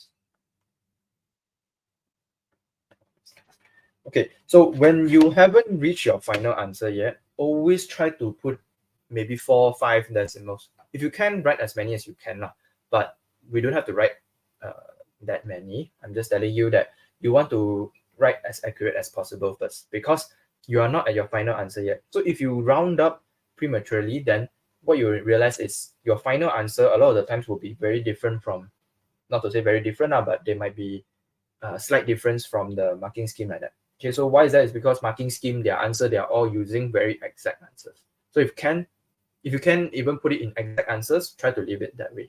Okay, then from there, only you key back into calculator. So make sure all the answers are exact, and then until final answer, only we round up. Okay, so okay, let's continue. Then the next one is going to be your DA. Okay, so DA, Also same thing. You see, this is gonna be this length here, right? And then what they've given you is basically this side and this side. So you see they have the two lines and then they have the angle. Two lines and the angle, what do we use? We use cosine rule, correct? So cosine rule giving you AD square. So AD square is going to be this opposite length equals to, so the two lines, it's going to be 110 square plus 100 square minus 2, 110, 100, and then cosine 40 degrees. Okay, so from here, okay, when the equation becomes very long, you want to make sure to do it step by step and then just key in calculator one by one first. Don't rush into it. I see a lot of you like to do like, just key in the whole thing into calculator and then come up with the answer. Yes, it's faster that way, but it's also easier to make mistake like that. So same thing, we don't want to give them any reason to deduct marks. So if can, try to write everything out first. So 110 square, okay, gives you 12100 plus 100 square is 10,000 minus 2 times 110 times 100. 22000. Okay, and then cos 40 is 0.7. Okay, so write out everything ready, and then from here only we start keying into calculator.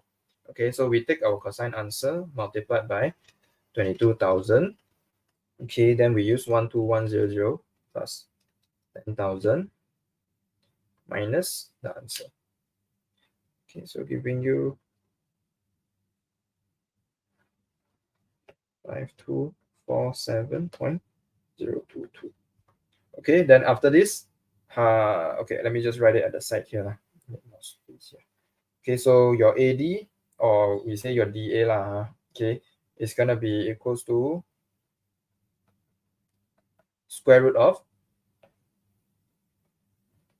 5247.022. Okay, so we square root it, should give you 72.44. Okay, so AD. Okay, so we have everything now, then we can find our perimeter already.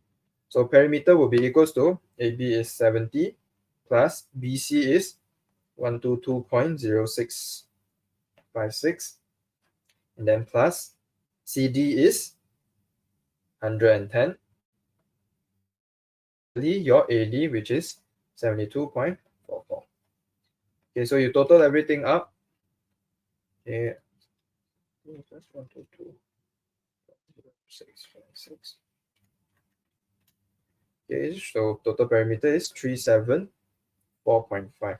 Okay, so sometimes you will see in marking scheme they're a bit more lenient now. Okay, usually if you write 0.5, they will still accept, but always make sure to round up to 3 significant figures. So it's 375.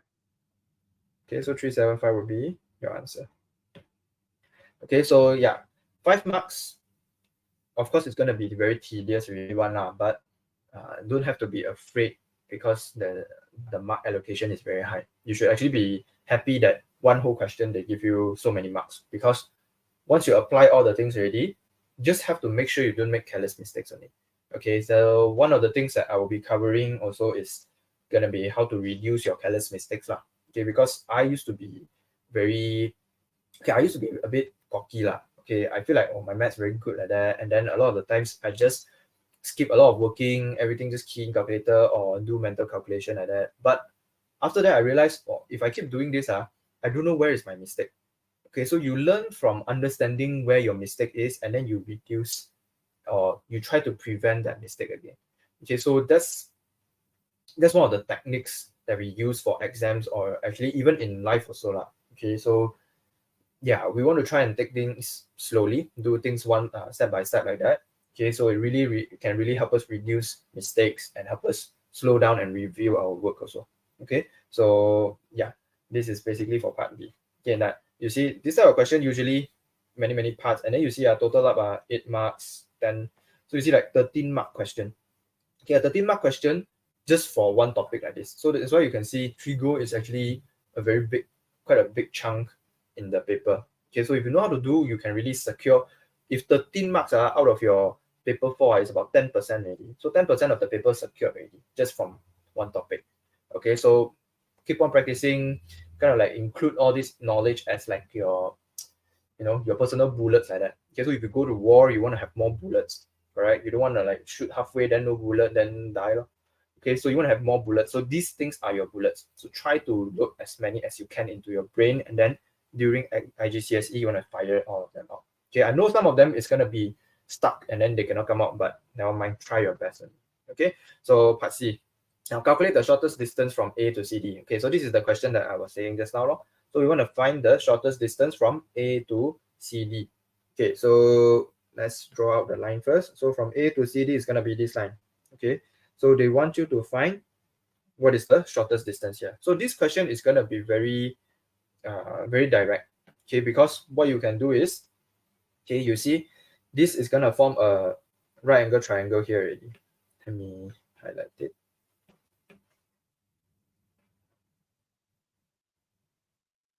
Okay, so that's your right angle triangle. Wait, is it showing here? I think, okay. Right, so yeah, this is gonna be your right angle triangle already. Okay, so when it comes to right angle triangle, there are only two things we deal with: Tuakaso or Pythagoras theorem. So in this case, you see, usually if got angle given to you, you're gonna be using Tuakaso already. Okay, so let's see which one we need to use. Okay, so they have given us angle. Okay, so write down first. Angle is 40 degrees. Okay, then right now, this line here, this blue line that you want to find, that's going to be your opposite, correct? So opposite is going to be the shortest distance. Okay, so let's call this x. All right, so that's the x that we want to have. Okay, so you can see, based on this, the longest length, which is your hypotenuse now, is going to be the 100 meters. Okay, so using all this information, you see, you are dealing with opposite and hypotenuse. So O and H means we use so. Okay, so sine x, sorry, in this case, got angle, sine 40 degrees is equals to x over 100. Okay, so how do we find x? X becomes, okay, what we do is multiply 100 to the other side, giving you 100 sine 40 degrees. So yeah, just key this into calculator, then you will find the length already. So 100 sine 40. Okay, so giving you 64.279, which is equals to 64.3. Okay, so remember, three significant figures, so leave it at 64.3. All right. Okay, only final answer we round up, remember. Okay, then now last question. Okay, so B is due north of A. Find the bearing of C from B. Okay, so this one is dealing with bearings already. So if we're dealing with bearings, then it's kind of like a different topic, but you will always see bearing question and trigo put together because they are still dealing with angles and lengths like that. Okay, so let's look at this one. So bearing is due north of A. Find the bearing of C from B. So when it comes to bearing, we want to see where are they looking from. They're saying from B. Okay, so we look at B. So we always start from B. Okay, then after that, they say find the bearing of C. So bearing is going to be always going clockwise, correct? So if we go clockwise, we just want to keep going clockwise until we touch C. So here we touch at A only. So we still haven't get to C. So we still continue until we touch C. So this is the bearing that they want us to find. Okay, now to find this bearing, we have to find one angle only actually, because if you see here, this is going to be 180 already. You're going to have a 180 degree here. Okay, so we don't have to deal with that. Now, the next thing we want to find is going to be this x angle here. Okay, so let's say, okay, we don't call it x angle, we call it angle B here. So that's the angle B that we want to find. So we have an angle, and then if you look at it, it exists on the right angle triangle here. So this is your right angle triangle. Okay, then we put all the information out. Okay, so basically your angle is going to be angle B. Okay, and then after that, your opposite is going to be this side. So this is your opposite, right? So opposite is 100, and then your adjacent is 70. So you're dealing with O and A. So we use tua. Okay, so tua kaso. All right, so tangent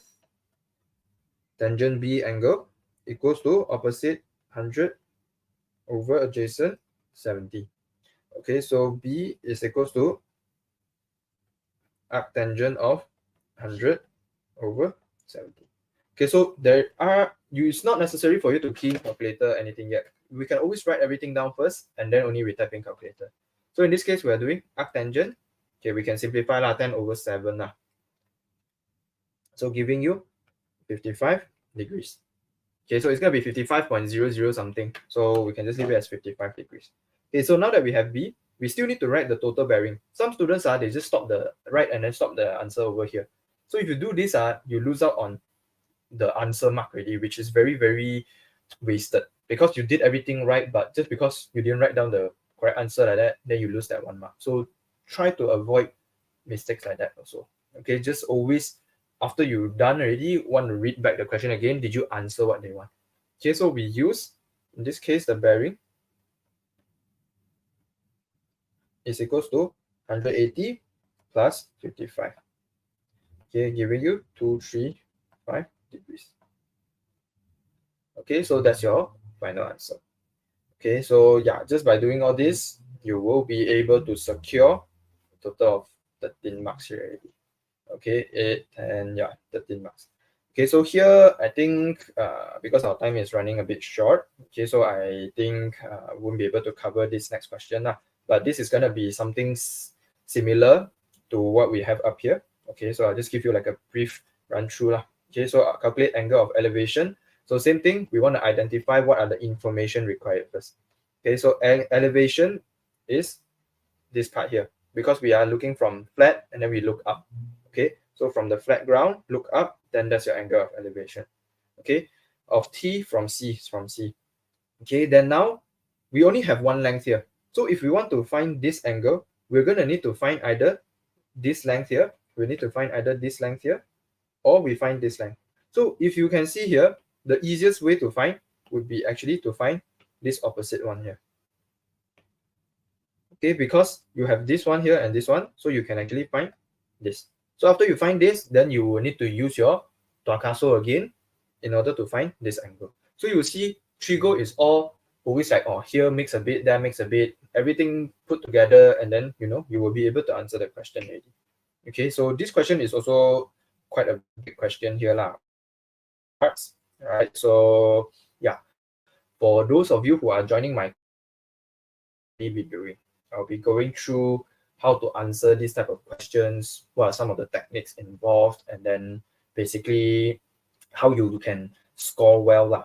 Okay, and then I'll also give you a bit more tips on like how you can sometimes spot some of the questions. Okay, because some questions are always guaranteed to come out already, and by knowing that they're gonna come out, you study for it, then higher chance for you to score well lah. Okay, so yeah, AC, this one here you see, this one also using cosine rule. Okay, so you want to find this length, they give you this, and then you have this pattern. You always have these two lines and then one angle pattern, then it's always gonna be cosine rule already. Okay, so yeah, I think that's about it for my sharing. Okay, so for now, if you guys got any questions or anything you want to ask about me, about the course, about questions, you can go ahead and ask. And then, I think Joseph will let me know. All right, guys, if you got any questions, please post them up so that teacher can help you to answer them. Any questions so far?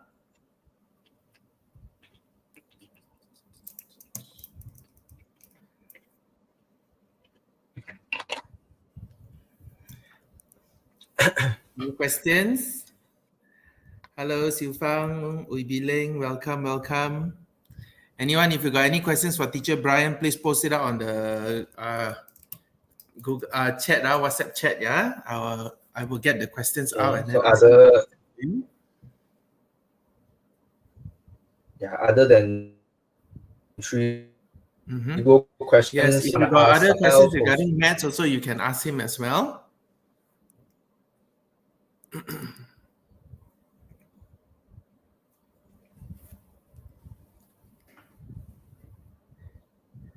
Okay, got one question.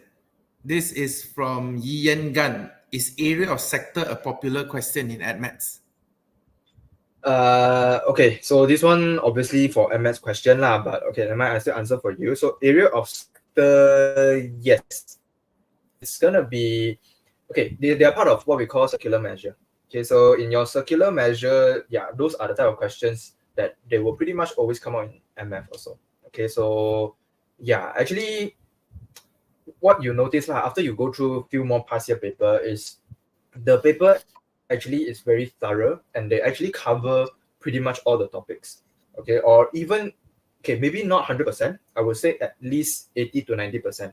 And circular measure be dealing with area of sector. Sometimes you are dealing with like arc length or finding angles and things like that. Okay, so we can't say 100% like area of sector is gonna 100% come up, but there will be topics related to circular measure that's gonna come up in the exam.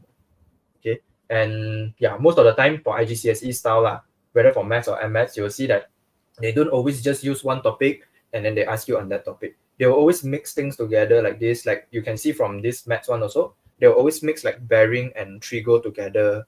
And then for, let's say just now you ask for area of sector, they will always mix that with maybe your differentiation. So yeah, you will have to actually be good at many topics like this in order for you to really answer the question. Because if you always just study for one topic like that, then you realize that, oh, I know how to do differentiation, but I don't know how to find the area of sector, or I don't know how to find arc length. Then it's kind of like you know how to cook an egg, but you don't have the frying pan and all that. So it's kind of like it defeats the purpose of that already. So when you study, you want to make sure to study everything, have everything in your arsenal, and then answer the questions accordingly lah. Okay. All right, good question. Thank you, Ian. So, any other questions for Teacher Brian, guys? Come, if you got any question, Pastor, come post it up so at least he can answer while he's still here before we go into our AdMaths, our final section for the day, which is AdMaths. Yep. If you got any other questions on maths, please post it up now so at least Teacher Brian can help you to answer. If not, if everything is okay, or if you got no questions, maybe you can put one to show us that you guys are okay. Put one in the chat group to show us that you're okay. And now it's 12:50. We got another 10 minutes for math. So if you guys are okay, put one, or you can go take a short break before we start AdMaths, yeah, because AdMaths is going to be a very heavy topic. Most of the time, it's very heavy. Thank you, Marcus. Thank you, Marcus. MS is gonna be much heavier than your. Okay, so yeah, if no questions, then Yan Ping also you guys okay, can good. Marcus maybe okay, Yan Ping okay. toilet break. Ayman is okay. Joel is okay.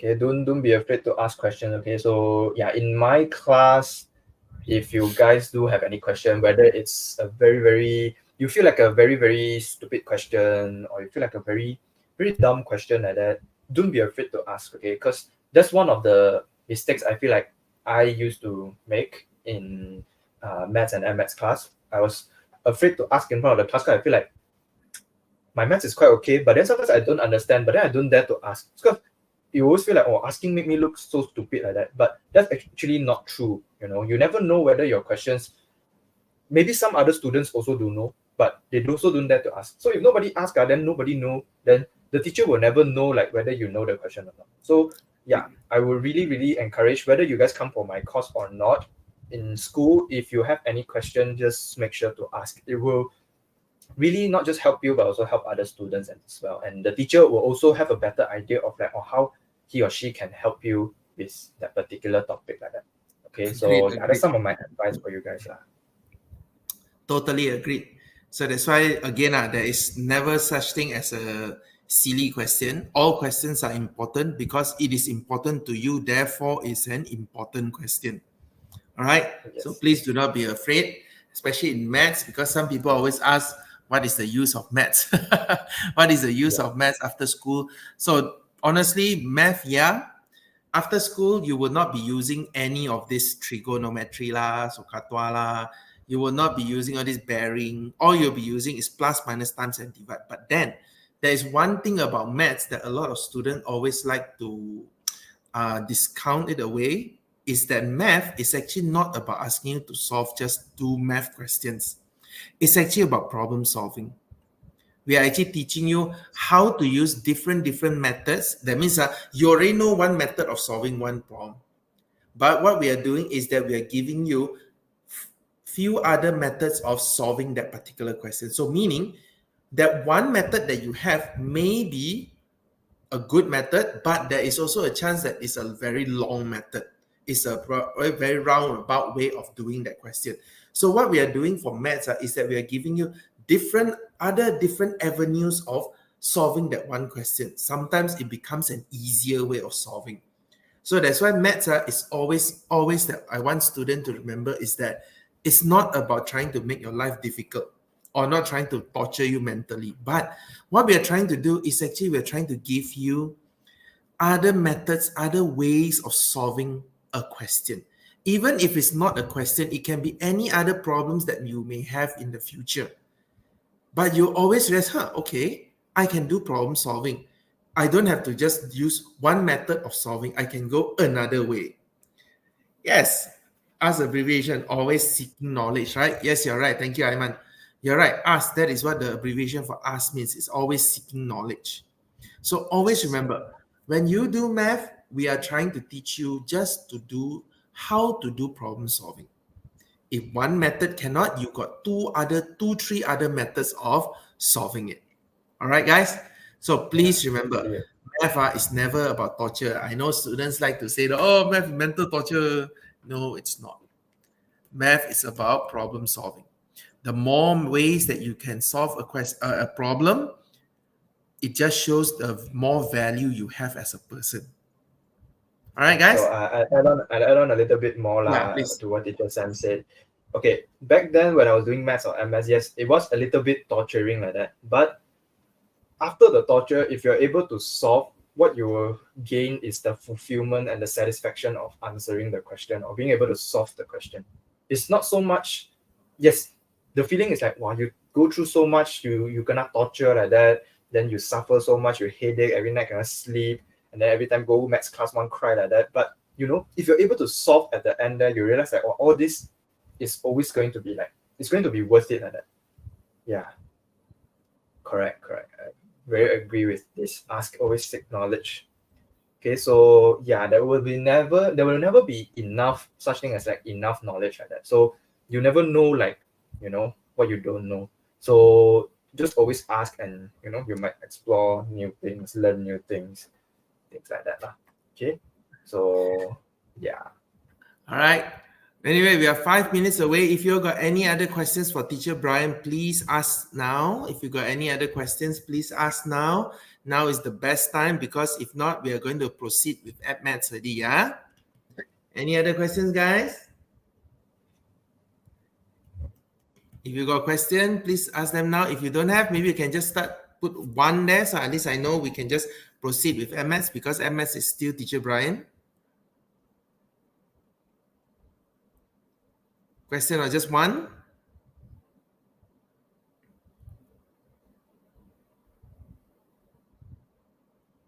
One. Okay. All right, Chair Brian. How about we just continue MS? You just start 5 minutes earlier. Right. So okay. Thank you, guys. Okay, so if you guys are not taking MS, then yeah, you guys can go rest and already. Yeah. So yeah, I hope to see you guys in my class lah. Okay. But I would still recommend staying learn something new. Yeah. All right, Chair, I'll remove myself. I'll give you back the board. Okay. All right.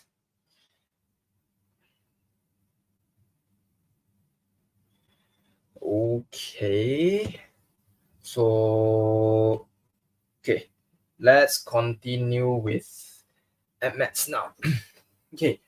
So MMATs, in my opinion, I feel like to some students maybe they also feel this way. MMATs might be easier than maths. Why? Because MMATs is actually their answers are usually, their questions are usually more clear cut compared to maths. Maths, sometimes you might realize that you might need to think a bit, and then you might, realize that, whether this answer is correct or not. But in maths, you realize you will have less of those kind of moments. MS is usually always just do, and do. So yeah, that's the thing about MS that, that's very, very special. Okay, so yeah, just to give you guys a brief about like what are the topics that you will see in your exams. So these are the topics. Okay, so you have your functions, your quadratic functions, basically your quadratic equations. Okay, then talking about equations, inequalities, and graphs. These are talking about your cubic curves, quadratic curves. Okay, then inequalities, equations are talking about like your modulus and things like that. Okay, so these are very some of the first few chapters that you guys always learn. And trust me, back then, I also same thing. I will always forget when it's near the exam one. So, but that's okay, right? So that's why I'm here to help you guys out. Okay. So yeah, then after that you have your indexes, your factor theorem, remainder theorem. So all of them you will see, yes, they might be separated into like different topics like that, but a lot of the times the questions are all jumbled up together, meaning like you might see simultaneous equation with maybe trigonometry together, or even with for example circular measure, or any different thing. Okay, so it's not always like, oh, one topic, then you just study for that topic, and then you see the question come out in the exam. It's not always like this. Okay, so you have to be good at a lot of them, right? But if for anyone who is struggling for MMaths and they feel like, oh, what are some of the topics that I should focus on and can really help me at least get a credit, or aim for A or A star. So one of the few of the topics that you will always see in the exam, and they have a very high weightage, is going to be your differentiation and integration. Okay, so these two topics are one of the most important one in MS already. These are what we call calculus. Okay, so later on in your college or uni, these topics are what we call calculus already. So calculus is one of the most important ones. Okay, then of course it's going to be involving with your quadratic functions as well. Okay, then after that, trigo is also a very big topic. All right, so these are the topics that if you really want to score well, maybe you can put a bit more focus on. Okay, but for today's class, what we'll be focusing more on is going to be straight line graphs. Okay, because straight line graphs, a lot of the times they might link it back to maybe differentiation, integration, or even some other topics as well. Okay, so straight line, this part we are not going through too much of your big Y equals to M and then big X plus C. We're going to be focusing more on what we call coordinate geometry.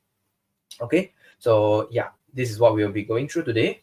Okay, so yes, now coordinate geometry, this is what we are studying coordinates, and also the relationships between like lines and curves and things like that, anything that you draw on a graph. So those are what we call coordinate geometry. Okay, now the most basic and most important thing that we need to know is straight line equation. So maybe some of you can type in the chat, just let me know what is your straight line equation. Okay, so straight line equation, this one, whether you take maths or actually you take MS, you confirm take maths already one lah. So you have to know what is the straight line equation. This is one of the most simple thing, and yeah, one of the most tested thing in the exam. Okay, so can anyone let me know in the comments, okay, what is your straight line equation?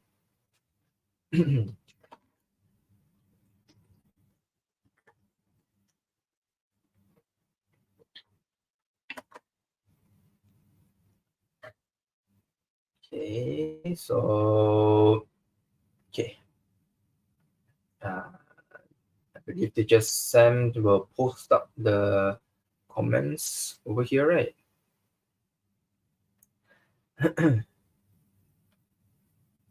Okay, all right. So if you guys got type inside, because I'm not really looking at the comments there lah. Okay, but never mind. Okay, so let's look at what your straight line equation is. Okay, it's gonna be y equals to mx plus c. So this one is something, whether you take maths or maths, you will be always using and seeing a lot.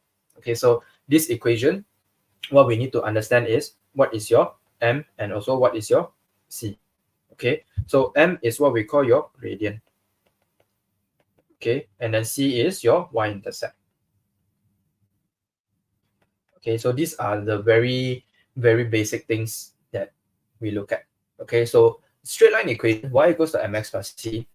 Okay, the relationship that they are looking at is actually between your y-axis and x-axis. So these are all your axis. All right, we are talking about y-axis and x-axis, and then of course the coordinates there and what are their relationship like that. How do we put them together? So it's joined all together by this straight line equation, y equals to mx plus c. Okay, so after we know understand about coordinates and things like that, we need to know how to find midpoint. So midpoint is using, of course, this equation here, which is your x plus x divided 2, and then y plus y divided 2. So this whole idea of why do we use this is because we are talking about, we are dealing with middle, right? So how do you find the middle? We total both of them up together, and then we divide by 2. So that's where we find the middle, correct? So we have 1 point here, 1 point here. Okay, we total them up together. Okay, we total them up together, and then we divide it by 2. Once we split it by 2, then this is exactly where our middle is. So that's the whole idea of midpoint. So why do we use two things plus together and then divide by 2? Okay, so the whole point is to find the middle. All right, now then after we learn midpoint, we have to learn about lines also. So your parallel lines, when we say parallel lines, we are saying that two lines move in the same direction, so they will never meet. Okay, so we are also talking about them having the same gradient, same steepness like that. Okay, so M1 equals to M2, meaning both gradients are the same. Okay, then perpendicular line, this one is also one of the most important things that you need to know. Okay, and then you will apply this in many other topics such as your differentiation as well. Okay, so why is that? Because differentiation, if you remember, we are looking for gradient. So anything to do with gradient, we have to use, we will be touching like parallel lines and perpendicular lines also. Okay, so yeah, these are kind of like your basics like that you need to be strong at. And later on, when you do other topics, you will realize that this is also, it's going to be easy also lah. Okay, all right, so yeah, parallel and perpendicular lines. Okay, then perpendicular bisector. This is one of the things that I think every student always forget one. So whenever you see the word bisector, the word bisector means we separate into two sectors, but we are talking about two equal sectors. So when we say separating into equal like that, we are saying looking for the middle. Okay, so perpendicular bisector is basically just the 90 degree. So line AB and line CD, they are perpendicular to each other.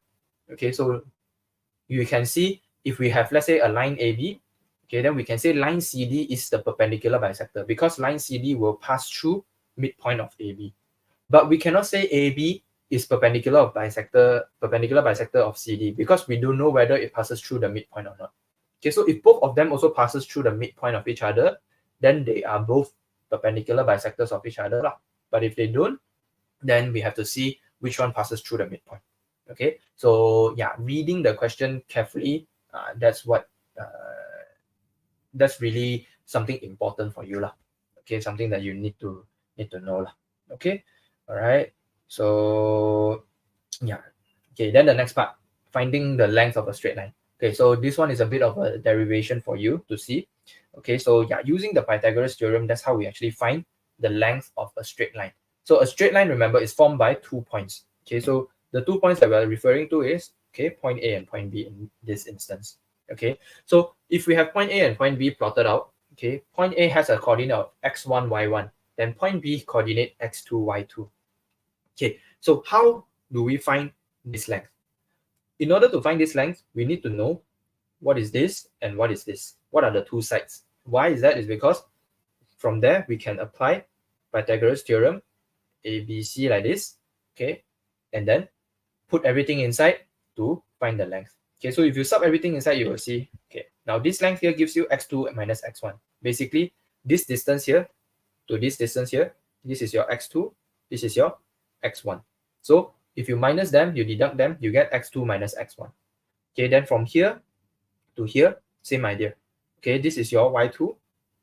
Okay, this is your y1. So if we deduct them, the difference is y2 minus y1 already. So that becomes your A, and then the other one becomes the B. So a square plus b square equals to c square. C square is the one we want to find. So we put everything inside, you'll notice that this is what you arrive at. Okay, so you don't have to actually derive it in your exam, but you do have to remember how to use this formula.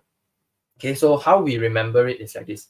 Okay, a lot of students last time, at least for me, how I remember it is, I know that when I square root, you can never square root a negative, correct? Square root negative, you cannot do that. So you want to think about the equation there. So sometimes students don't know whether is it minus plus minus, they don't know whether is it minus plus minus or plus and then minus plus. So you want to think about it.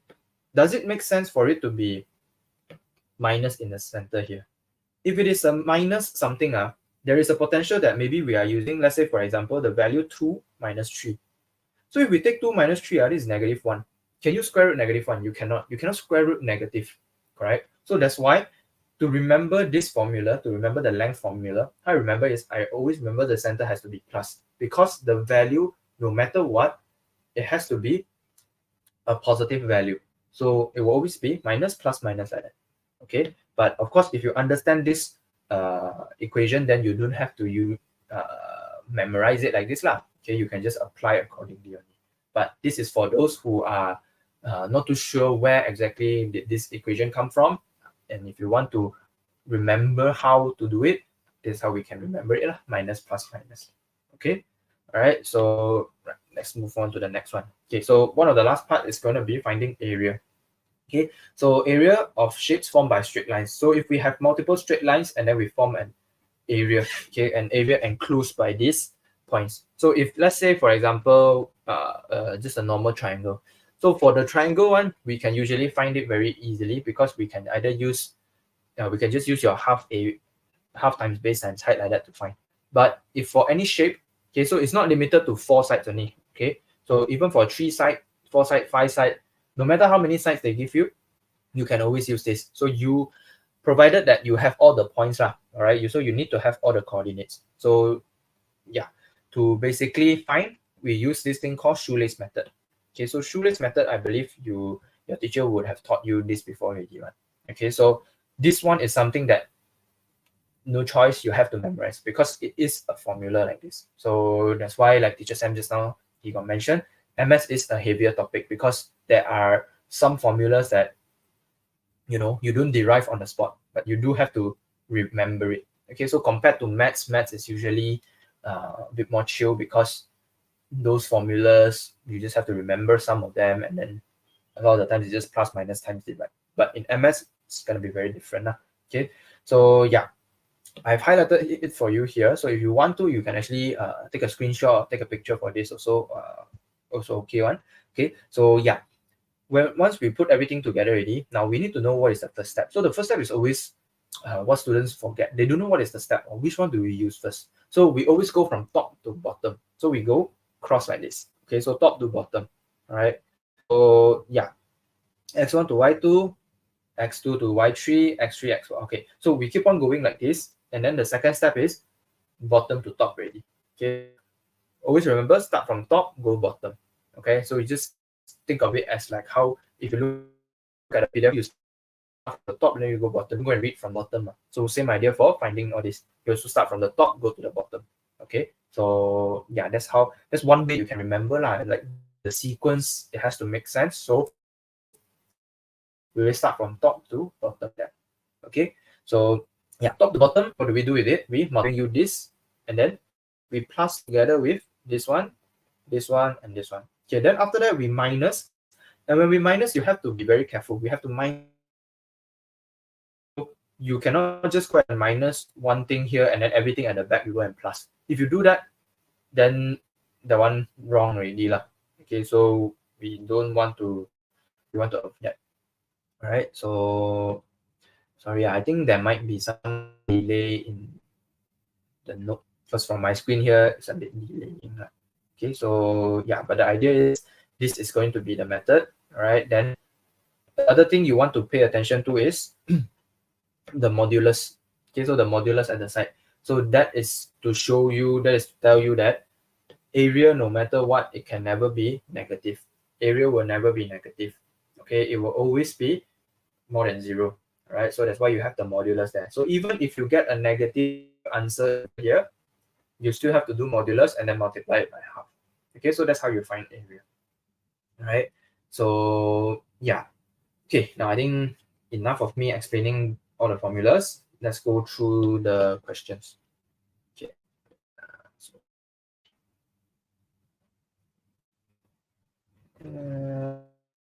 Okay.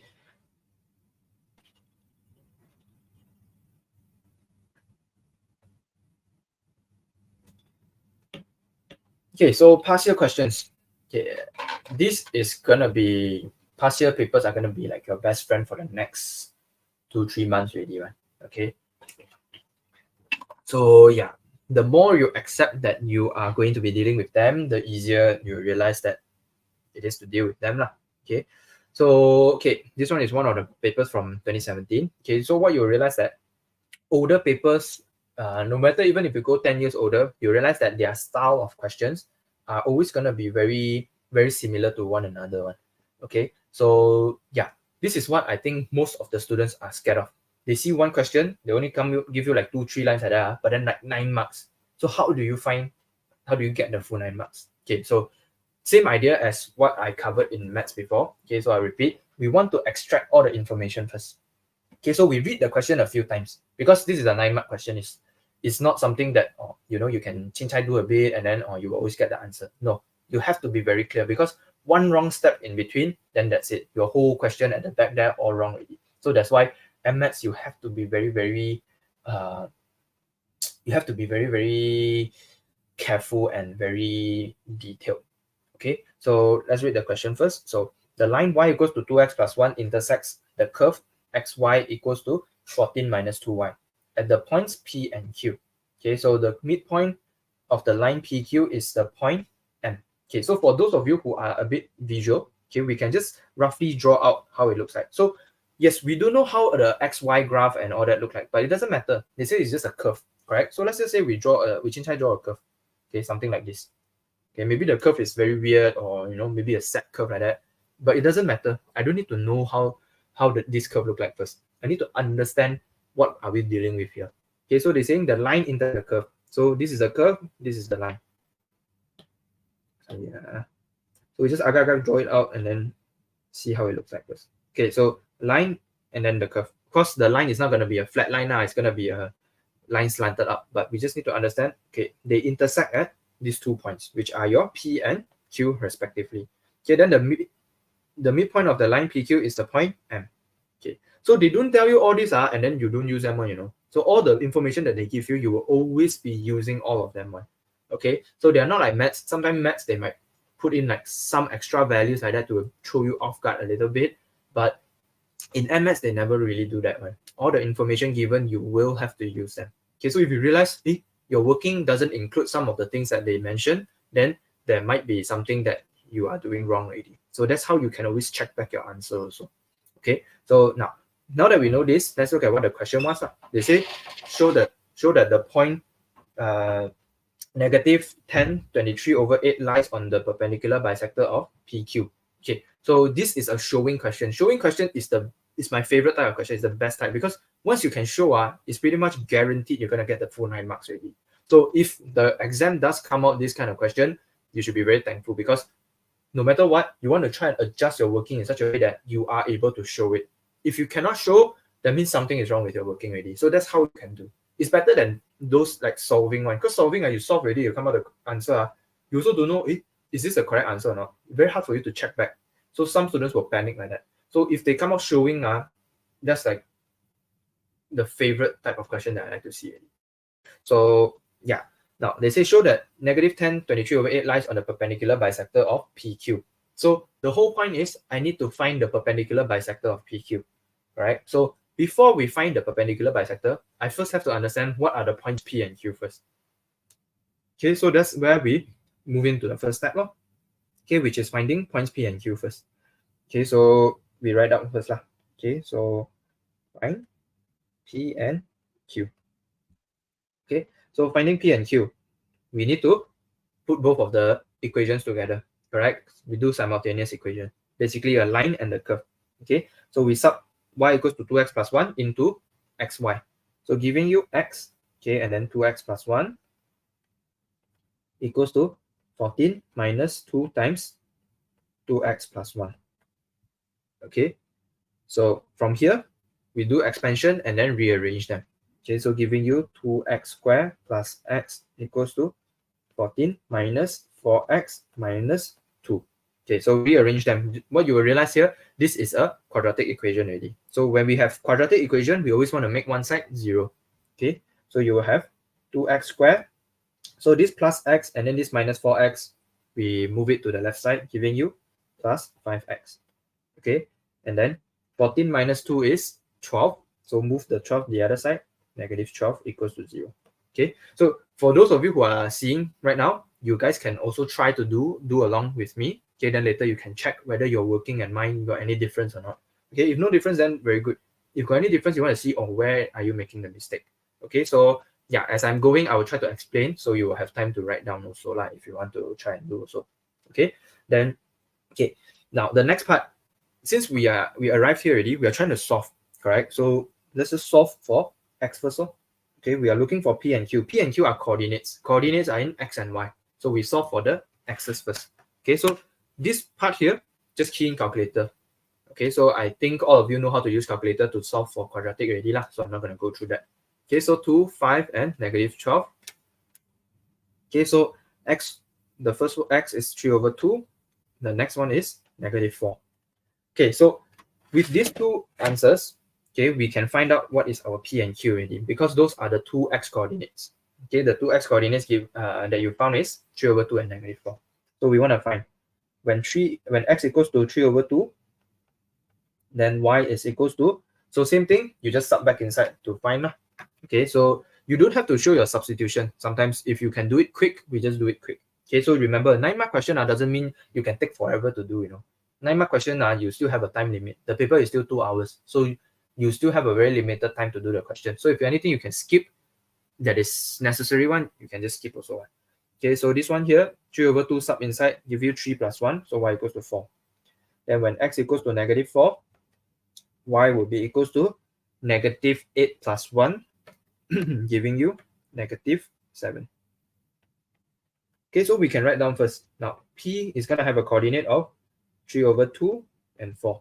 Okay, so in this case, they never tell you anything about p and q, whether p is higher up, lower, or whatever. If they never say, then it's up to you to put which one is your p, which one is your q.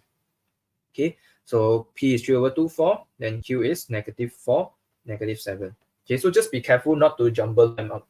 All right, so always follow back what you get over here. All right, so giving you your p and q.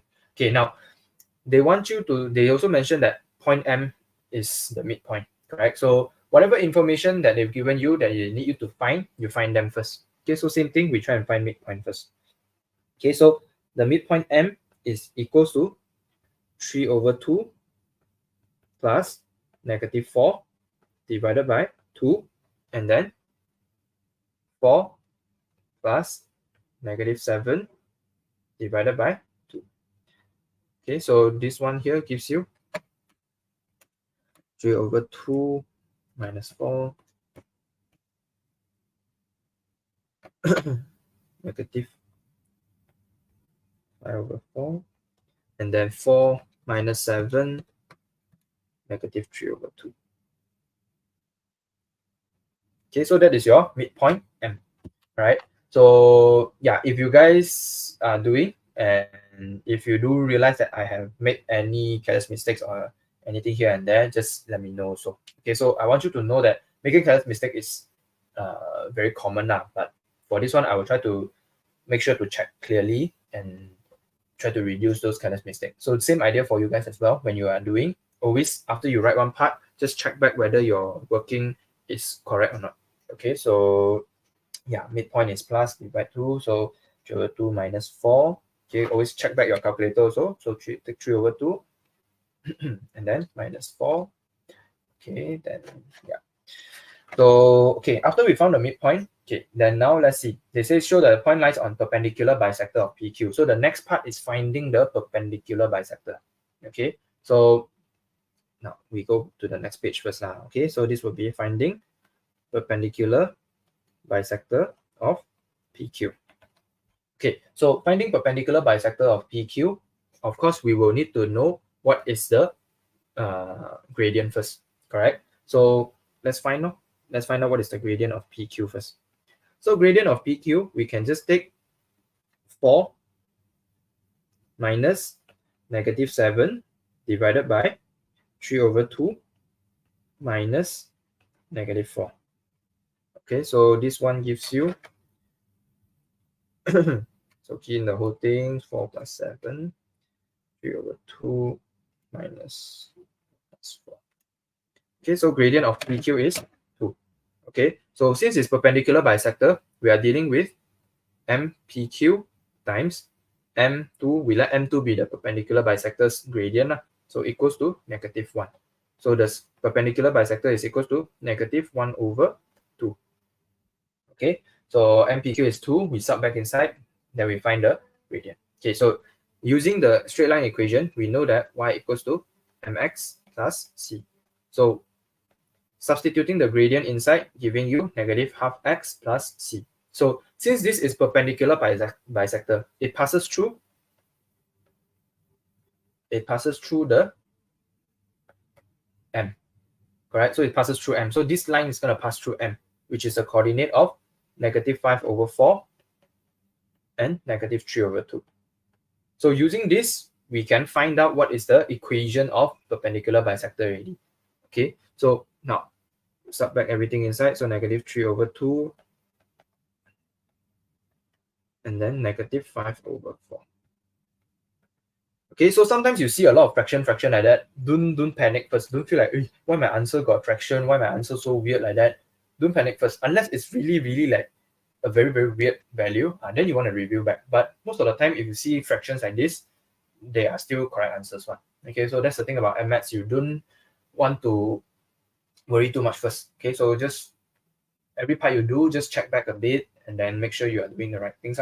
Okay, so here what we can do is just key in calculator also, okay, to find out what is our C.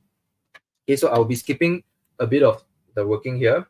Okay, so yeah, that one I believe all of you should have like at least a very good level of like algebra like that already, because if your algebra is weak, it's going to be very difficult for you to do maths, because what you want to do will be focus a bit more on like practicing your algebra. Okay, so all your basic plus, minus, times, divide, arranging, you have to be good at those already.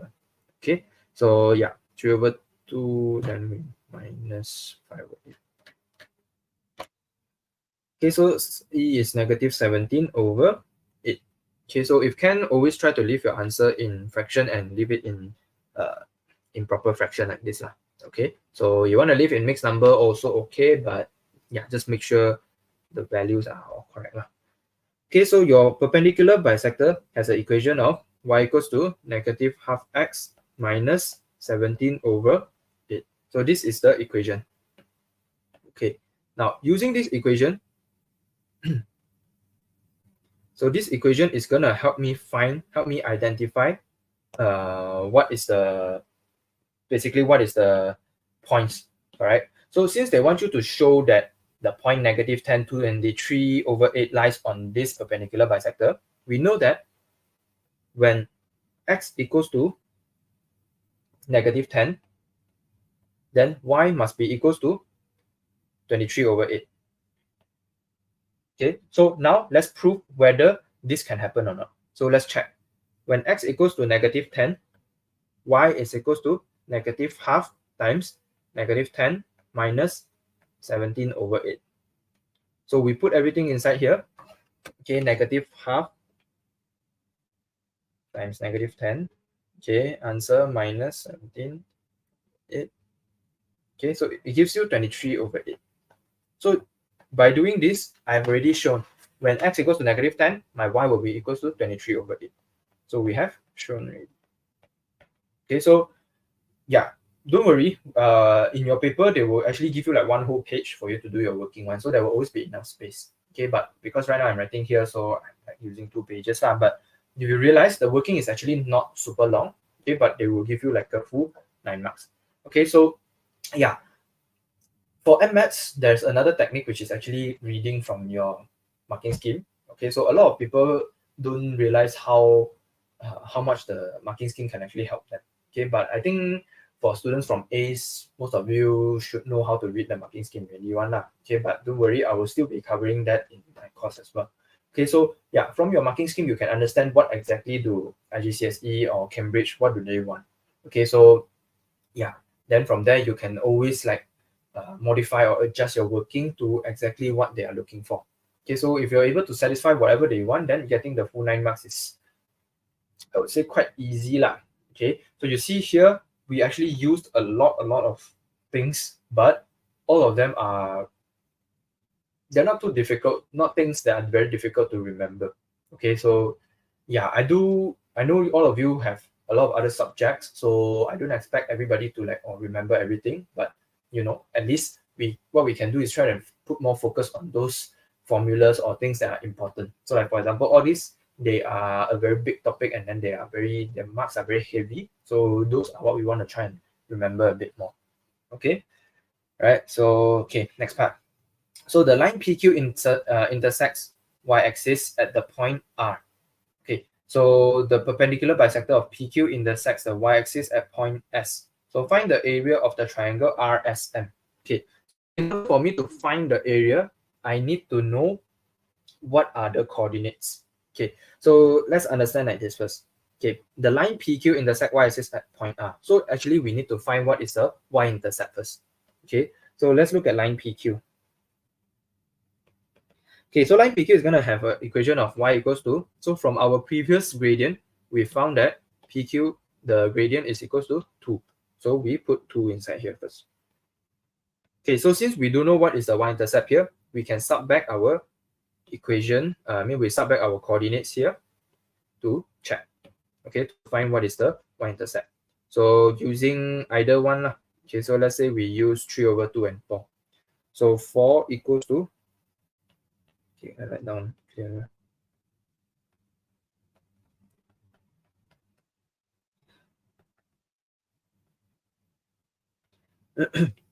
Sorry, your y should be 4 equals to 2 times 3/2 plus c. Okay, so finding your c would be equals to 4 minus 3, so 1. Okay, so since it intersects at point R, we know that R is going to have a coordinate of 0, 1 already. Okay, so yeah, that's the coordinate for R. Okay, then after that, we still need to find coordinate of S. So using this here, we can actually know what is the coordinate of S already. Okay, see the perpendicular intersects the y-axis at the point S. Okay, so this is going to intersect y-axis at point S, which means S is going to have a coordinate of 0, -17/8.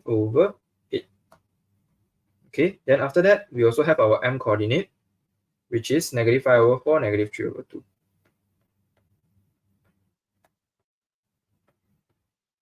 Okay, so in this case, we use our formula of area equals to half, okay, modulus. So you want to make sure to, if they say triangle RSM, we follow the flow. So R to S to M and then back to R again. Okay, so R is 0, 1. Okay, S is 0, -17/8. Okay, and then M is -5/4, -3/2. Then we go back to 0, 1. Okay, then from here, we do the first step, which is up to down, and then up to down. So you will notice it's actually, the working might not be as long as what you all think. Okay, it's usually quite short only, because you see 0 times this is all 0 already. So 0, 0, then we are just left with -5/4. Okay, then this one minus the next one is bottom to top. So this times this times this, and then this times this. So you will notice also, once you have this, all this also still give you 0, and then the only one left is going to be -17/8 times -5/4. Okay, then everything else is just 0 ma. Okay, so from here we can solve for our area already. So area equals to half of, so the modulus is negative 5 over 4. And then minus, this is 17 over 8. That's 5 over.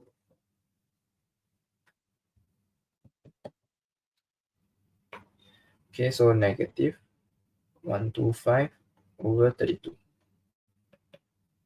So yeah, just key in calculator lah. Okay, answer divided by 2.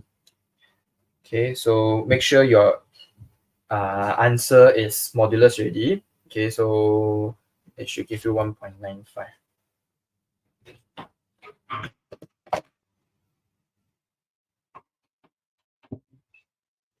Okay, so yeah. All right, so the whole question here, total is 12 marks. Okay, and a lot of the times, if you are able to do the first part, the second part, you'll realize it's not that difficult also because you have all the coordinates, all the points ready. Okay, so yeah, and always make sure for MMaths, maths you can do show working, it's fine, but MMaths you die must show working, because that's where you get your mark one. If you just write your answer at the end, you're just gonna get an answer mark only, and usually it's just 1 mark, 2 marks like that. Okay, all the marks come from your working, so always show all your working. Okay, even if in any case, let's say there are mistakes in the middle here, if you make any mistake, at least those parts at the front that is correct already one is gonna help you salvage whatever it is lah. Okay, so yeah, don't underestimate how much working can help you. Okay, so okay, we still have time, so I'm gonna go through this next part also. Okay, so you can see usually the questions are gonna be like this. They either give you like one whole big chunk like that and then ask you to solve, or they might separate it into few separate parts like that, and then each part is about 2-3 marks, but the whole question total up is still 4, 3, 7, 8, 10 marks. So it's still a very big question like that. Okay, but this one here better is because you can always there might be mistakes here and there, at least it won't affect the whole question like that lah. Okay, so okay, let's see the question first. So they say 3 points have coordinates A, B, C, and then line through C perpendicular AB. Okay, so first part they say find equation of the line AB. So finding equation of line AB, we are still using y equals to mx plus c. Okay, so we need to find two things, your m and c. Okay, now let's write down the coordinates of A first. So A is negative 8, 6, and then B is 4, 2. Okay, so let's find the gradient first. Finding gradient, very simple. 6 minus 2 over negative 8 minus 4. Okay, so key in calculator.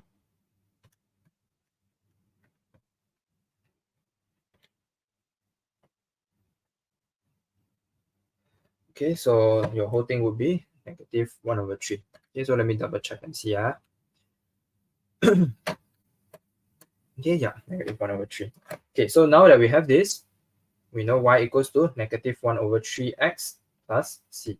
So since the coordinates A and B lie on this line, we can use back A and B to check what your c is. Okay, so I know some of you maybe prefer the method y minus y1 equals to m bracket x minus x1. Okay, so if you want to, you can use this formula also, no problem one. Okay, both will still give you the same answer. Okay, so yeah, it depends on how you want to use it, and both, like I said, will give you the same answer. And then yeah, for the 2 marks, you will still get the 2 marks one. Okay, so but what I prefer to do is always sub back inside. Okay, so if we substitute back, okay, so let's say we substitute 4, 2, since it's easier. Okay, 2 equals to negative 1 over 3, 4 plus c.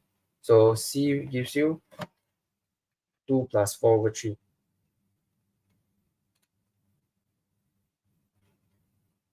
Two plus 4 over 3, 10 over 3.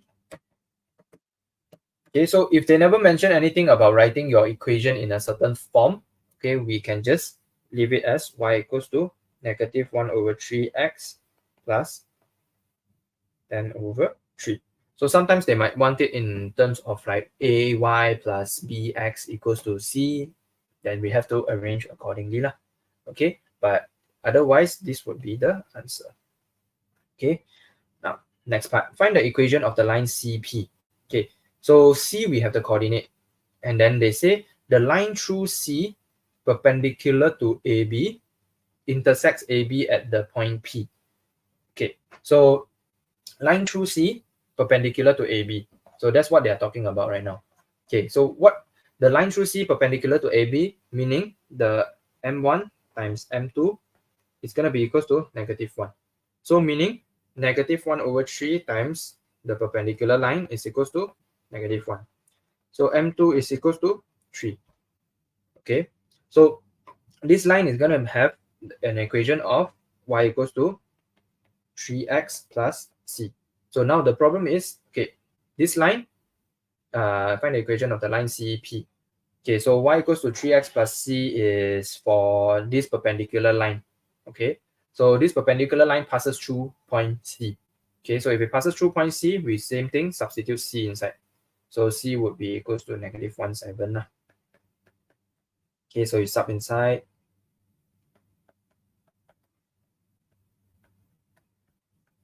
Okay, giving you c equals to 7 minus 3, 4. Okay, so the equation is y equals to 3x plus 4. Okay, so equation of the line CP. Okay, so this line, see, it intersects at the point P, but it's not necessary for us to find point P yet because this is still a line that passes through the line C. Correct? I mean, sorry, passes through the point C, and it's also perpendicular to AB. So this would be the answer already, 3x plus 4.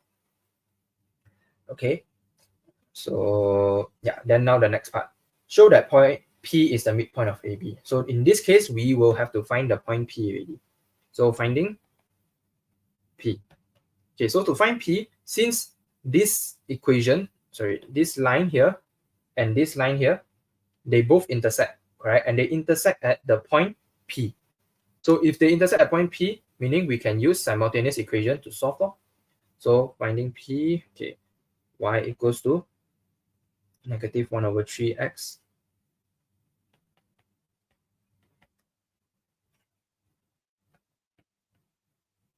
okay, and then your other equation is 3x plus 4. Okay, so using this, we sub them together, giving you 3x plus 4 equals to -1/3x plus 10/3. So if you want to solve easier, we multiply 3 to everything. So giving you 9x plus 12 equals to -x plus 10. So this is 10x equals to 2, x equals to 1/5. Okay, so we know the coordinate is x equals 1/5. So y is equals to 3 times 1/5 plus 4. So y would be equals to giving you 23/5. Okay, so right now the P has a coordinate of 1/5 and 23/5. Okay, so now they want you to show that this point P is the midpoint of AB. So let's find what is the midpoint of AB.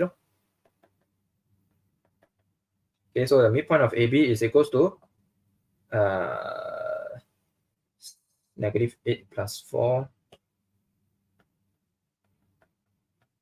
Hey, wait, let me double check. There might be something wrong with my working up here. Wait, let me just write down first. What is the midpoint of AB? So ABB is 4, 2. So 6 plus 2 divided by 2. Okay, so -8, -4/2. -4/2, -2, 4, 8. Okay, so you can see for questions like this, good thing is once you reach here, P is not midpoint of AB already. So in this case, we have to check back our working. Where did we make the mistake already? Okay, so let me double check and see. Line through C intersect at point P. So I think it might be from here. 3 points. The line through C perpendicular to AB. Okay, line through C perpendicular to AB. So we find the point P first, and then we find the line CP. Okay, so I think for this part here, we have to check and see. Okay, so we have C already. Okay, so in this case, I think we still need to find what is the line, what is the point P. Okay, so using this equation here, okay, so this part here is what we want to sub back inside first lah. Okay, so P is 1 over 5. Wait, this part doesn't make too much sense. Let me double check and see. Yeah, hey.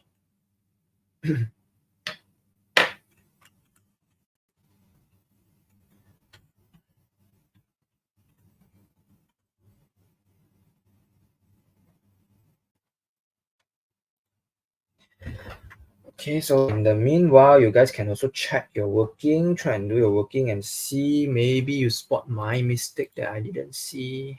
Okay, let's double check and see.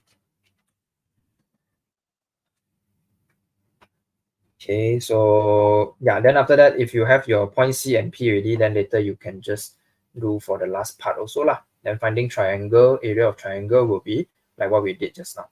Okay, so yeah, you guys can try and see first. Okay, just give me 1 minute. Let me double check and see where is the problem. Right.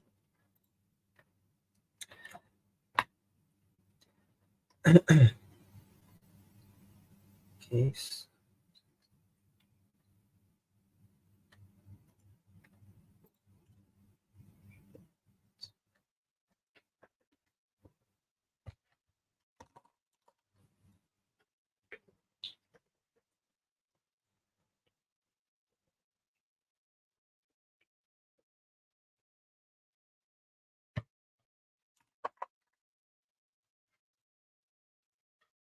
Okay, I think my part one answer is correct.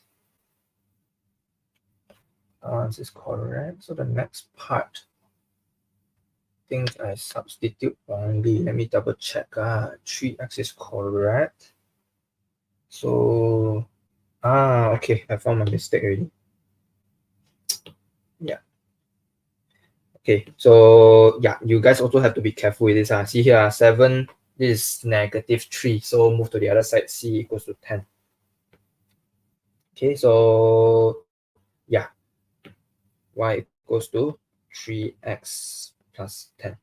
Okay, so yeah, if you get to this, then I think this part here you should be able to do also lah. Okay, so in the question if you see marking scheme they actually they don't really have like, what do you call, error carry forward like that. Okay, so yeah, in this case you have to be very careful already. Okay, so if you cannot show, that's why this kind of question also good, because if you are unable to show, means something is wrong at the back. So we just check back and then identify the mistake, and then we just amend accordingly lah. So this will be 3x plus 10 equals to that. So everything times give me 9x plus 30. So then I would have 10x. 10 minus 30 gives you. So 10 minus 30 gives you -20. So negative 2. Okay, so x equals to -2 in this case. All right, so yeah, x equals to -2. So -6. -6 plus 4.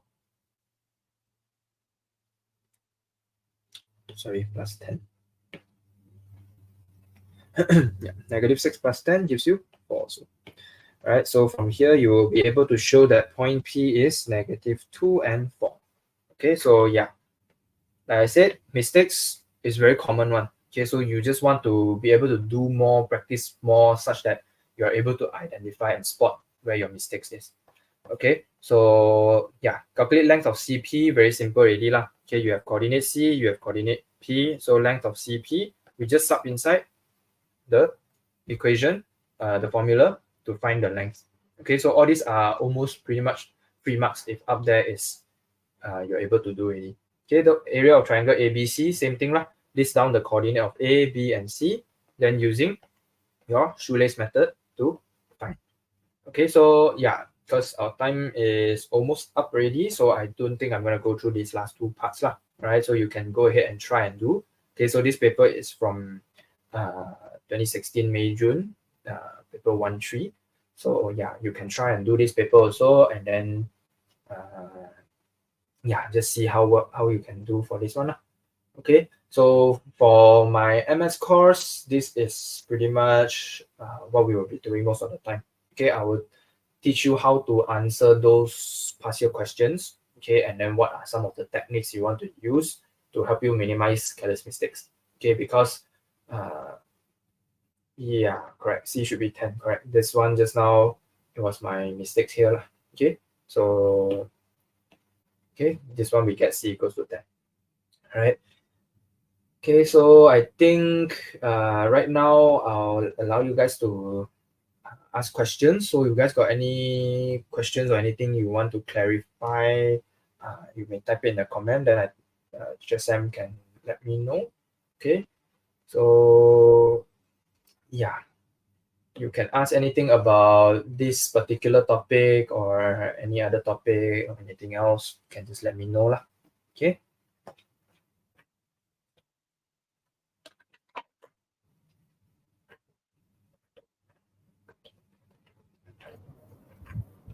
All right. Thank you, Teacher Brian, for an awesome math sharing. All right, for the rest of you, any questions or not? Oh, there is one question. Is this a popular topic in the exam? That's correct. This is one of the. It's basically almost every exam, either in paper 1 or paper 2, you will see it. Okay, so yeah, I would say for MS, it's usually quite clear cut lah. The questions that they ask, they are pretty much always going to be like that. Anything to do with coordinate geometry questions, they are going to ask in this manner like that. All right. So yeah, if it does come out, it's going to be quite easy to score lah, I believe.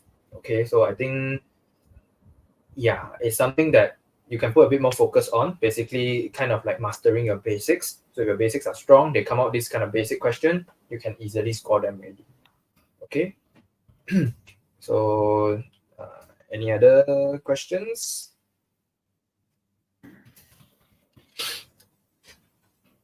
Okay, feel free to ask.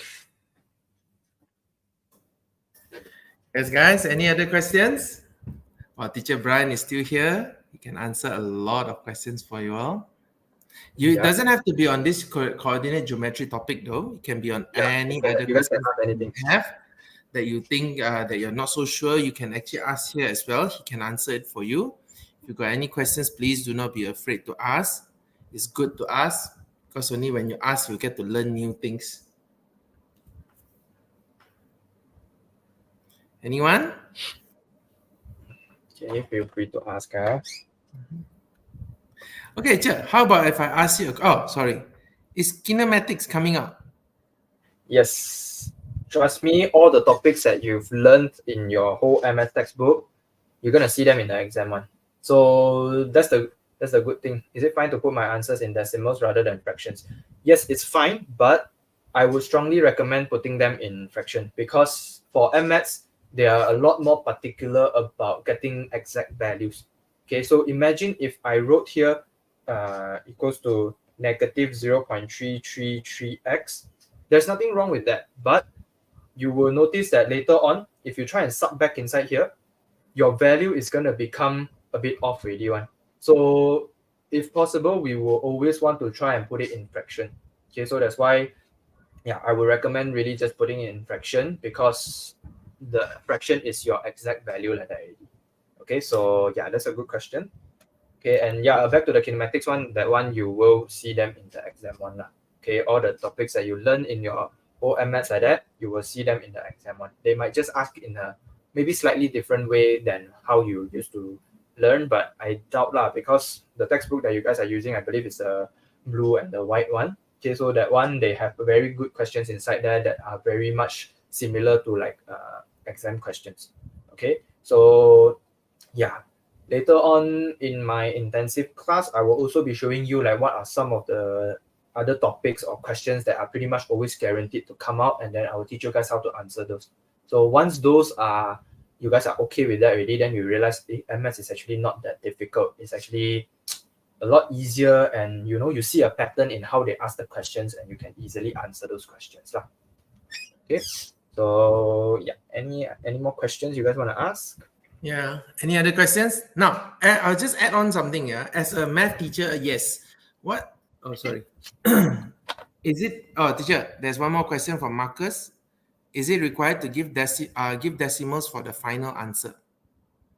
Yeah. So this one, not required. Okay, unless the question say leave your answer in 2 decimal places, correct to 2 decimal places, or leave your answer in 3 decimal places, 1 decimal places. So if the question doesn't say, we can always leave the answer in fraction or in, of course, exact decimals lah. But yeah, best would be fraction.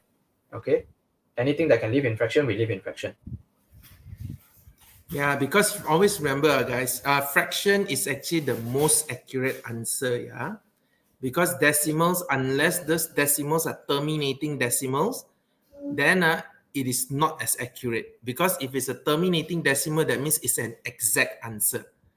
Okay, because decimals are, if you got those are irrational decimal places one, so that means the answer is not going to be as accurate.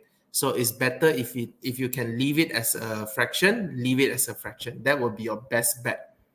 Right? Yep. So always remember this when it comes to answers in decimals or fractions, if can, always leave it as a fraction.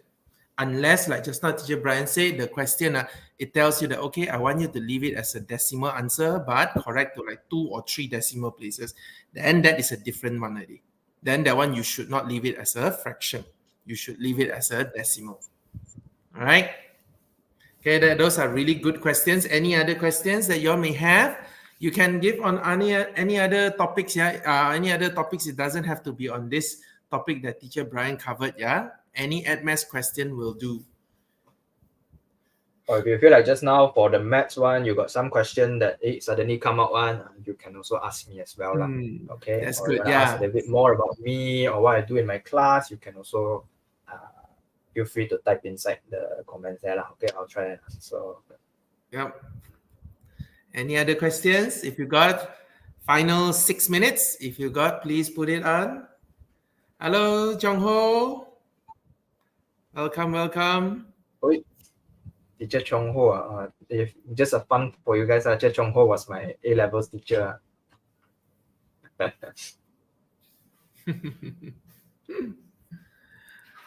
All right. If you guys are okay, or you can just let us know by typing 1 into the message. If everyone is okay and you got no other questions.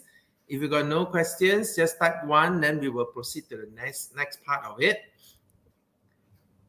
Any problems or not? Can you please type 1 if you're okay? If you got questions, please type the questions in so that we can let Teacher Brian answer. Okay, Marcus is 1.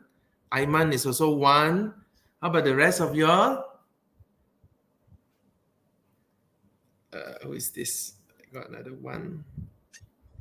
Darren is 1. Yan Ping is also 1.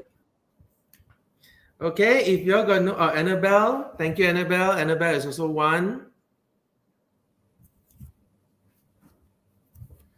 All right. Now, if you're got no questions, then yes, we will let Teacher Brian go off shortly. So, but then we'll have to, then we will proceed with the next part to the end already. All right, thank you, Teacher Brian. Okay. Since they got no questions, thank you so much for your time, guys. Okay, so I hope to see you guys in my class lah. Okay. All right. Okay, thank you. Bye-bye. All right. Okay, since a lot of teachers already sort of spoiler for the things already. Yes. So I hope that what you guys have learned from these 5 topics that we have covered so far, 5 subjects from the 5 teachers, 5 awesome teachers that we have, starting with Teacher Mei Ping for physics, then Teacher Yuki for biology, Teacher Sherlyn for chemistry, and Teacher Brian for math and maths. I hope that you'll get to learn a lot from them. You'll get to learn a lot and have a better understanding of how to answer the questions in exam. So just now I have a question from a parent that messaged me just now. So it's regarding whether we have extra classes or not for this. Yes, actually we do. That's why we are doing this because this is called an intensive course. We are actually running an intensive program as well. So this intensive program is definitely going to be for everyone that needs it, everyone that need extra help for in preparing for your IGCSE. So we actually have some plans ready for you all. So let me share the screen and I'll show you all what we have. Hold on.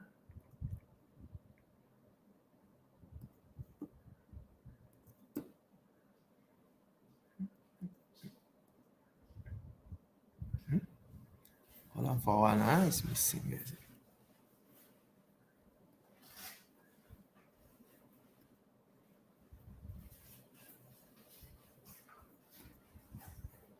Okay, why is it missing?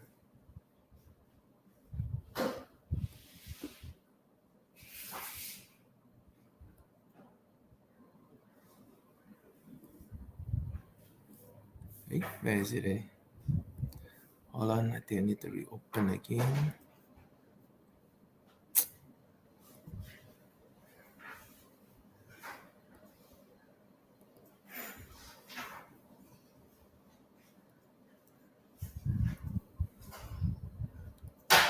Okay, should be okay now.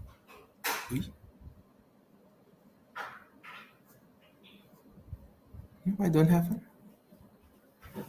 Hold on for one, guys. Yeah, it's not showing up. It's not showing up here.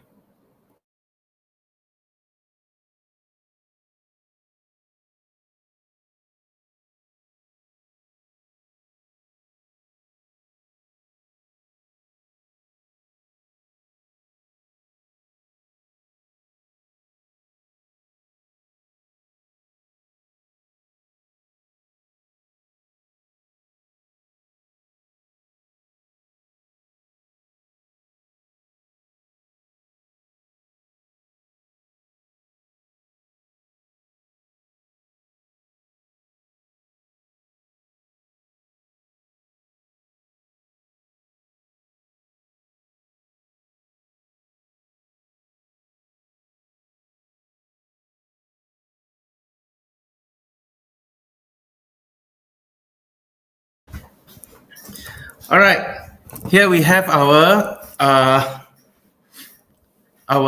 packages that we have for the IGCSE intensive online course.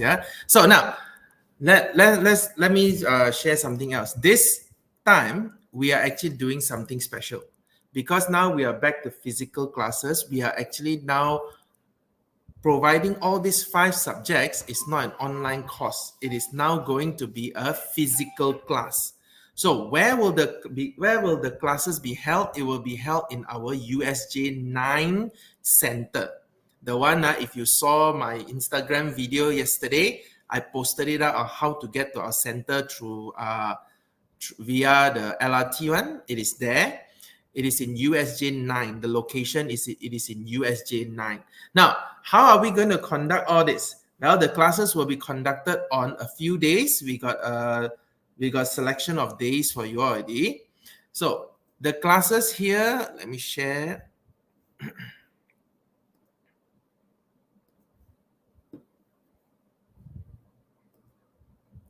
Okay, the classes will be done by our 4 esteemed teachers. We have Teacher Mei Peng for physics. We have Teacher Brian for maths and mathematics. We have Teacher Sherlyn for chemistry and Teacher Yuki for biology. So the classes. Now, these are some of our packages that we have. So the first package that we have is our light package deal. Okay, so this light package deal, right, is for one single subject. Okay, it's for one single subject, any of the 5 subjects that you want. It is for 8 classes in total. That means it will be run across 1 week once for 2 months. Okay, our package is for 2 months package. It's for 8 classes and each class will be 2 hours in total. Okay, 2 hours for each class. Total of 8 classes will be 16 hours. Now, each class, the price is usually 100 ringgit by our teachers. So the package price is supposed to be 800. But then today, we have a different deal for you all. If you guys are interested today, only for today, is going to be not 100 ringgit a class, but it's going to be a total of 600 ringgit package deal. So this 600 ringgit is for all 8 classes, 16 hours of classes. And if you calculate it, based on 16 hours at for 8 classes, 600 is going to be 75 ringgit a class. Okay, it's going to be 75 ringgit a class for a 2-hour class, 8 classes in total. So 16 hours there. So if you divide some more, it's 1 hour, the class is only about 30 over ringgit only. Okay, $37.50. So that means 1 hour, we are only charging you $37.50. So this is the package, or the light package that we have today, a single subject for 8 classes in total, any of the 5 subjects that you want, from chemistry, physics, bio, math, and ed maths, any of the subjects that you want, 600 ringgit only for today. Now, what other bonuses will you have? Other bonuses you will get is that you will have a WhatsApp chat group with the teacher. So that means that if you got any question to ask the teacher, you can always message him or her at any time. Of course, do not message in the midnight lah. Do not message early in the morning. Everyone is trying to sleep. So this group chat with the teacher is going to be very important, because this one, the teacher is able to guide you at any point. If let's say during the physical class, you forgot to ask a certain question, you can always ask the teacher, I got this question at night after the class, how to answer this question. The teacher will be able to answer you. All right. This is for our light package. Again, our light package is for one single subject, 8 classes, 2 hours per class, a total of 16 hours at a total of RM 600. Okay, 600 ringgit for 8 classes.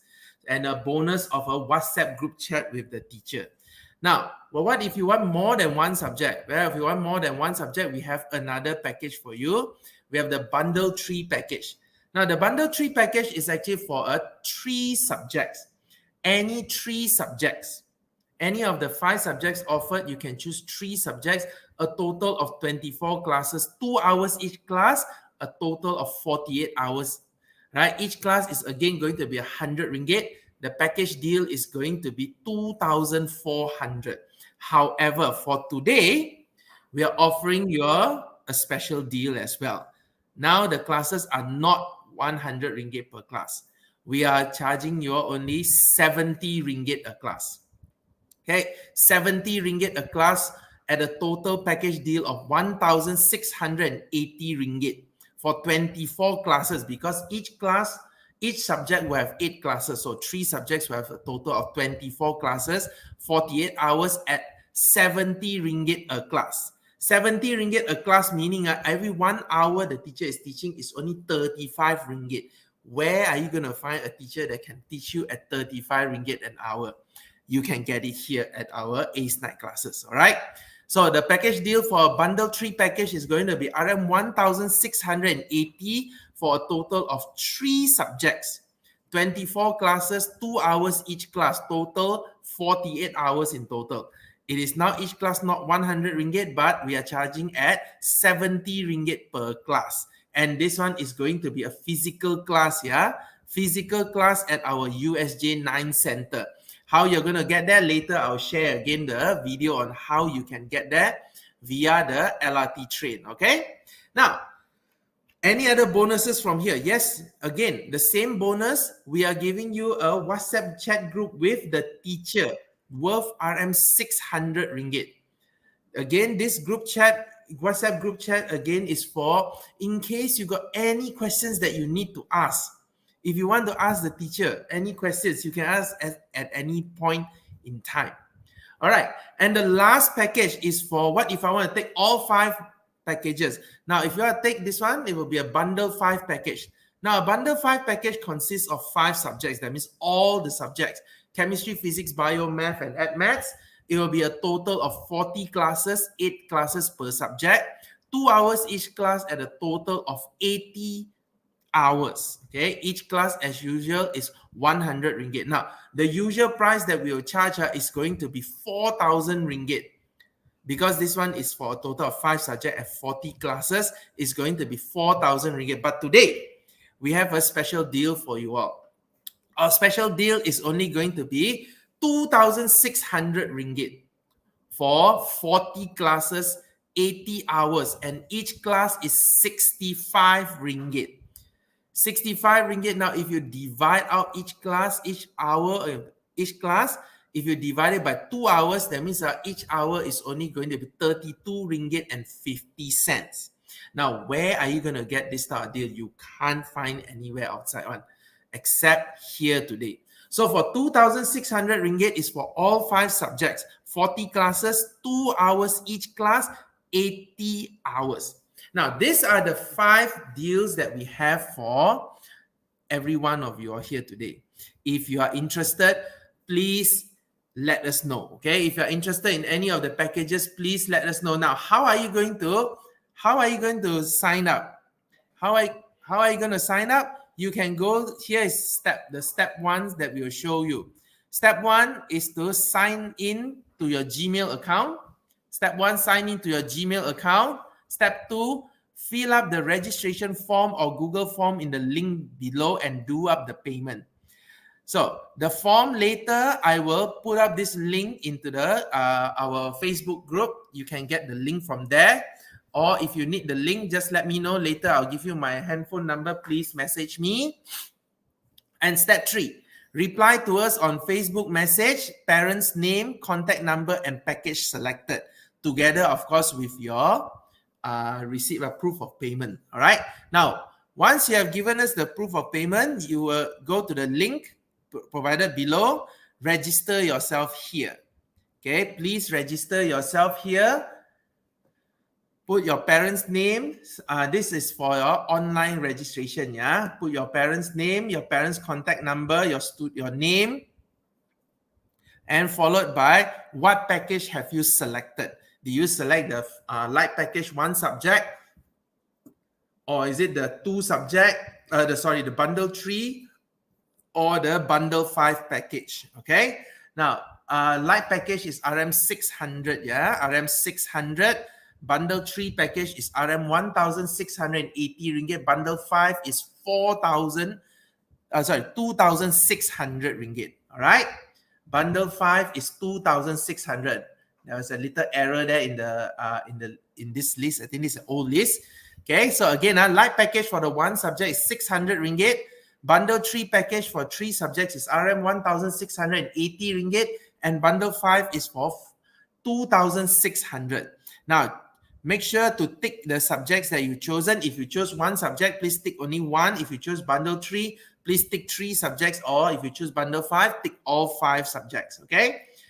Now, once you're done, the payment can be done to the Ace Night Classes bank account. This is our bank account. It's highlighted below here. You can see it there. And once you have selected, please add the file to show us that your banking slip. Okay, you can just use your phone, take a snapshot of it, then put it into this link and into this form, and that will be all. All right. So again, let me highlight this again. Our teachers are going to be Mathematics and Maths is teacher Brian. His classes he has selected is on Fridays, 6 to 8 p.m. for math and 8 to 10 p.m. for Maths. For physics, teacher Mei Ping, Sunday, 8 a.m. to 10 a.m. But teacher Mei Ping's class will only start on the 13th of August. 13th of August 2023. Teacher Brian's class will start on the 4th of August. Both math and maths will start on the 4th of August 2023, meaning it's in just next week only.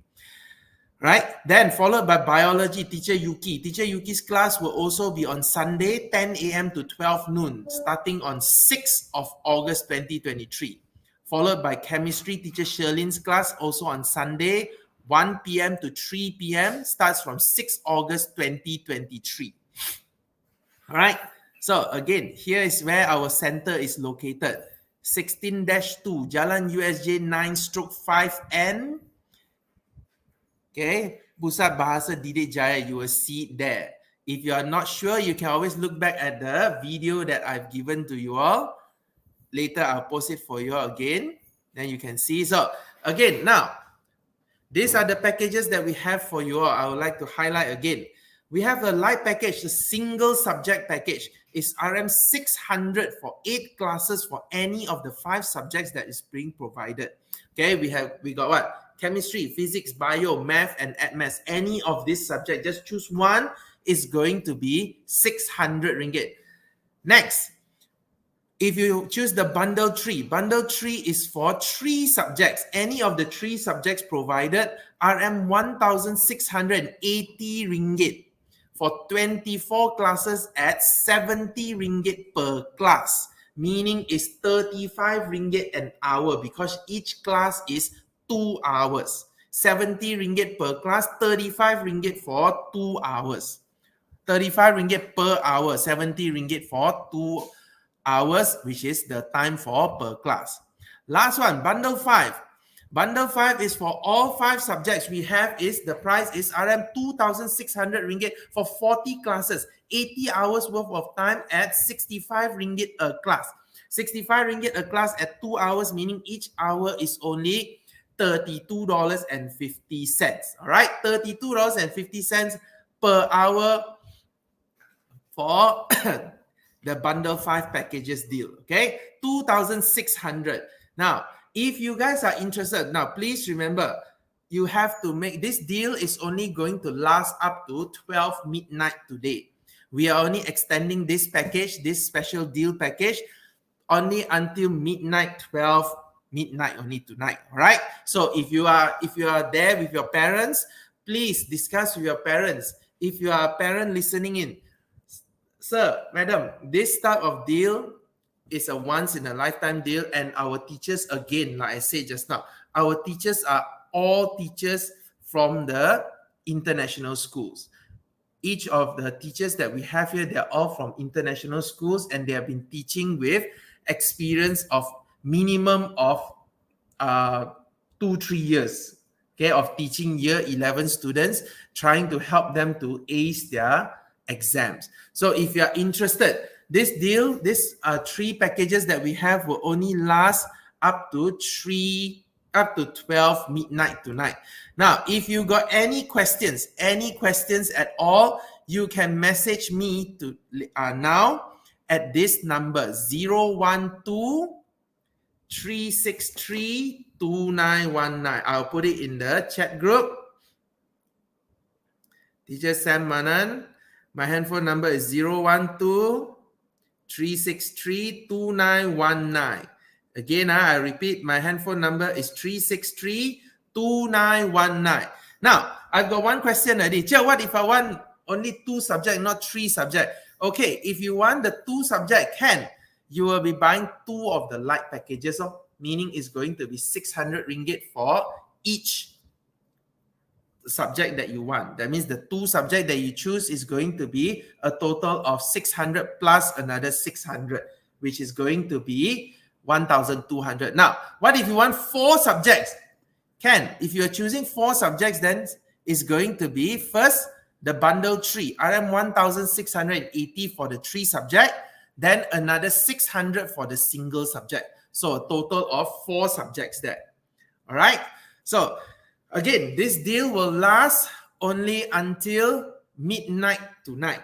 Okay, it's going to last until midnight tonight. Please go discuss with your parents and decide on which package you would like to take up. Now, if you got any questions, please message me now on the group. I will be able to answer your questions now. All right, let me see. Now, the best way to do this is going to be this. All right. Now, instead of me telling you why you should join, let's do a little bit of rapid fire with our teachers. Okay. Let me get our teachers in.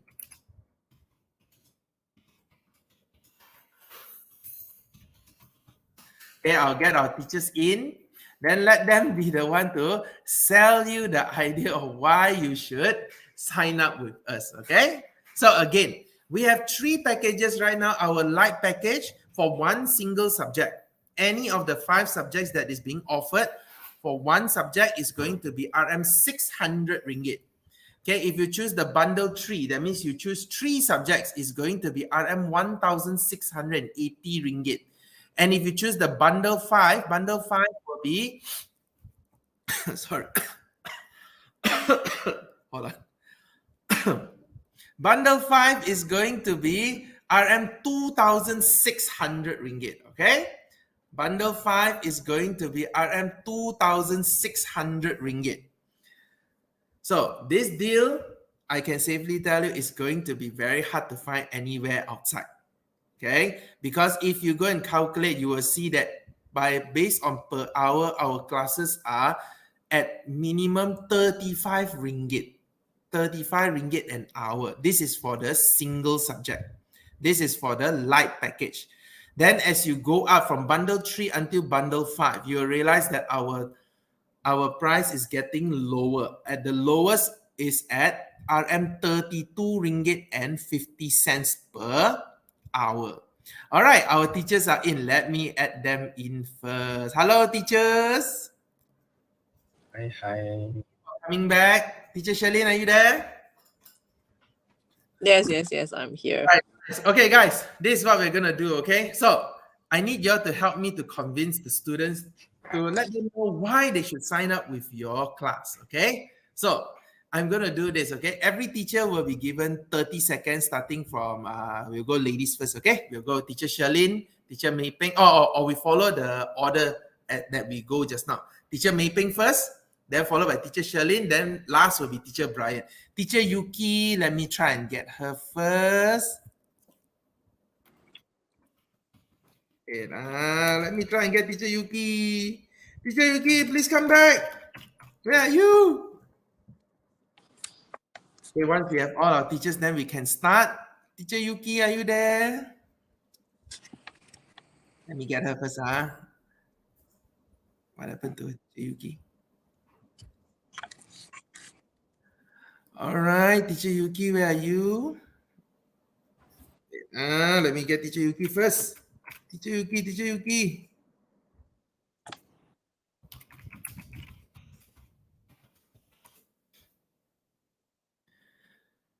Right, she's not here. Okay, never mind. Since we got the 4 of you, we'll do Teacher Yuki, let her do solo. Since she's late, then we should have to do solo. All right, teachers, we are going to start in a short while. At 2:20, I'm going to start. I'm going to give you 30 seconds to Teacher Mei Peng first to sell herself on why you should take up the courses with her. Then I'll give 30 seconds to Teacher Shalene. Then I'll give another 30 seconds to Teacher Brian, okay? All right, let me put the timer on first. Okay, 30 seconds. All right. Okay, teachers, we need to do this fast, okay? So we can end as fast as we can. All right, Teacher Mei Peng, you're up first. Unmute yourself. Okay, Hi, Teacher Mei Peng, your 30 seconds starts now. Go. Okay, I need less than 30 seconds, all right? I think most of you have seen me this morning. If you like what I'm doing this morning, you will like the style, I welcome you to join us. And actually, you will benefit a lot more in just this 8 week because I will only focus on the topics that you would need or most likely you will have issues with. And those are the topics 10, we will focus 9, on. 8, And if there's any 7, other the rest, we have enough time, we will go through it 5, as well. 4, That's all. 3, 2. Okay, thank you, Teacher Mei Peng. All right, next. Okay. Oh, Teacher Yuki is here. Nice. Teacher Yuki, are you ready? Your 30 seconds will start now. Go. Hi, please join my class and I'll show you what are the important points for biology and I'll make sure that you can excel in your exams. So let's do it together, guys. I'll be there to help you. And if you have any question, don't forget, you can just ask me anytime you want. Sorry, I'm in the car. So, yeah. 5, 4, 3, 2, Bye, 1. Okay, stop. Okay, Teacher Shalene, are you ready? Okay, ready? 1, 2, go. 30 seconds. I'm teacher Shalene. Okay, as I said, alright, chemistry is everything about trying. So as long you continue to try, definitely you will ace in chemistry. So I'll be here to help you in your journey to ace in chemistry. Okay, to make IGCSE for chemistry so easy for you to ace it, and your A star is within your grasp. Okay, thank you. Okay, wow, that's the fastest one. All right, Teacher Brian. Wait. Okay, Teacher Brian. Basically, your 30 seconds will encompass 2 subjects, yeah, for math and Running maths, in yeah. 1 minute lah. Got 2 subject eh. 2 subjects, Okay, 30 Only lah, lah, okay. 30 So we start seconds. maths first, Teacher Brian. Enough Okay, lah, ready? enough. Okay, ready, go. Okay, so I think not like other teachers, they've been around for very long. Yes, I might be very new to all of you, but that's the good thing about me, because I have experience of like teaching a lot of different kinds of students like that, and I still feel like I know A students the best because I was once an A student also. So from whatever the stuff that I don't know last time and I wish I had help with, those I can provide that kind of help for you, right? So if you sat through my maths and maths class and you know, like I've mentioned, All right, we'll Teacher be doing Brian, a lot of stop. like past year questions, Okay, a now lot of it's for practices like maths. that. Ready, go. Okay, so yeah, for both the maths and maths one, I believe if you guys have been doing past year papers and have been struggling a lot, then I think I would strongly recommend you guys to come and join my class, and I will help you guys to get that A and A star. Okay, and even if you're failing and you need help, I will try my best to help you get that C, get that B like that. All right, so yeah, make sure to join my class. I hope to see you guys in both my maths and maths class lah. Okay. All right, thank you, Okay. Teacher Brian. Thank All right, you. I will give myself 30 seconds as well. Now, students, the reason why we are doing this is not because of the money. Because as you can see, we are charging really, really super low for all the subjects here. The reason why we are doing is because we really want you all to excel. I can't stress this enough, is that because up to today, we still have students that are still struggling with some of the subjects that they have. That is why we purposely do up this course for you all. So if you got any questions, please message me right now to ask. Okay, thank you. All right, good job. Thank you, teachers. Round of applause for every teacher. Thank you so much, guys. All right, for those that are wondering, where is our center located? So our center is located in USJ 9. So I'll show you my beautiful video. And I'll share you a video file of myself. Share screen. Okay, let me share where we are. Yeah, here we are. Okay, let me. Yeah, got no sound.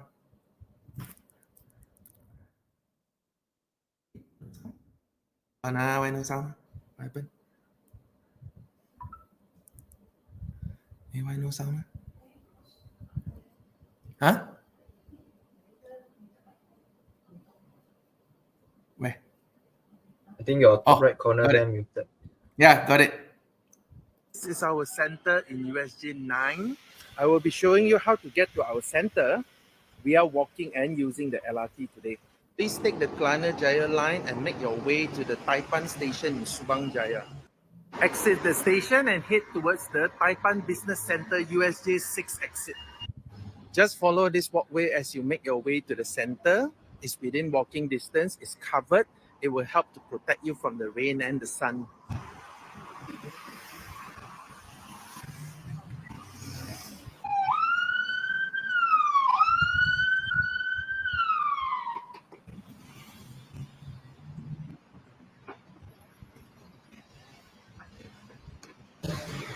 Reach the end. Now we need to go across the road. Head towards Ikotin. Turn to your right.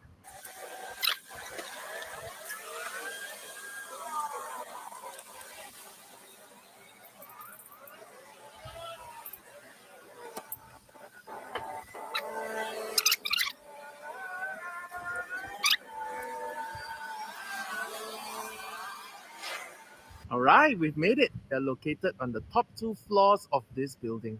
I'm Teacher Sam from Ace Night Classes. I hope to see you all here soon. Thank you.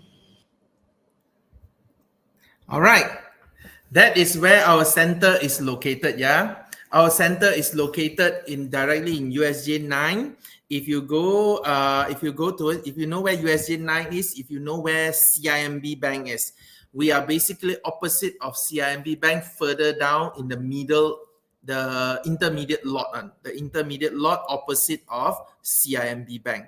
All right, so that's where our center is located. Now, our classes are going to be physical. Okay, now, and since our classes are small, because our classes can only fit maximum up to 20, and because this is also a promise to all our teachers, we've always told our teachers that if we get students for them, we are not going to overcrowd the classes and make their life more challenging. No, we are going to make things easy. Another reason why I say that the deal will end at 12 midnight today is because of this. All right, because our classes is going to be physical classes. So if you are interested, please sign up now, so that because each class can only hold up to 20 people. Okay, you can only hold up to 20 people at a time. So we only have a few classes that can do that. So that's why we want to sign up fast. Now, what about for those? Okay, we also got we got a parent just now asked me a question. How if they want online? Okay, now I tell you what, I can't make any promises yet. Sign up first, and then we will see how we will discuss with the teachers to see if we can do something about it or not. Because right now we are trying to do physical classes because we've already done online twice already. Now, because now everything is open back already, basically we are not too worried already. So that's why we are doing physical classes. Then it's also easier for students. Our classes are going to be either on a Friday or Sunday only. So we might also be doing the classes on Wednesday or Thursdays. I'm not sure yet. I'm still waiting on the approval from the center to get classes for us. But once we have, then we will see how we can go about it. For those online, if you're asking for online classes, sign up first. Let me discuss with the teachers, then I'll get back to you all. All right? So if you all got any questions, anyone got any questions? If you got any questions, please type it now, so at least I can answer your questions for you all. If not, we can end early also. All right? Any questions, all right, guys? If you got any questions for myself or any of the teachers, please let us know. Okay, please ask us now if you got any questions. My handphone number is there. You can call me anytime to ask regarding questions. My handphone number is 012-363-2919. It's on the message. Okay, I'll show you all. Okay, Teacher Sam Manan, handphone number 012-363-2919. If you got any questions, if your parents got any questions. Okay, Aiman, the online class, I will have to discuss with the teachers first. So I tell you what, you make the payment first, then let me discuss with the teachers. If let's say the teachers are not too keen on an online one, then we'll refund you the money. All right? Okay, your money will be refunded. We will not be taking a single cent from you if nothing is happening. But of course, we are more interested in doing physical classes now. Okay, because physical classes, you have more of a one-on-one, more of a bonding. You are able to bond with the teacher more. Because rather than you see them online, sometimes you don't know how to ask the question, but when you see physically, you are able to articulate better to the teacher. That's what we are trying to do for our students, okay? That's why we don't want to do it online this time. We want to make sure that each one of y'all can get enough time with the teacher. Because sometimes I also know when we are doing online things, when we are having online classes, some of the students, they are actually doing something else. That's not what we want to see. We really want just what's best for you all. Understand? So please, if you got any questions, you can call this number or message me anytime. I will answer it. But remember, our package deal again is only for 3 packages. 3 packages, the light package, 1 subject topic, 600 ringgit. The bundle 3 subject for the bundle 3 package for 3 subjects, and the bundle 5 for all 5 subjects. Now, if let's say you don't find this, it is not your cup of tea, maybe your friend will find it interesting. So maybe you can recommend it to your friend. So if you got any friends that are struggling to prepare for IGCSE, please let them know about this as well. All right. So if anyone got any questions, please message me right now. Then earlier in the day, got someone asked about recording. Yes, there will be a recording. We are going to put the recording. It will be on our Facebook. If you've already joined the group, you will be able to see it on our Facebook, your Ace Night Classes Facebook. Okay. Today's broadcast, we are actually streaming on 2 places. One is YouTube. If you're on YouTube, it is also Ace Night Classes. Search for Ace Night Classes. And if you're on Facebook, also use Ace Night Classes to search for us, okay? Now, anyone got any other questions? Thank you, Aiman, just now for asking the question. I hope I answered it properly for you, Eddie. Anyone else? Do you have any other questions? Yes, no? All right. If don't have, then this is where I will leave you all, because today is still Sunday. We've already half a day gone already. So I also want you all to enjoy your weekend, because tomorrow will be, tomorrow will be a working day already, correct or not? Some of you all will be going to school, but for us, a lot of us will be going to work already. So teachers, I hope you guys had a wonderful holiday. Thank you for joining us here again today. And I would like to thank each and every one of you all students for joining us. If you got any questions, please message me at this number, 012-363-2919. All right? If you got any questions, please message me there. If not, if there's nothing ready, then we'll end our webinar here today. Yeah. All right? Thank you, teachers, so much for joining us. Okay, guys, please give a round of applause. Please type 1 into the message for the teachers for all their hard work in preparing everything for you all. Thank you so much, teachers. Thank you so much. Thank you so much. Okay. All right, teachers, I'm going to kick you out already. Thank you so much, dear. Sorry. Bye.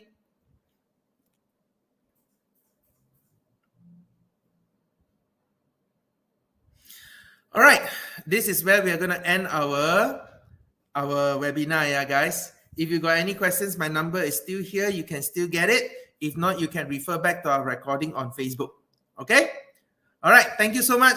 I'll see you all soon. Anyone, if you got any messages, please message me. I will be able to answer all your messages. Okay? Sorry, use left hand just now. Right hand. Thank you. Good night.